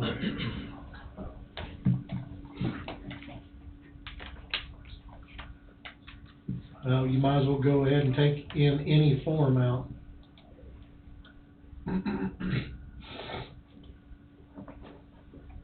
Smoking of tobacco in any form. And what about vaping? We don't have a vaping policy. Smoking in any form. That just says smoking? Oh, well, yeah. Would that include your vape? Smoking. Right? Is that what you want, smoking, or you want it to? Actually, it was vaping, when that policy was made, vaping wasn't a big issue. It was kind of an unknown deal, so we didn't. Sometimes that vaping can smell as bad as a cigarette. It could be worse for you too. It depends on, but I'm not opposed to having more vaping.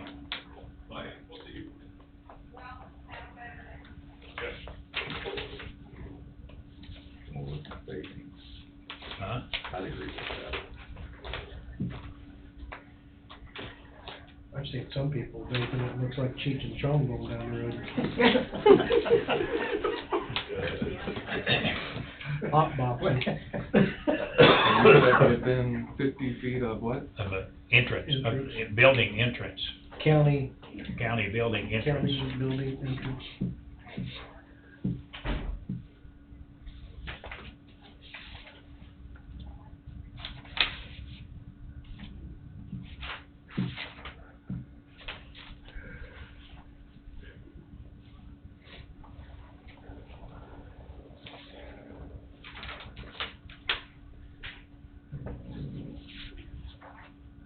Good with that? Oh, wait a minute. Did you take the use of tobacco out and put what in? Did it in a comment. Yeah, the comment change to smoking and or vaping. Okay. What I'm trying to do is. Well, you had it up too far. I couldn't see what you. Oh, sorry. Try not to delete what was originally there, so she knows what. There, yeah, what okay. changed. All right, yeah. You see that? I see it now. Yeah. Okay, is that what you wanted? Looks good. Smoking and or vaping? In any form throughout all Coffee County offices within 50 feet of entrances. County building entrances. County building entrances. While using county equipment or while inside county vehicles. Good with that? Yep. And here is the drug and alcohol use.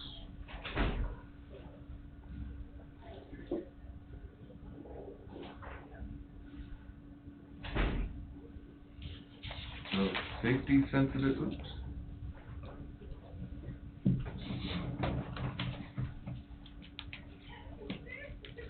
Really, the revision, and you see that's a recent revision from December 9th. Employees in safety-sensitive positions are eligible to be placed in the random pool for drug testing. Safety-sensitive positions in Coffee County may include, but are not limited to, all law enforcement officers who are authorized to carry firearms, corrections officers, employees who have a CDL, and any other positions as designated by the Board of County Commissioners. I don't think it's by the Board of County Commissioners, is it? I mean, You've got your safety sensitive, your literature from where? State of Kansas?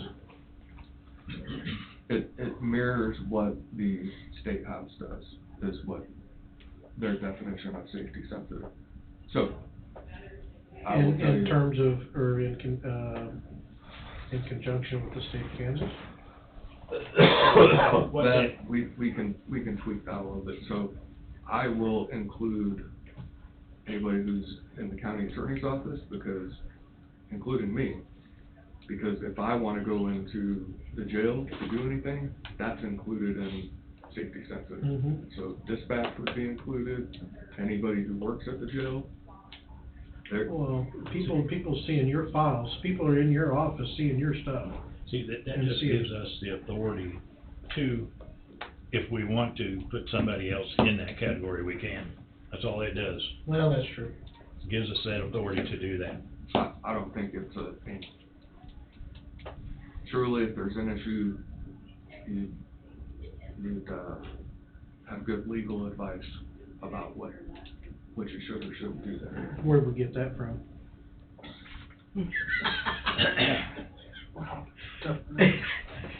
Just kidding, Ray.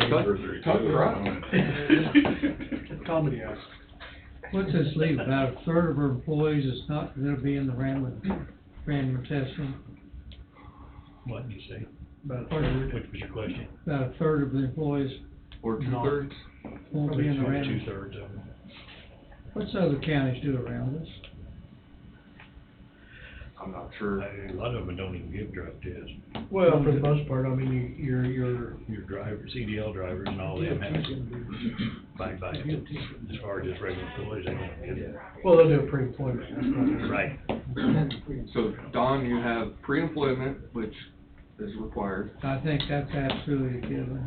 CDL, reasonable suspicion, so even though people aren't in the random pool, if somebody comes in and they appear to be under the influence of something, or reasonable suspicion, you can ask them to take take a test. And then, I fully see where everything's coming from, I just don't fully agree with it being fully, to me, every employee ought to be under the drug testing, but, that's just always been my belief. sure. Well, that's the way I was as well. As far as I'm concerned, if you're getting paid with taxpayer money, you need to make sure that you're not hiring people that are on drugs. But then Hickok, or whatever, what was that guy's? Hickok. What was his name? What was the guy? Alfred? Huh? Hitchcock? No, the lawyer guy. The lawyer guy. David Cooper. Did Cooper say that it was actually illegal to give everyone drug tests, mandatory drug tests? So, safety sensitive is defined. If you're a private employer, then the rules are different, or this is a public employer, so it's even more different. And then you add the additional layer of the onion to elected officials, and Then you get shredded. then you have what? So, are you good with what's there? I'm good with it. I'm good. Don't have much of a choice. No. So that's what it looks like, Jesse. I fully agree with it, but I gotta support.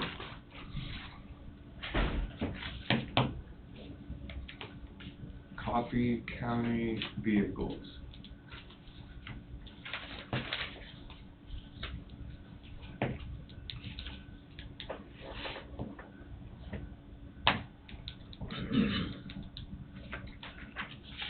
get your license flagged. Do what? Don't get your license flagged. Remember, we had the situation where we had Oh, EMC yeah, runs yeah. the licenses, and if you have a certain number of moving violations, then you get the flag by your name. Did we determine, was that a paid leave or an unpaid leave? What? Oh, that, If they cannot do their duty because their license gets flagged because they have too many violations, and it takes 3 months like it did the last time, they paid that person, they paid that individual to sit at home and do nothing. yeah, I think in that situation, and I'd rather use hypotheticals. Hypothetically, if you have someone who ends up in a situation where their license is, Flagged. well, they can't drive because they have, something EMC considers a serious offense on their record, which may not result in a criminal consequence, but it results in a Department of Revenue flag on their license. They still can drive, but it's considered a major violation. That's what EMC is looking at. So for example, reckless driving would probably be an offense that would flag EMC. It would be in bold red, and EMC would see that. They ran my driver's license and they saw I'd been convicted of reckless driving. They would then contact Angie, me, the board, and say, Wade can't drive a county vehicle anymore. You need to make sure he's not behind the wheel. At that point in time, now that people are put on notice, my opinion would be if they can't do something different, then they should, then it would be unpaid, because they can't perform the functions of their employment. Could that be the same as if a driver had a DUI and couldn't drive a county vehicle or something? Yep, if they can't be put in a position to do something different and still be a part of the workforce, I mean, if their livelihood is driving whatever the vehicle is and they can't drive anymore, then I think that ought to be, it might be specified, but since I've been here, we had a person once that happened to, and they were lost their license for a year, and they were actually relieved of their job. And then here a while back, we just did this one, paid somebody for so many months to, so. Because we was trying to determine if they was, if they could or could not. So we What need we to, were needs to trying be to- determined. What we were trying to determine was whether or not you needed a valid driver's license to operate machinery. Yes, I agree. So, if I remember right, the individual got to work, but he couldn't operate machinery. I can't remember how that played out. I can't even. ultimately, it took a while for EMC to get back with us, but ultimately EMC said that they could operate Machinery. And that's, I argue that they could. Right. Yeah. So, Well, you being a commissioner, you can make that say anything you want it to say then. I would say if they cannot, I would say until the determination is made, that would be an unpaid. Can you operate machinery as well, or use of person? Well, it was already proven to us that you can operate a road grader or a tractor mower without a driver's license. So I think something may need to be, the next paragraph down. So what's the difference in that, what's the difference of all that stuff and talking on the phone while you're driving too? That's multitasking. I mean, but it's not limited to, so you can drink your tea and spit while you're driving, and that's not multitasking. Sure.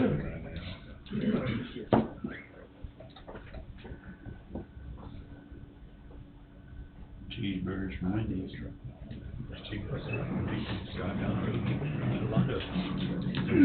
So I think the driver's license thing may be more appropriately the issue you're bringing up in the discipline, grounds for discipline area. Okay. because this says you have to have this stuff. Okay, all right, that's fine. Lord knows I don't wanna make this thing any longer. We know you don't, Jesse. I think you told us once, and I'm with you.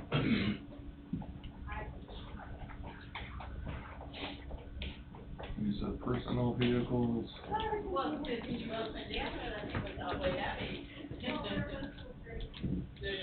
We mean regarding providing parking spaces at each work location. Yeah, I read through all that and I'm like, not sure why I mean, it even lists out where the parking places are. I mean, Why do you need that? This is all gonna change. yes, immensely. Delete. Excuse me, sorry. If you don't know where to park, you probably don't need to be here. Let's let process of Delete the elimination whole thing. weed people out. For the love of. How about we do this? Delete. Yeah, it's going to totally change, so. It's like first come, first served. I do really think though that employees should not be parking over here, especially on the west side of Sixth Street right here, taking up, people. Not those 2 hour parking. We had a commissioner one time who'd like to park out front. Isn't there a sign that says, time, parking? Do what? Isn't there a sign out there that says like 2 hour parking or something? No. I don't think so. No. I think that would be. And we got a sign out here in the parking lot, and I don't know why it's there either, it says, parking for county employees only, all others will be towed. There it is. Yeah. Yeah. How can we enforce that? So The people who own this parking lot, the taxpayers own it. emergency closings, such as severe weather, fires, power failures, tornadoes. So it says the county commissioners at their sole discretion. I thought there were a number of people who were a part of that. Well, it was Wade, or it was Angie and Wayne, so it'd be county road and bridge supervisor. Commissioners aren't always available when this stuff comes up. Well, we've all on text message. It used to be emergency management, sheriff's department, road and bridge, and the clerk. So that's not right. That needs to. That's, Cause and the chairman was also contacted at that time.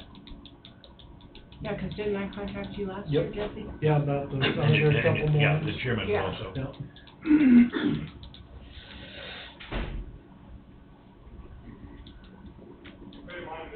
Yeah, don't have any left, bud.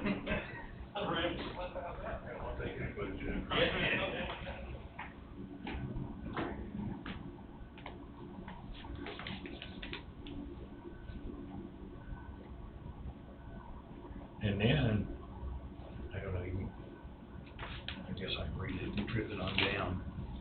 We've had an employee a time or two that when they were actually on vacation, and then when we closed the courthouse, they thought we ought to pay them.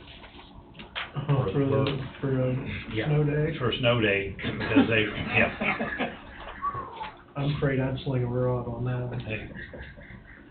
We had a deal one time where a person was at a school. We closed the courthouse here, and his department head determined that he ought to get paid overtime for the days that we had the courthouse closed here, and he was at a school way out in western Kansas. And he got paid for it too, because the department head decided he was gonna pay him. Emergency management.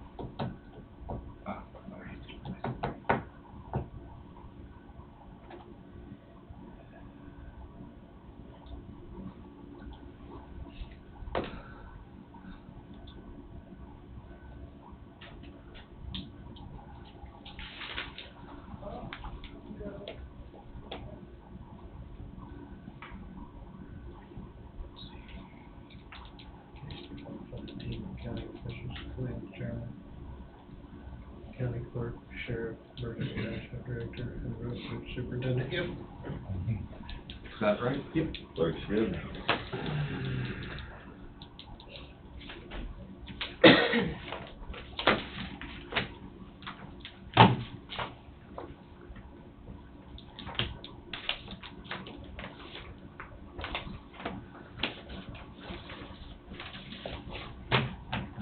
So that means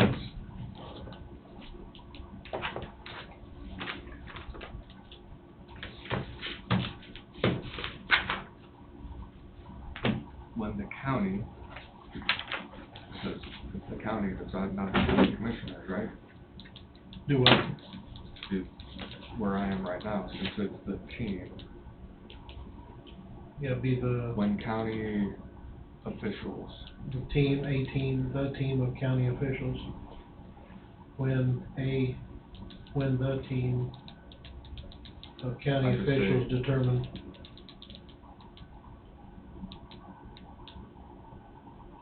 so we do this.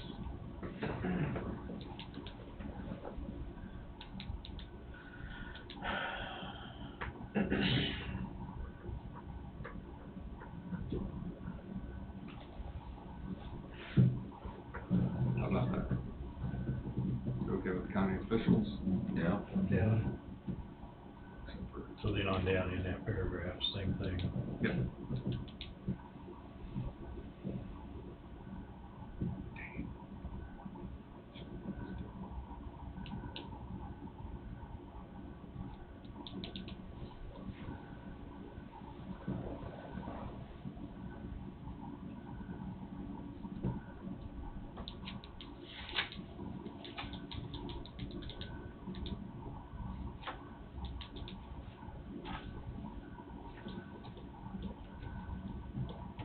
And right here.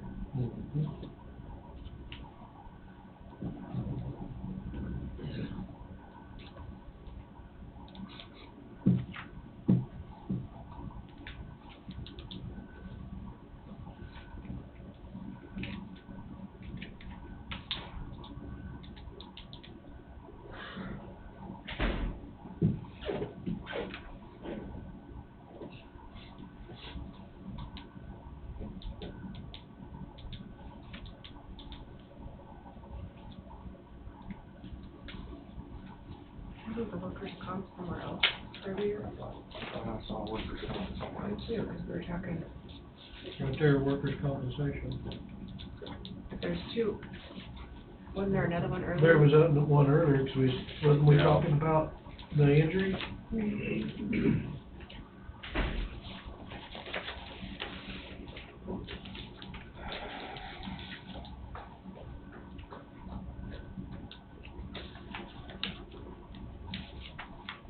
No, that was, That was workman's comp because that was on the, reporting before the end of the shift.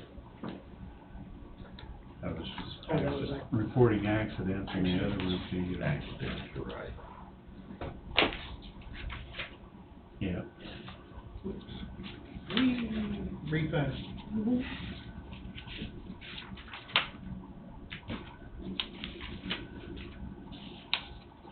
So one of the things that's being done with this policy revision is taking this back to at-will employment, which had been eroded somewhat under the prior policy. So if you look at the sentence, since employment with Coffee County is at will, both the employee and Coffee County have the right to terminate employment at any time for any reason or no reason, with or without cause.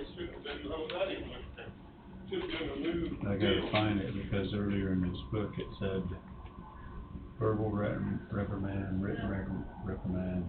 I seen it earlier. That last sentence should not, employee separation date is the last day, not necessarily works in the office, all the employees don't work in offices.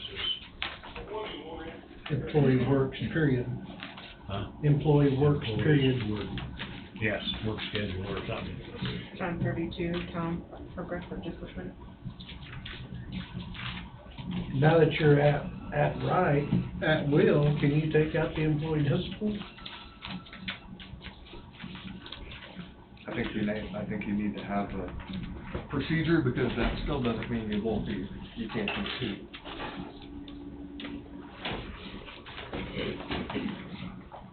Okay.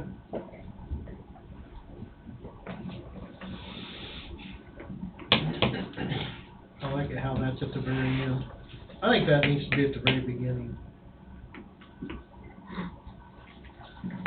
Get their attention. The first section is termination of employment? Yep. If you don't like it, don't apply. You're getting pretty dang tough, Jesse. I need to see what your employee manual looks like. It's pretty simple. It's pretty simple. It's all about me. It's pretty simple. Make the boss happy. You like the job and you're gonna do what I tell you? If you don't, there's no. Pretty simple. And it's 3 pages long, or is that too long? It's less. It's like 3 sentences. So you're gonna change that last sentence? The end of the last And sentence. employees' work schedule instead of in the office. You have to look back through my text messages, see how many times you've been calling me.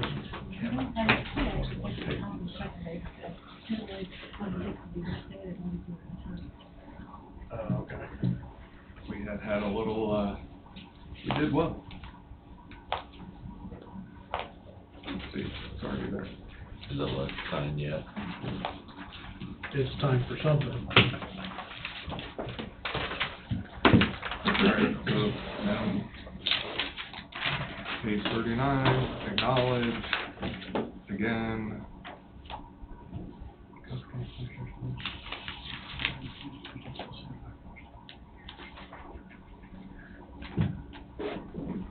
So, second paragraph, understand Coffee County reserves the right to modify, change, delete, supplement, rescind, or revise information contained in the handbook. Edit, sole and absolute discretion, and with or without advance notice. Changes will be communicated through standard communication channels. And it says that will again down there. It says that I'm acknowledging that I'm gonna work for an at-will. For any reason or no reason at any time, so long as there is no violation of applicable federal or state law.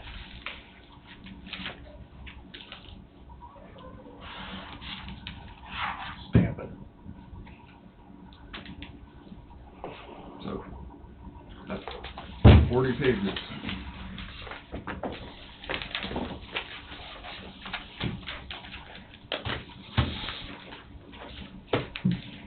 I will email it back to, I'd like to pass this by the end of the year. Get it done. We've been on it for 2 years now.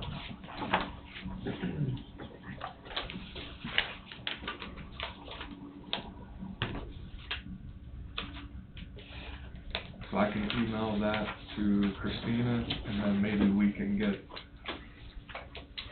with our new technology here, maybe we can get Christina here by Zoom if she can't show up in person. Can we? Be great. What? Can we really? They were bringing, Brad had his owl up here. Okay. If we don't like it, we just cut her off, right? Yep. End session. So you like this setup? I think this setup will work well. Hey, Tom. Yep, I like that. I think she gave them to, no, I think she gave them to everybody. I don't like it, but it's as good as we're gonna get. It's probably better than what we had. Yeah. Bob, do you like this okay, having the TV here versus here? Does it really matter whether I do or not? Well, it does, because, Well, that camera doesn't work, so that camera's catching part of the TV. yep, we looked I at think it. that's a good deal. I think for you to be able to have a work session like you're doing right now, or somebody comes in, they can present right there and you can see it. The only one who may have the big issue is you, Jesse, and it's right in front of you, I don't know if that's an issue. Not yet, until my eyes keep getting a little worse, and I'll have to go back there and attend that. Yeah, I've got mine. give me a pillow. There's a stack of them here, so. Well, if I need any, Well, I'm gonna drop a couple off. Okay. That's all I got. You got any roundtable? We already did. You already did it? Angie, do you have any roundtable? I don't today, other than just we're closed next Monday for holiday. And the meeting will be Tuesday. Meeting will be Tuesday, you'll sign checks and vouchers, and year end on the 30th. You're in on the 30th. We'll figure out what time on next Tuesday, because I really don't know yet how. Last year was here at 10 o'clock, wasn't it? Yeah, but I don't know that we'll need to do that early. We just got put into a winter storm watch. Great. If anybody wants to take the truck to Kansas City tomorrow, And then I had mentioned to you that, the time clock system is kind of on hold at the moment because of technology issues. We're trying to get communication to go between their app and Coffee County, so they're working on that, so. And that's all I have. Tim? last week with meats coming in and hearing what took place down at the council at Leroy, I would, with what we got coming up as far as everything and housing, I see an issue. I'd like to invite the mayor and maybe have a discussion with the mayor. He's coming back. They're coming back in January with the mayor. Are they? Yeah. All I right. think the ninth, coming. January ninth, Huh? I think, January ninth, they're coming back. Something like that. Yeah. First thing you get to do. Me and Tim's kind of visited on this a little bit. You know, if what's gonna happen up north is gonna happen, there's gonna need to be, we've already seen a need of housing. Yes. And if this cities don't wanna try to help to do things, to build their city up, build houses, which is in the long run gonna be beneficial for the city as well. You've got dying communities out here.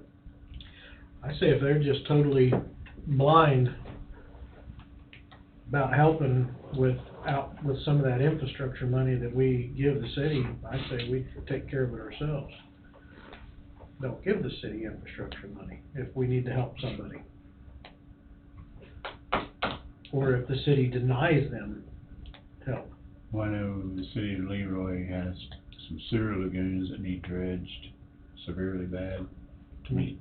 Do they have anything earmarked for it? Yeah, their infrastructure money. They've got it earmarked? Yeah. Okay, well, I mean, that's fine, as long as they've got something set aside for it, instead of just piling money up. They just got to It'd be nice to have updating their sewers 3, 4, 5 years ago, they spent around $2 million. Yeah, and now they got to dredge the lagoons. There was no question housing is gonna be a big issue. Probably don't even realize how big it may be, but the projected infrastructure to redo set those lots up for 14 houses, it's projected to be 600,000, maybe $1 million. At 700,000, that's $50,000 per house. And you put 4% money on that, that's $2,800 a house. Taxes won't even pay for the $2,800. And I'm not saying I'm gonna kill it or wanna kill it, because we need to look at every option. But with infrastructure costing $60,000 or $70,000 for each house you put in, that's higher than what Kansas City probably is. I kinda have a hard time believing it's gonna cost $60,000 or $70,000 to put infrastructure in per house. Well, the last meeting they were here, Bruce with P&G was here, and he was putting together the estimates, and they're talking not just sewer and water, the streets and everything. I think they were just gravel streets at that time, if I remember correct. Still have the drawing here, but,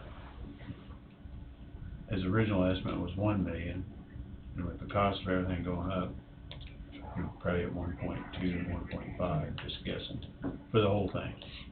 When I was on the phone 2 weeks ago, that's what they mentioned. Mhm. They I don't know if you heard that. Yeah, I was here. They, Yeah, I was they here. mentioned, I could hear that, they said $1 million, $1.2 million for infrastructure.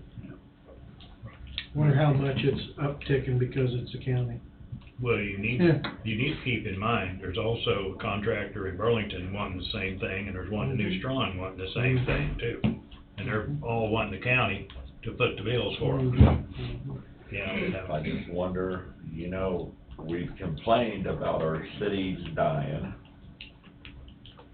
and not getting new people in. Your city dies, your school dies. If Yeah. there's a school in the town, it's gone. And you know, people can drive from other counties in, but wouldn't we prefer them being here? Of course, the other counties don't have the housing either. That's The housing's gonna be an issue wherever. No matter where it's no matter at. where you're at, yeah. I'm not against it, but the county can't go broke Yeah. helping No, individuals. no, I'm with you 100%. Yeah, absolutely. We gotta find a happy medium. Yes, we do. Figure it out. Do you have anything else, Tim? No, that was it.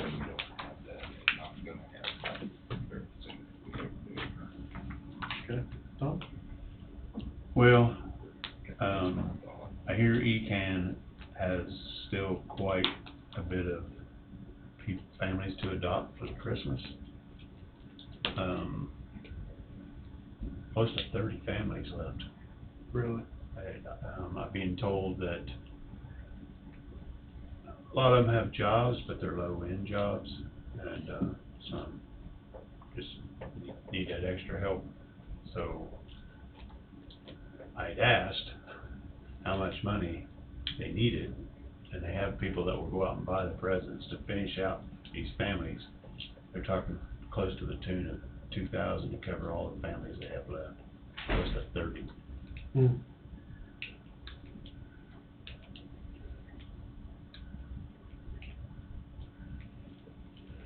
I know I personally, well, Burlington Construction adopts a family every year. I know several people that have adopted. My daughter-in-law for one. I'm thinking about adopting another one just personally with my own money, not my company money. I didn't know if there was an idea how much this the county could do, or. Well, I'll just add, the health department and, the extension have already helped 11 families. They've actually went out to some of the people receiving Meals on Wheels and that type of program. And they've done it in, they have a couple in Lebo, they've had them throughout the whole county, different people with that program. And they have gone out and, helped with that program. I've been involved in on that. So, it's not, I guess it's one of them deals, it's sad to say it in a way, but you can't help everybody. Right. So I don't know where you draw the line. I think it's time to step up and, actually, Don, it'd be a good program for your lodge instead of sending veterans to Washington, helping the local people. So this last flight, they had 62 veterans on it, and I think half of them was from Coffee County. I know they took a lot of them were from Coffee County. But anyway, so back with Tom, I don't know, other than just stepping up, but I Who do we don't know contact, how many Tom? time people can step up. The head down at ECAN. My daughter-in-law's a big advocate of adopt a family every year. I mean, she's been in direct communication with the folks at ECAN. And so I'm kinda, I haven't spoke to them personally myself. I mean, like I say, I'm going through my daughter-in-law on this. I mean, she's one of the ones that adopted a family herself. Actually, she's adopted 2 now. I've done 1, probably gonna do another. What is it for per family? It's kind of wherever you want, Wherever really. you want. I mean, when they're talking 25 to 30 families left, and it's $2,000. No, that's not very much. No, it's It's not. not very much. It's not. So you're talking about $2,000 for To get them all. To get them all adopted? And that, I guess each family, well, I know each family gives a list of things wanted items, if you will. And usually they're not extravagant items. No. I mean, they're pretty modest, a list. I just didn't know if there was something a fund anybody wanted to draw out of, or. What do we have that, alcohol? They're all local? Yes, they all live in the county, yes, sir. Diversion's what you're thinking of, Jesse. Well, doesn't the law enforcement use that money? Diversion money, yeah. It can be used, diversion money can be used for kids and kids programs. Isn't that correct, Wade? Which is that? Diversions is money could be used for kids and kids programs and stuff like that. Diversion towards bond. No, we don't have, it shouldn't be on there. It's not. Diversions is not on there. Diversion, yeah, Diversion fee fund. Diversion, did it on there? It's got like, It's on there all the time. Well, there's two it's different got, $70,000. 63,000 in it. She did her research, she said there were more families that applied this year due to rising costs of everything. And that's why so many have not been adopted. Most of them do have jobs, just not enough high-paying jobs, leaving them need assistance. None of them are homeless, and they all live within the county. You said 2,500? 2,000? I'd move that we pull $2,000 out of the diversion fund and send it to ECAN for adopt family. We can't do that. Can't do It that? has to come from either Wade or the sheriff's department. Well, the sheriff has his own. Yeah. But I mean, it's on here, I'm not opposed to. It's not our call. That's a good use for that money. If Wade wants to volunteer that, then that's good. Well, I'll put it to Wade. I'll get more information from Tom, and then I'll get a voucher. I like to have a paper trail for everything I do. Well, do we don't need the motions for that? Okay. No, that's his call. I'll retract. Okay. Awesome. So the diversion fund is based on diversions that are granted through for speeding. If you have a lead foot and you come through the county, I've got limits, but you pay extra, and it ends up being a diversion where for a period of time you commit no further violations of the law. So it's not a taxpayer generated fund. Yeah. Right. So I've got, every prosecutor across the state has discretion on how that money is spent. So, for example, the two canines that the sheriff's department has were paid for through diversion money. And the reason why that money is there is because of law enforcement. So I do everything I can to give back to them, and they have two new Belgian Malinois that were purchased with diversion money. You remember seeing those invoices come through. One of them was just under $10,000. The other one was, I think, $12,000 for two dogs. Well, I mean, that would be okay as long as you don't have that money earmarked for something else, I guess. I mean, I know you do some software and stuff like that. Yep, nope, any time I can use that money to give back locally, that's what that money's for. Very well. Anything else, Tom? That was it. I guess since I was gonna adopt a family, I can imagine. I guess since I was thinking about adopting another family, I'll do $250 of my own money, out of my own pocket, 2 year. And then we'll just see how much they need after that. Yeah, just figure out what they have, because I'll probably give some money out of my own pocket too. Kids need to have a good Christmas. Yes. My kids are getting a text message on their getting.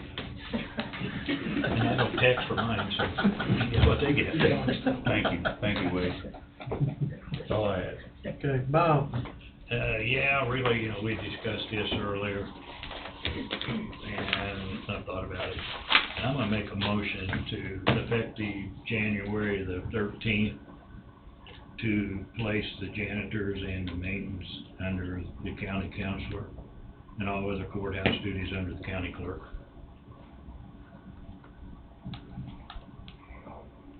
I'll move. I move. You moved, I'll second. Well,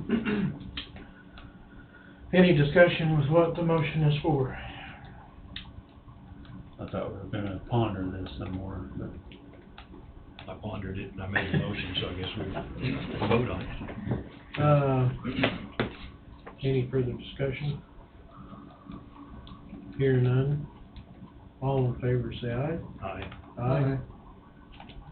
All opposed? I haven't thought this through yet, so we just been presented with the whole situation today, so. Well, and I think time is of the essence to, as well, get stuff transferred and transitioned over. You know, especially with the Christmas coming on and New Year's coming on, there's not a lot of time.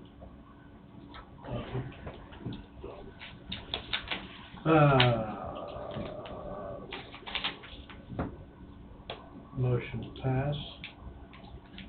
Was you? You as nay? Or All vote yes.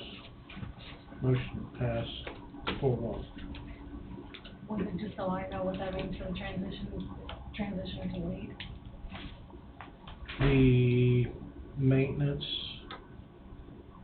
what'd you say? It was the maintenance and janitorial To to wait. the counselor counselor. and everything else to the clerk's office. What is everything else? Everything's not maintenance and janitorial. Okay. Yeah. So basically everything I have on five and I need to get The with. papers, pay for your paperwork. Okay. Yeah. For time being. There's- I'm sure there's passwords, I'm sure Right. there's Okay. access needed for,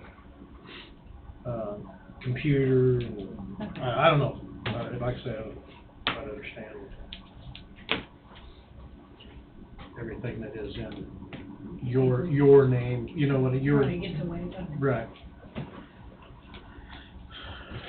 Bob, did you have anything else? I'm still making a list of You still something else. Okay. Dawn, I'm fine. I'm glad that you're back. I'm glad to be You back. know, it was a long few weeks, month, whatever it was. I'm glad you're, Just 2 months. yeah, I'm glad you're on the mend, we hope. I'm getting there. Andrew, do you have anything for us? Well, unfortunately, the health department's leaking again after that last rain, so DC Solutions will be out on the 27th. One spot, the rest were still good, but there is one spot on one of the walls. It was right behind the desk, but when I looked, it was all bubbled up. The north wall. It, East wall. You say it's the east. and it is under a window again, so I don't know if they're gonna say the window is the issue. But they'll be back on the 27th. We've been dry. Yeah. It ran down a crack. Yeah, it was after that last rain that we had last week. Last week, we had some good rain. We did. Continuous. That should be some warranty. It is one. Yeah, there should be somewhere. Kinda like this heating and air system that we have. How many new ports have we bought and replaced? Bunches. It's insured now. No, I don't think it's insured. I was thinking about it. Might be a good thing. I will try to make some phone calls on this truck for the county road and bridge. Do we need a policy? Do we need a motion to accept, the insurance? Well, Or we need to wait? I didn't know if you wanted to wait till next week. Wait till next Cause I week. think they were getting numbers on that house. She was coming back with the new for the, Okay. Okay, I just want to make sure. because the numbers that they got previously wasn't good. Good. Because we need to have it by the first. Right, Yeah. right. That's when That's we fine. take That's possession. fine. No, we've We've got possession now. Yeah. Oh, that's another thing we probably need to discuss, That's what I was gonna ask. the property up there. When we met, Wade, you and I, we indicated to the homeowners and property that we was not in a big tooth to kick them out in a 120-day window. Correct. One thing, you weren't here last week. Didn't you discuss that? You were gonna work with the contract with them for extended time? I think, yeah, the idea would be, they know that property better than anybody else, and unless and until they need to be out, then the county would work on some sort of arrangement where it's not gonna be free. Right. But to cover utilities, all expenses and some sort of contract, but we can work on that in the Okay. time period. And I think once January, whatever that magic window, January, February hits with the potential chip side of things, then we might have a better idea of what's happening there, if anything. Is that a fair way of saying that? Yeah. I guess I didn't want you to. Go ahead. I guess I do know, so just to check make sure I get everything maintenance-wise straightened out, is Brad still the backup for maintenance? For the HVAC heat? system? Yes, I believe he's still the backup for the HVAC for now, right? Or does that, is that going to the clerk? Well, that part, as far as maintenance, I think Brad's already the backup, so that's just, I'd say Brad was the backup, but the clerk did it for years. Right. I would say between the Brad two. and the clerk, I would Yeah. say there shouldn't be any problems. I think we're using Brad as a backup, so. You was using Brad as a backup, was you? We didn't in the beginning, and it was before Brad, Oh, the okay. previous IT, but then, I mean, I'm fine with him being the backup, because that'd be helpful to have somebody. Okay. But I did have a question. Did you want to clarify, when you say all other courthouse duties, and are you saying executive assistant duties? I mean, is that what you mean in that? As of right now, yeah, that's what we meant. Okay. All, everything You goes had, to you had a courthouse. date on there, right? You was effective, yeah, Effective which day? January 13th, or last day. Right. Okay.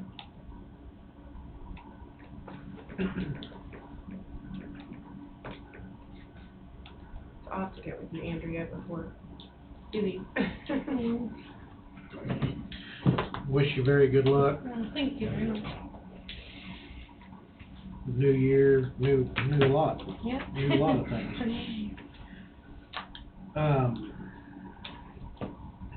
Had a good flight, good trip to Lexington, Kentucky. Not much sleep. There will be some more stuff coming out in the pipeline. I formally invited the,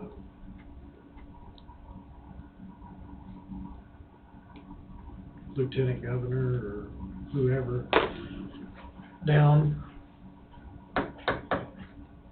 to present their findings to the county and let the county know that the state is behind us in this CHIPS endeavor, I guess. So we hope that good things are coming.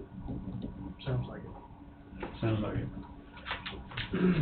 Other than that, nobody else has anything. I think we've worn out the recording tape. It's 3 o'clock. Time for We were out dinner. here. We were out here now, just out here at noon. I know, I heard that. It's making me say that. We'll adjourn at 3:08. Okay, I'm having leftovers. Now, there's a- Bob says